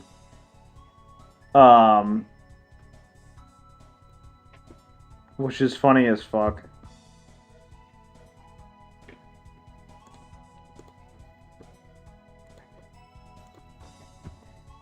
And if there actually is a monster in that we have. Fuck, let me try to pull him. I'm mad disorganized with a lot of shit. There's a fucking awesome. If you can easily have it on hand, can you send me the bat guy again? Just because I might have like misplaced where I put him. Oh, okay, sure. No, okay, I have his. No, I don't have him properly. Yeah, if you could, if it's hard, don't bother. But if it's easy to send me the guy again. Do you want like the gift or? Yeah, the gift mostly. Yeah, of him dying. Yeah. Yeah, this is gonna be epic. Wait till you see this. I was gonna edit a little bit. But... Yeah, he's gonna get cleaned up a little bit, so it's not totally finalized, but. Oh, interesting, Sourdough. I didn't realize all those existed. Oh yeah, Fuzzy, you can tell. Yeah, yeah. The Anki heads need to understand.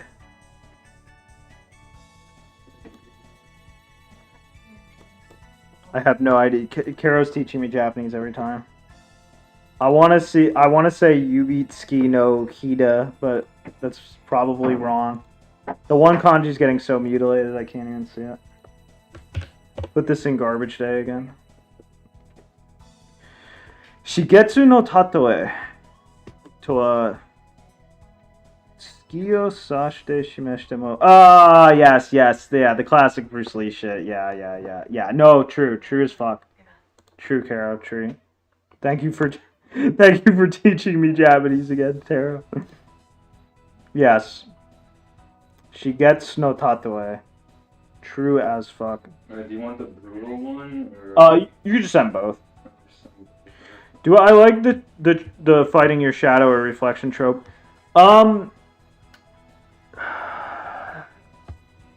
It depends, Will. Like the short answer is no. I really don't like it. Because I associate it with like very undercooked stuff. But the longer answer is I really like it when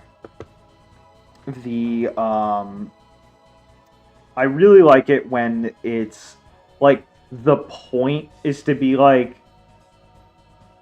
ruthlessly didn't show up. So. I sent it to the room. Maybe. I sent it to Fuzzy.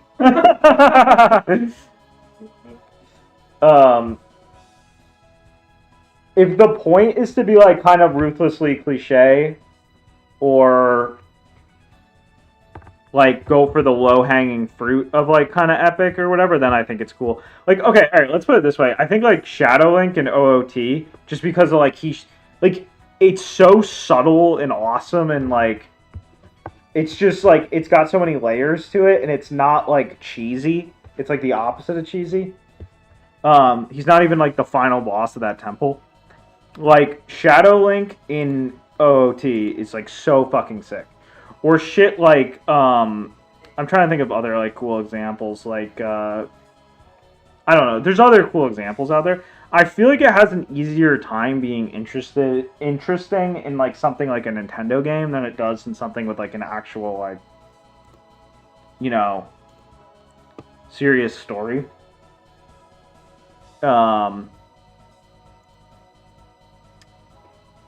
So, yeah, I guess that's kind of like my thoughts. Like, I feel like it's so easily not good, but... Okay, alright, check this guy out.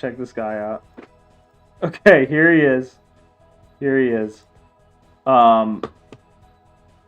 He's all stupid and shit. He's gonna get a little cleaned up before he goes in the game, but yeah. Okay, so he's got two death animations. Here's this one. And every monster has a brutal death animation as well. So check this shit. He's got to get colored. But yeah. I fucking love the brutal deaths. There he is. Getting fucked up. So basically, if you kill him with enough force, you'll get that animation.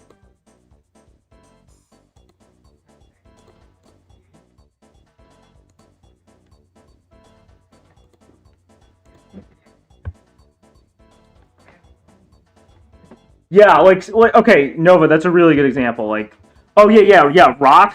Roxas is a super good example. Yeah, that's like a really good example. Yeah, so much going on with Roxas, and he's not even like conventionally a shadow. So yeah, really good example. Yes, that's why I don't want to say like no, it's bad, but like. Yeah, exactly, Alien Run. I associate it with, like, simple... Yeah, true. Yeah, like Kara, yeah, Will, yeah. I fucking love Kara. Biggest number one Kara fan right here. Fuzzy, I think Persona is a good example of handling it kind of cheesily and poorly, if I'm going to be perfectly honest. And I've seen a lot of people agree with me, but... I think there's much worse out there, but I think it's disappointing. I think it's often used as an excuse to wrap up an arc without letting it breathe in Persona, personally. But I haven't played 4 or 5 much, but I very much think that about 2. And the stuff I did see in 4 and 5, I wasn't like loving the use of the trope, so that's why I don't really like that example, but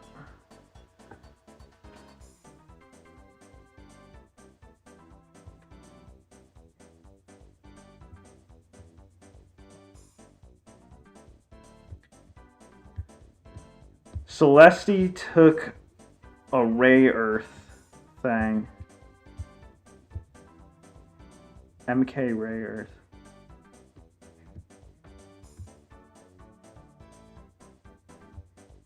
Oh, never mind. I've never seen Ray Earth in full, so I actually don't know what you're talking about.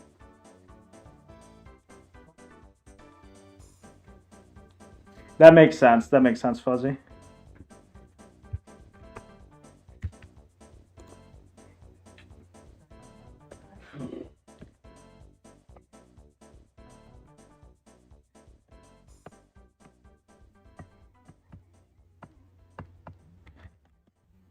But yeah, I would say in general, yeah, like I think I want to say that the trope is at its best if it's highly simple or highly complex. I think that's the conclusion I came to. So like Roxas, very complex, very good. Trope super interesting. Oh shit. I don't want to listen to these tracks. These tracks are annoying. Shit. Basic simple video game stories. I like that. I like those there. When it feels like it's intruding on something that should be a much larger arc or something, that's when I don't like it, basically. I mean, the thing about tropes is, like, it's just whatever. It's just, like, I see sick writers take something that I would have sworn could not be done well and make it sick all the time. So it's just whatever. Like, there's definitely... There's a writer who can prove me wrong about any trope in existence. Because, you know, what matters at the end of the day is just how good of a writer you are. That's just what's going to show up. It's going to show up no matter what tropes you're forced to use. Oh, shit. I think I made this... I think it's... No, that's fine. So, yeah, it's really just like, okay, is the writer sick? It's going to be sick. Is the writer not sick? It's not going to be sick.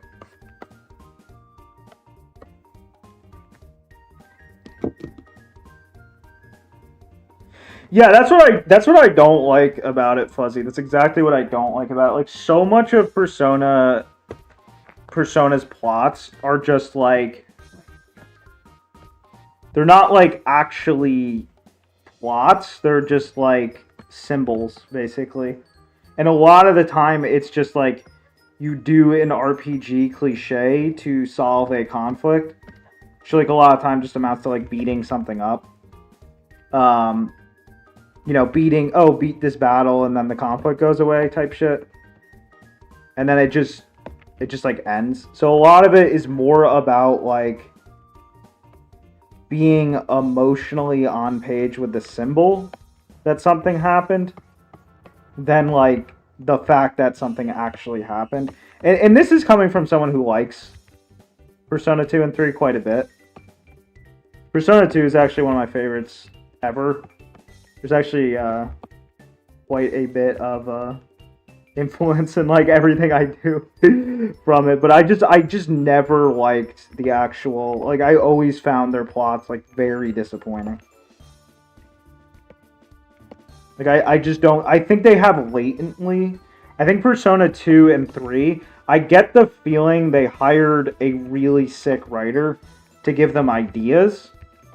But then they didn't actually, like, they didn't actually, like, make good on those ideas. Like, they kind of just used them as a guide rather than actually, like, really properly clutch shit out with them. Guys, Huawei just pointed. Oh, that's like the. Oh yeah, that's like industry standard. Yeah, that's literally industry standard half the time. So yeah, it wouldn't be weird at all. Yeah, literally gave us an example. Because Moon Remix RPG did that too. Like Moon Remix RPG, we know that because they straight up they even developed the original. They at one point were developing it with the original story, and then they eventually switched it out. So they basically like stole some dude's writing and then switched out his sick ending for a crappy ending in Moon Remix RPG. I still love that game, but holy crap, the ending. The ending has cool shit in it, but it also kind of sucks. And, like, nothing really pulls together. But the original ending is fucking awesome. Highly recommend if you ever play Moon Remix RPG, check out the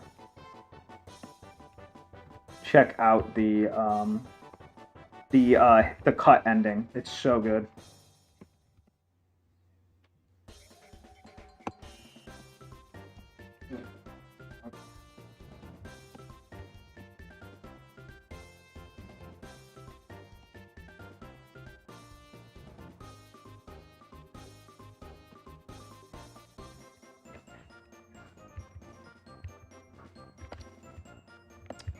Fuck.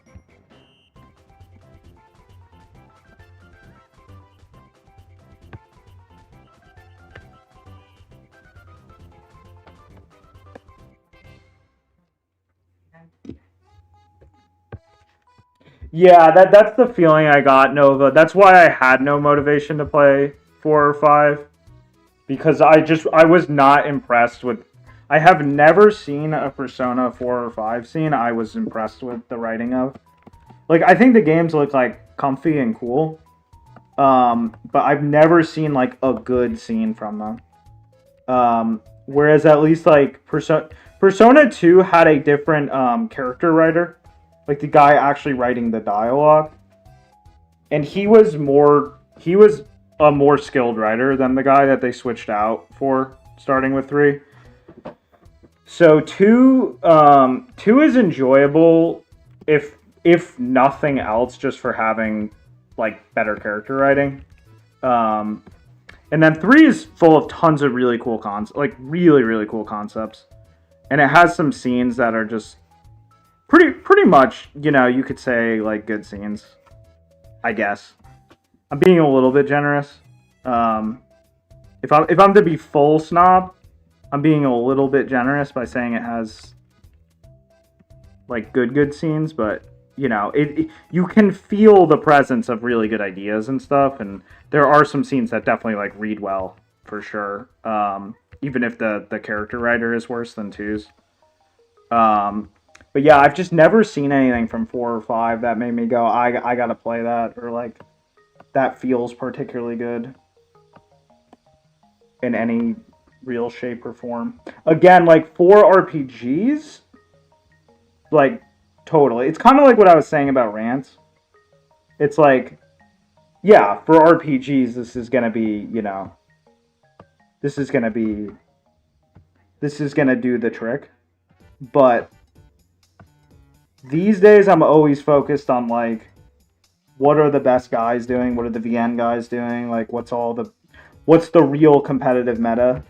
And I just like, I get like so antsy if that's not what I'm reading. I've like lost all. I've lost room to tolerate anything like beneath that. I actually went back to 3 recently. I went back to P3 recently to like, you know, because I was in the mood hit and stuff, and like I was really shocked at how just not good the plot and shit was, and the immediate character writing was just really not like up to snuff. It was funny because I watched the movie. I played through everything that the first Persona 3 movie covers, and then I watched the movie, and I found that there is no point to the game if you just watch the movie, because the movie is basically just like, you know, again, aside from the game elements and the fact that there's no social links and shit. But if we're just talking strictly about the main story, the movie basically replaces it because, first of all, the MC actually being a character is actually interesting. in the movie. Like, he doesn't get anything from being a silent protagonist other than, like, some, you know, again, some kind of heavy-handed symbols are involved with that, and the fact that, like, you know, it lets the sim elements do their thing. But it's much, much more interesting for him to actually, like, talk and have a personality and, like, do some things that are actually interesting. But, like, that actual arc, like, if you actually watch that, like, first movie or play the corresponding content, it's just, like, shockingly nothing. Like, the entire arc just sort of opens and shuts with, like, borderline no development whatsoever. It's just very, very, like, I don't know what to call it other than just video gamey. Like, it's just very video gamey. It's just like, oh, conflict happens, beat up thing corresponding to conflict resolves. It's very one, what would you call it? Like, one, whatever, one tone, one beat. And that would be, you know, okay if the character writer was, like, super sick and shit, but the character writer is really just, like, the character writer's not even as good as 2's character writer was, so it's not like you can be like, well, the characters are so... Because, like, if you take, like, the Tales of series, for example, like, everyone knows the Tales of plots suck. You know, even if they don't suck, they're not much. They're just kind of like vapor. But most of the Tales ofs are known for having, like, at least, you know, like, sometimes quite strong characterization. So you're in it for that, at least. I don't know what to say other than just, like, classic video game shit. Like, you know, it's just business as usual. You can never have nice things across the board with video games. There's always just, like, something messed up or something to complain about. Because it's just that type of industry. It's not like... The industry isn't trying to do everything perfectly. It's not trying to... You know, in many cases, it's trying to do things in a compromised form. So it's just like, you're always getting compromises with these things.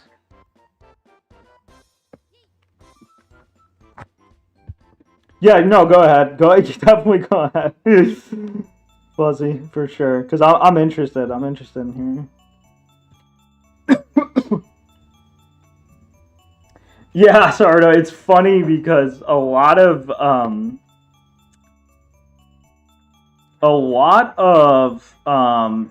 people got into the series just because they had never played, like, a sim game before, and they were like, wow, this is so fun and cool. So, like, a lot of people would have just, like, you know, a lot of people would have just enjoyed those more.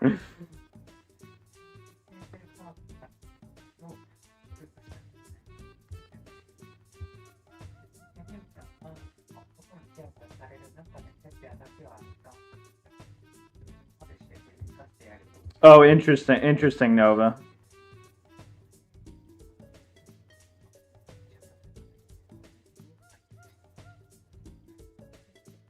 Twist, beat up manifestation of conflict, and that makes things worse. Yes.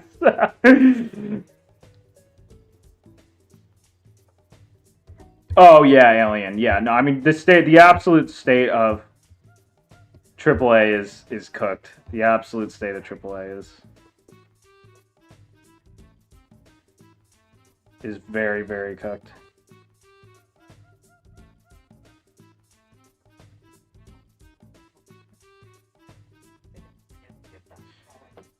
Will, do I ever create gag stuff? I mean, a lot of top writers will fill a lot of their space with gags. Like, especially, like, you know, lately I've been sneaking in, like, some Heaven Burns Red.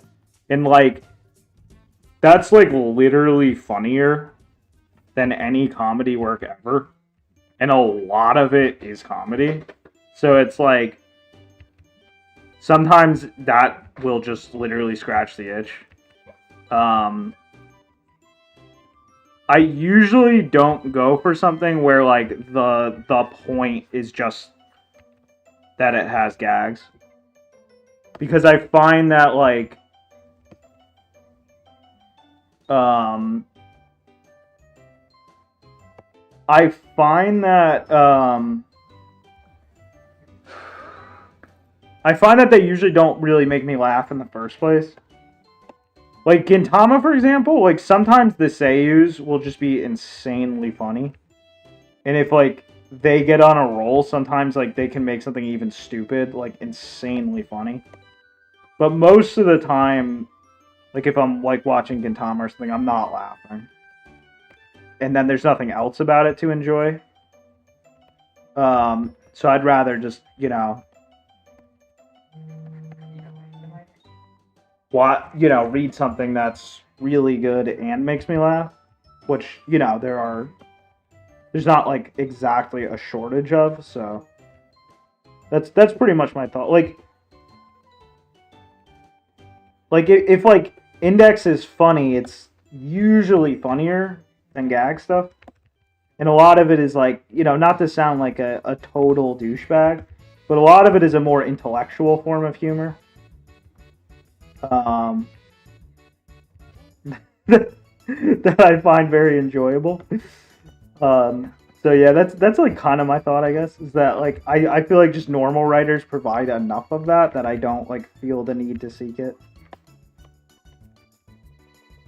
You know, and I study like Gochiusa for the dialogue constantly, and it can be quite funny. I mean, it's not, you know, not everyone's sense of humor is going to match up with it, but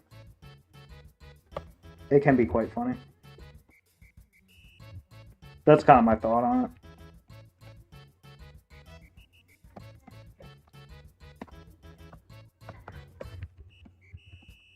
But yeah, Hoei, I think I know what you're talking about as far as what you're saying about the difference between the approach and the P games.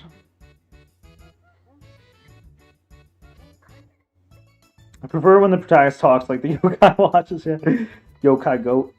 I'm gonna have to play those at some point.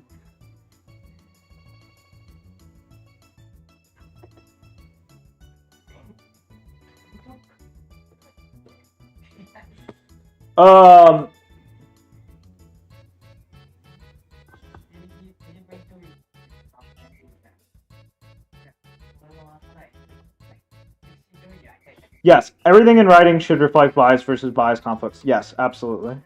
You need that. All conflict comes from actual inherent contradictions and stuff. So. Oh, yes, I have seen some clips of that. It looked very funny. Yeah, no, yeah. If it's something that's like the whole point is to be like rapid fire silly shit like that, yeah, absolutely. Sometimes I like shit like that, for sure. That stuff hits a certain it scratches a certain itch you can't always get elsewhere. Yeah, I would imagine Majikoi is funny, Kara. Rick and Morty. What I think of Bobo, I remember the English version airing on TV. Way back when I was a kid, and I just didn't watch it because it didn't make sense to me. So I effectively have zero experience with it.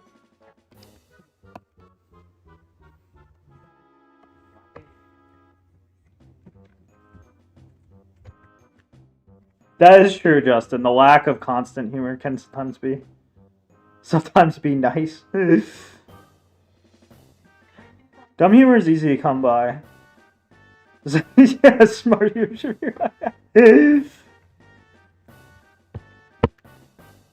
Bad writing is just boldly emphasizing a specific tone that a mood could produce. It's basically like,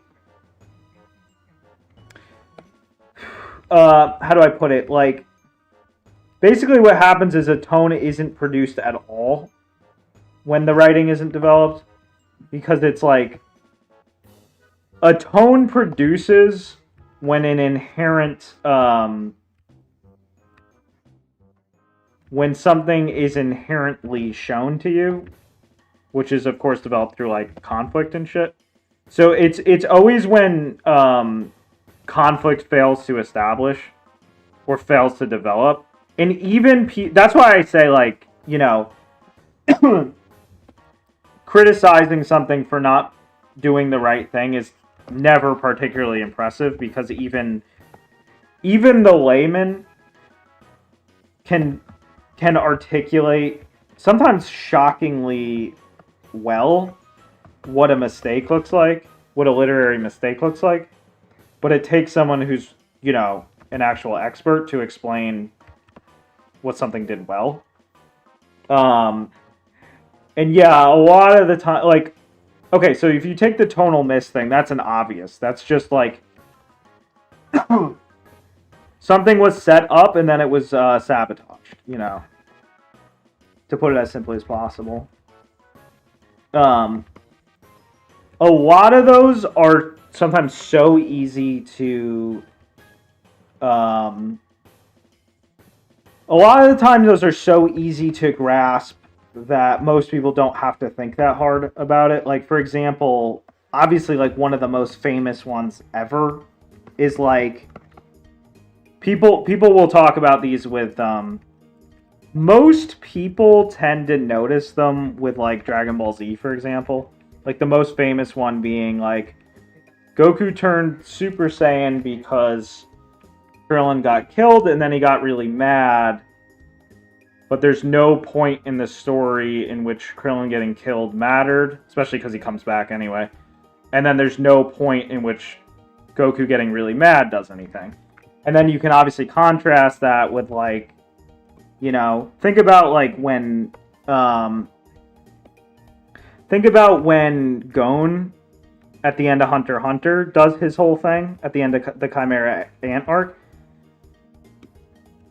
There's like a million consequences from that. Not only does his relationship with Killua permanently change, but his entire psychology permanently changes, and he wakes up, and then it directly causes him to meet his dad in a way that was, like, not the way he initially wanted to, which caused, you know, there's, like, I could go on and on and on about the consequences that come from Gon getting really mad and then having a transformation and shit. So it's, you know, it's usually so easy that even the common person can tell when something messed up, because because it deletes an ability for a tone to be produced at all. Because basically, when there's no conflict or consequence, moods don't activate. Moods no longer compare and contrast with each other. Because basically it's like, okay, so if a character's getting really angry but there's no consequence to facilitate their anger, it's the equivalent of if the anger never even existed. That's why moods are so important. That's why consequences are so important, because consequences are essentially the platform for which a mood continues to live at all, if that makes sense. It's a slightly probably not the most elegant way I've ever worded that, but I think you probably get what I mean.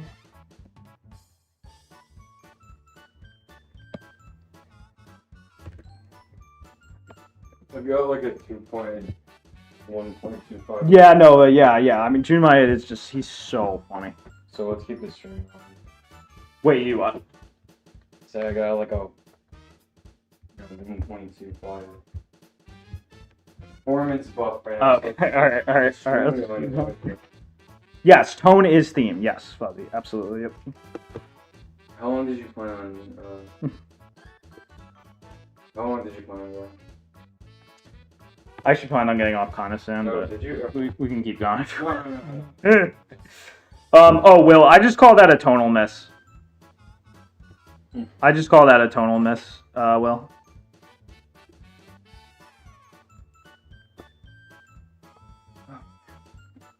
I would imagine it's way better in JP. No, but it struck me as one of those, like, dubs that's like basically like a rewrite. Seemed really dumb. I played Pokemon since its initial release at RBY, and I've studied Pokemon Deep competitive.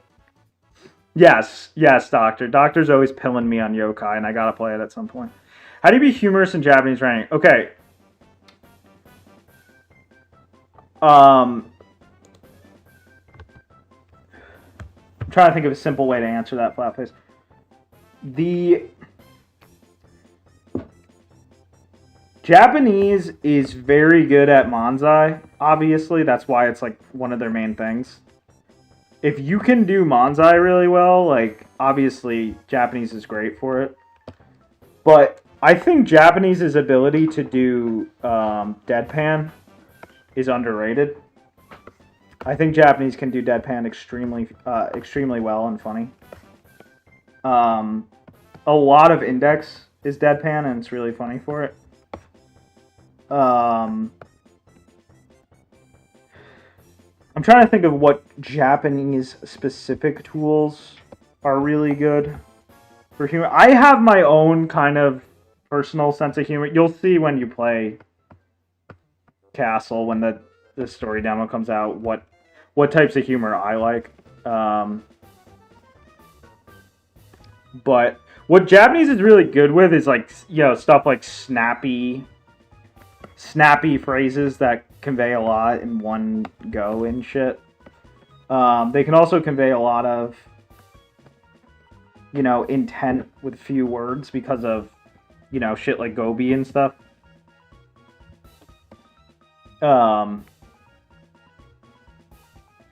Like sometimes just the fact that you can include a explicit Gobi like, ne or wa or,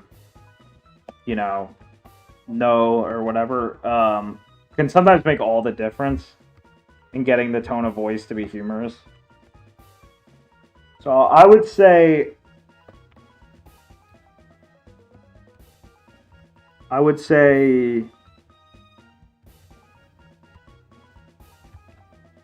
it's in the snappiness, it's in choosing the right, like, Gobies and shit. That's my shitty short answer.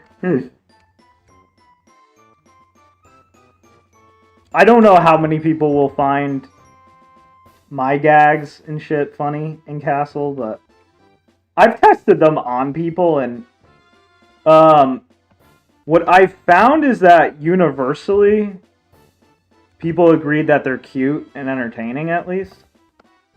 And that's all you can really ask for. A lot of what I find funny is based on, like, scorn and dryness and stuff. And a lot of people, like, just don't find that funny.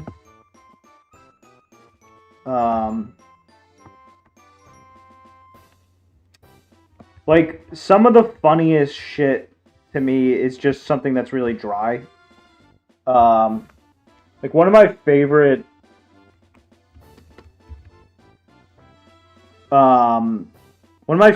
like Gochiusa gags is when they're doing fortune telling shit. They're having TP tell their fortune, who they think is Chino doing ventriloquism, but that's not relevant to this. And so Cocoa gets her fortune told, and then after it's told to her, she looks at Rize and says, "Datte," as in, like, so that's what he says.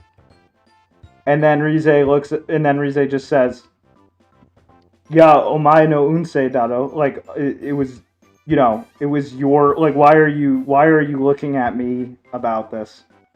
And the entire gag is just, like, she's airheaded and dumb. But the specific, like, timing of it's just so insanely funny. Because it feels like, it's trying to say that Cocoa is so airheaded and childish to the point where she has a hard time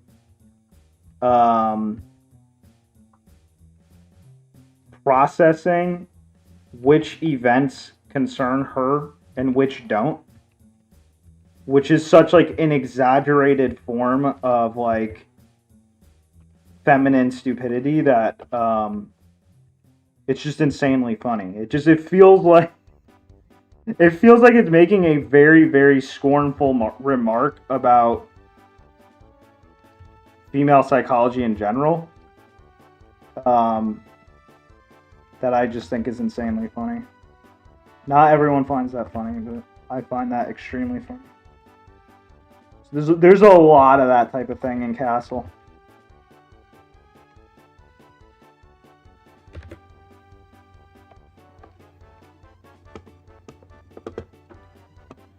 Cromarty HS. I don't think I've ever heard of that.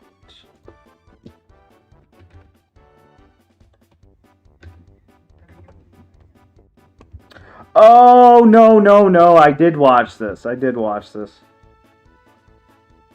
remember laughing a lot. No, I didn't watch this. I watched something else by the same mangaka. I watched, or no, maybe it wasn't. Maybe it was just someone that looked like it. Fuck, I don't know. There was one gag thing that looked kind of similar to that, and it made me laugh a lot, but I can't even remember what it was called. Yeah, Japanese is so good at that. Exactly. Yes, Fuzzy. Tone equals C. Yes.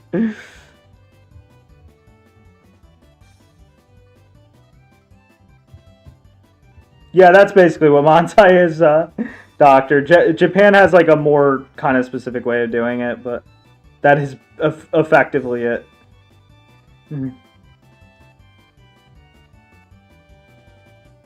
Kind of. It's like Fuzzy. It's like basically like she assumes like she's gonna like effectively. It's almost like she's assuming she's more invested in her own fortune than she herself is, I guess you could say. It's like an excessive show of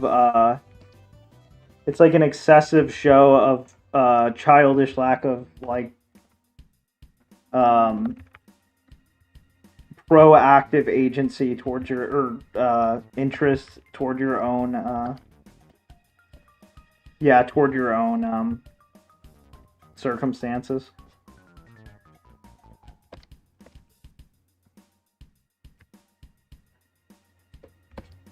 Which I find very funny. Like, oh, I mean, I guess, like, thing is stupid or flawed and lacks full comprehension of it. That type of, like, scorn, that sort of expression of scorn, I just find insanely funny.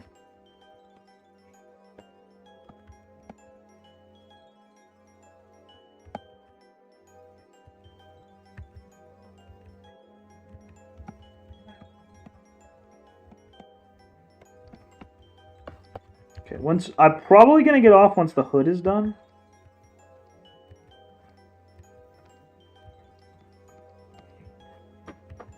Just because I gotta, I am getting a little bit tired.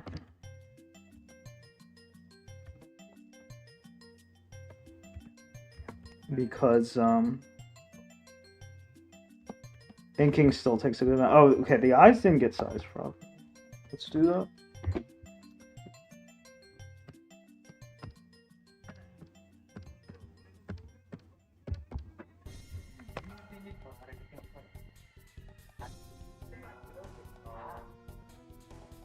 Shouldn't you just be clean rocking it? Because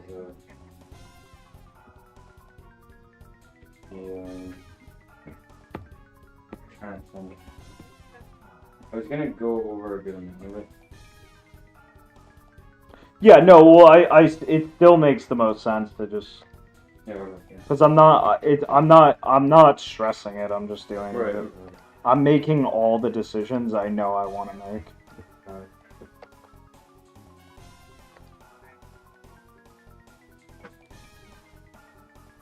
Because that's what'll make the job easiest. Yeah, that's true.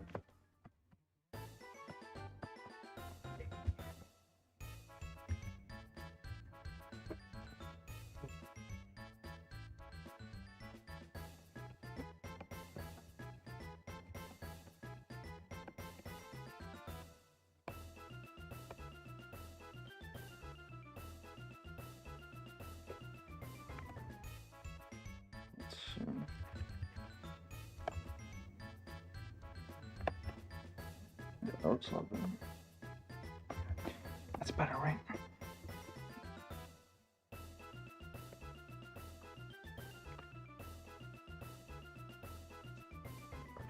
I still. Oh, I see. Okay, I see what happened. This. I was too tall. So we just gotta do this.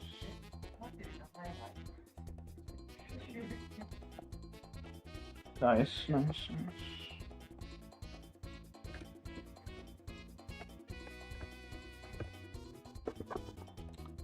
Very noobish question.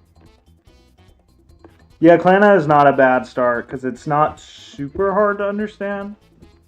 A lot of basic stuff. Like, you're gonna miss a lot, obviously, but it's not a bad pick. Plus, it's, you know, again, very funny. Yes, this is Mario Party 1. Unsubscribe. I love this game so much. Higurashi. Yes, Higurashi is top tier. It's not the top of top tier, but it is top tier for sure. There's nothing like it. It's just...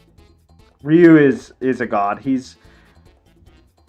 In my estimation, he's the second best writer I've ever seen ever. Higurashi is his debut work, so he's not as good in it as he is in Umineko. But no, it's not better than Umineko, but it is peak. Yes, no. Oh, No Komi is so good, Kara. I've been reading it. It's just straight up fucking awesome. In fact, thank you for reminding me because I actually forgot I was reading it. Ryu just gets better and better, as most top writers do. They just get they just grow and they don't stop growing.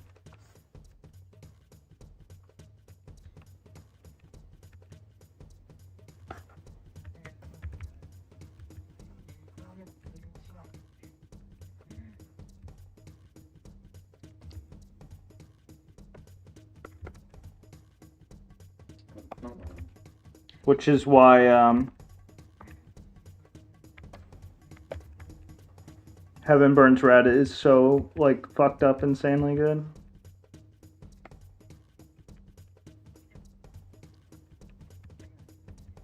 I did hear that Romeo Tanaka kinda rested, kinda settled. I heard he's still sick, but I heard that he did not, like... I don't know, though. I'm gonna have to verify that for myself. That's what I heard. I heard, oh, Romeo Tanaka settled. But... I was planning on reading Sui no Stella in the near future. See, because that's like shorter, so it'll be easier to see what he's been up to.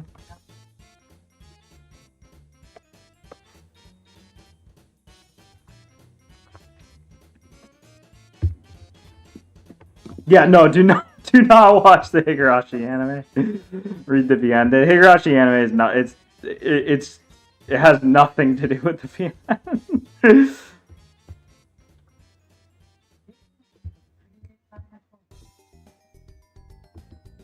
No, Sarda, he did not lose it at all. Like, I didn't watch Soats, but Go is super good, and Garocos was like fucking incredible. Unk still got it. Unk completely still got it.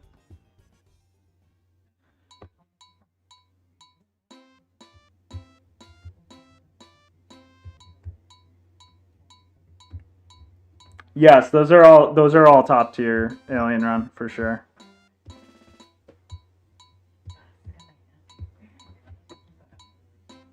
Yes, Fuzzy. I would agree. I would agree with that, Fuzzy.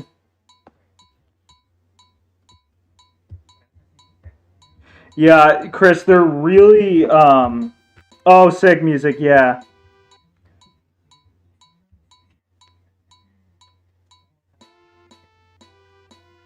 Yeah, no, go Soats are fucking good. I didn't watch Soats yet. Maybe I'll watch it and rage at it for some reason, but no, Go is just fucking great. It's just literally just really, really strong writing.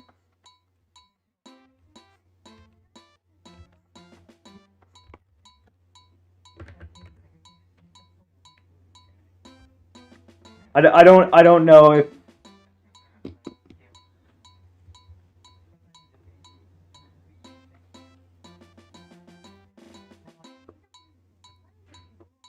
I didn't watch. I'm not gonna play it because I'm not. You know, the gameplay looks mind numbing. I will watch Silent Hill F at some point, and I'll give you my thoughts. I'm sure it's a much less ambitious thing than his normal work, just because it's like I saw a few clips. It was like, you know, he's working with like a silly humanistic style and shit. Everything is gonna be simpler. So it's definitely not going to be like Ryu at his full power, but I'm sure it's good. Ryu is definitely not capable of doing something that's not good. That just doesn't make sense. He's way too good. Anything he does is going to be at least good. Like, Loopers was the least impressive thing I saw from him. Kind of by far, and that was still really good. So. Ryu Daddy still got it.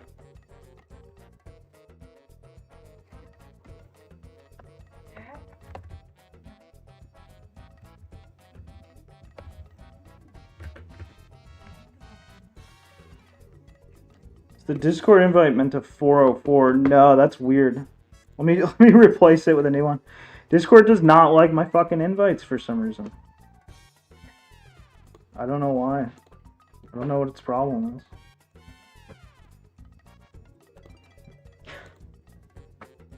is. Wait, did I, yeah, okay. Let me fix this.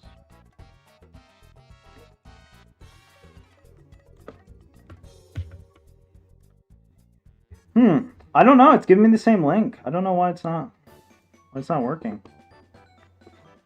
Maybe, type it in, or not type it in, maybe it got copy-pasted wrong or some shit. Yes, Silent Hill F is a Chinese-made Unreal 5 pile. Correct, exactly. And that is why I will be... That's why I will be enjoying it on the superior platform of my YouTube fucking browser.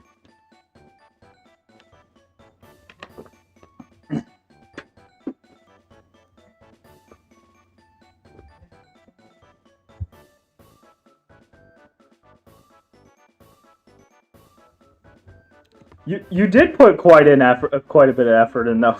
So you did. I see. I saw you. It seemed like it at least.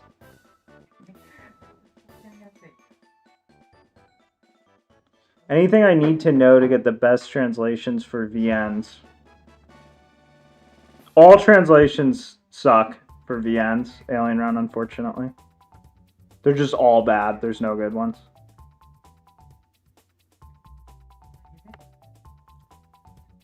The biggest, yeah, the thing that like was lame about Loopers was like it was legit him like a lot of people will say Ryu retreads content or like recycles or whatever when he's not, when he's actually properly doing new material. Loopers was a case where, like, okay, that actually was, like, Higurashi Umineko for busy people. Like, it was actually Higurashi Umineko light. Like, it just, like, was not... It was very, like, self-recycly in a way that was just not that, like, for his standards, just not that good. Garo Koss is, like, pseudo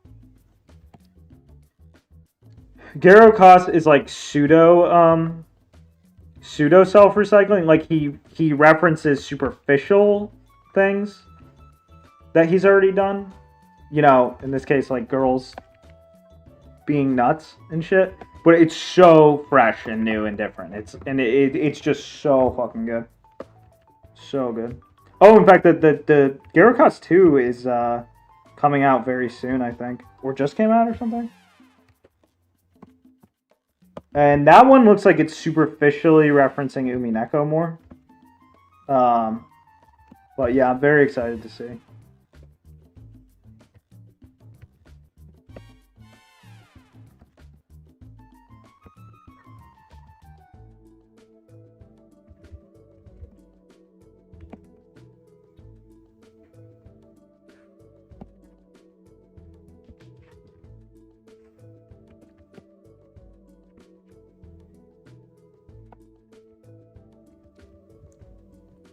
Yeah, for Silent Hill F, I'm expecting just like...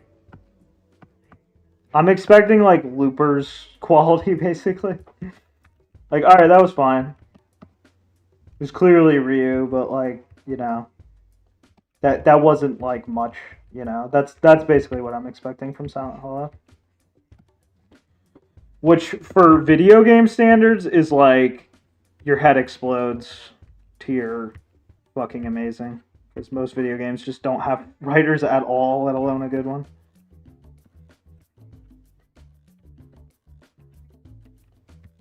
I'm definitely not holding my breath for... I'm definitely not holding my breath to be mind blown or anything, though. I think that would be very dumb.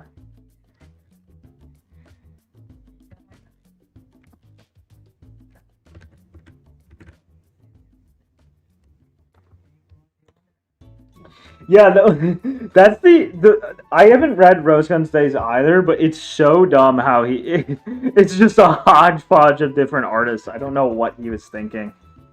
I really don't know what he was thinking. Oh, Cost 2 came out. Awesome. Yeah, I didn't read it yet, but I'm looking forward to Rose Gun's Days big time. I'm really looking forward to it. Posted it again. Yeah.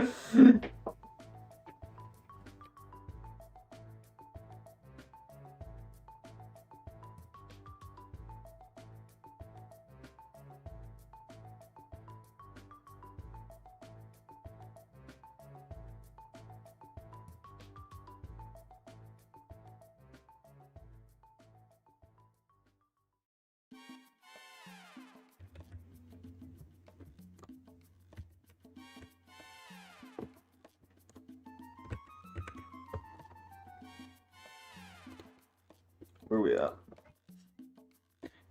You have to tag invites to be permanent. Yeah, I did do that, Kino, and for some reason Discord's just anti-otaku and racist, and it doesn't want me to have a permanent link.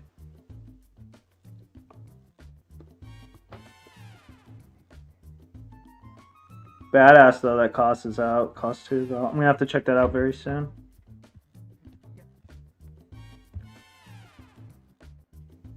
Right, it's like me getting a paper cut while art is like me taking a sledgehammer to the balls.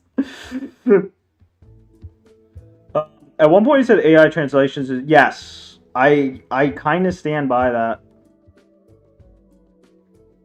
No, not solely because of the consistency. Literally just quality. Most people who translate are just not good at Japanese. Like machines are just better at Japanese. And no, they don't do anything right, Alien Run, unfortunately. Yeah, exactly, Nova. The only ones that are maybe good are the ones that steal fan translation, unfortunately. I would rather. What I would do if I didn't know Japanese and I really wanted to read something, I would use a text extractor to extract the text. Or not even, I would just take screenshots because GPT can read off of screenshots. Well, no, that's inefficient. Well, not necessarily, because you can use ShareX to conjoin screenshots. This is what I would do.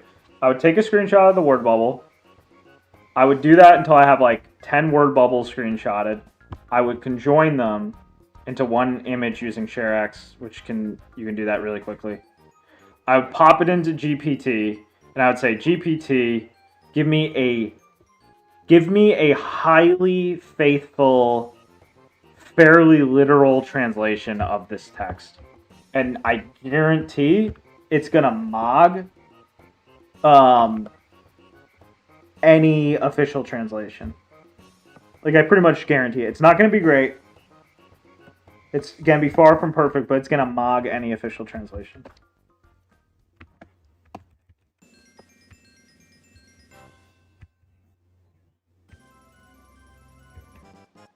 You can even add a note, like, if you think something doesn't translate to English well, just explain it.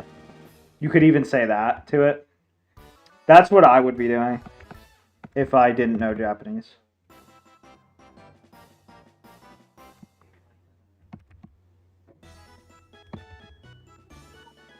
Because I think that would give I have tried that before, and here's a really funny example.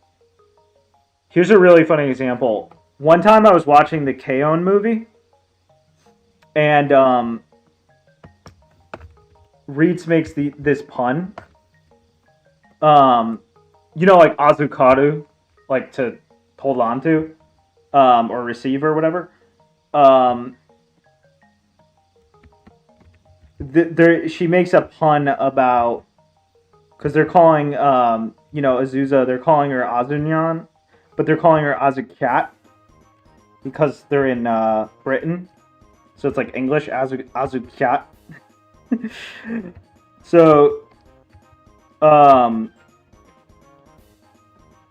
at one point she makes a pun about Azukaru and Azukat, and I was like, no way the English subs got something good with that. So I turned on the English subs, and they ignored it entirely. And then I checked a different sub, and they ignored it as well. So it just, in the English experience of watching that movie, that piece of characterization of Reeds being silly just doesn't even exist. For no good reason. So I was like, alright, this is insane. So I opened GPT, and I was like, GPT, translate this pun into English. And it gave me like 3 different valid puns in English that work as an equivalent. Instantly, with no effort. So that's pretty much all you need. That's pretty much all you need to know. How cooked the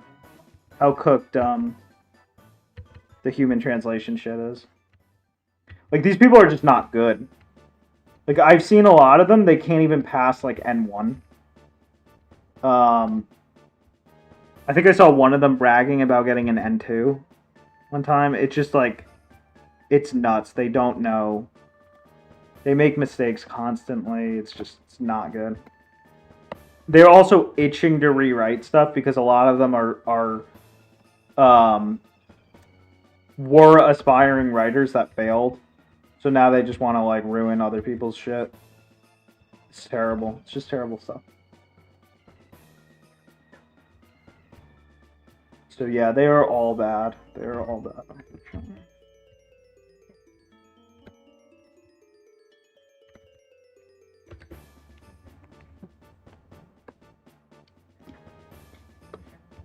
Oh yeah, Chris. Yeah, no, it absolutely can. It absolutely can, GPT.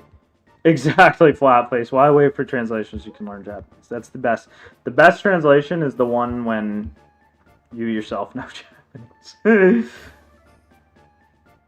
Try posting them in a DM inside this. Oh, interesting. Okay.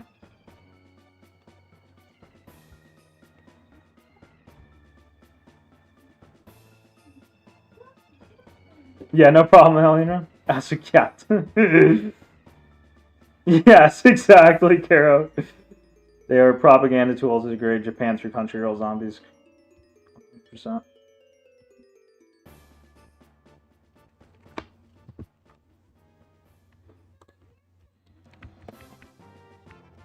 Alright, I think I will stop now because I'm starting to lose focus, but there's just a few more hair strands we gotta take care of, and we're almost there.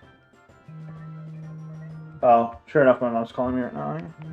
So anyway, thank you for showing up, everyone. I will get off, and I will be back probably tomorrow because we gotta finish this. And I mean, I'm just gonna try to get on, like I said, as much as I can this month. I would like to get on, so I'm gonna be lobbying for that. All right, sounds good. Sounds good. Yeah. But then. All right. This was very fun.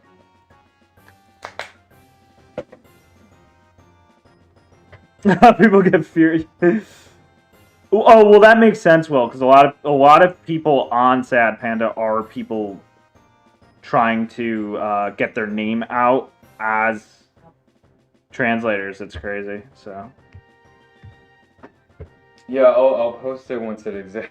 Yeah, he doesn't have one. It will be soon though. Maybe he's just a guest on my show. It's gonna be like art. Yeah, he's gonna start an art teaching one in the near future, but. Yeah. But yeah, thank you everyone. Yep, thanks everyone.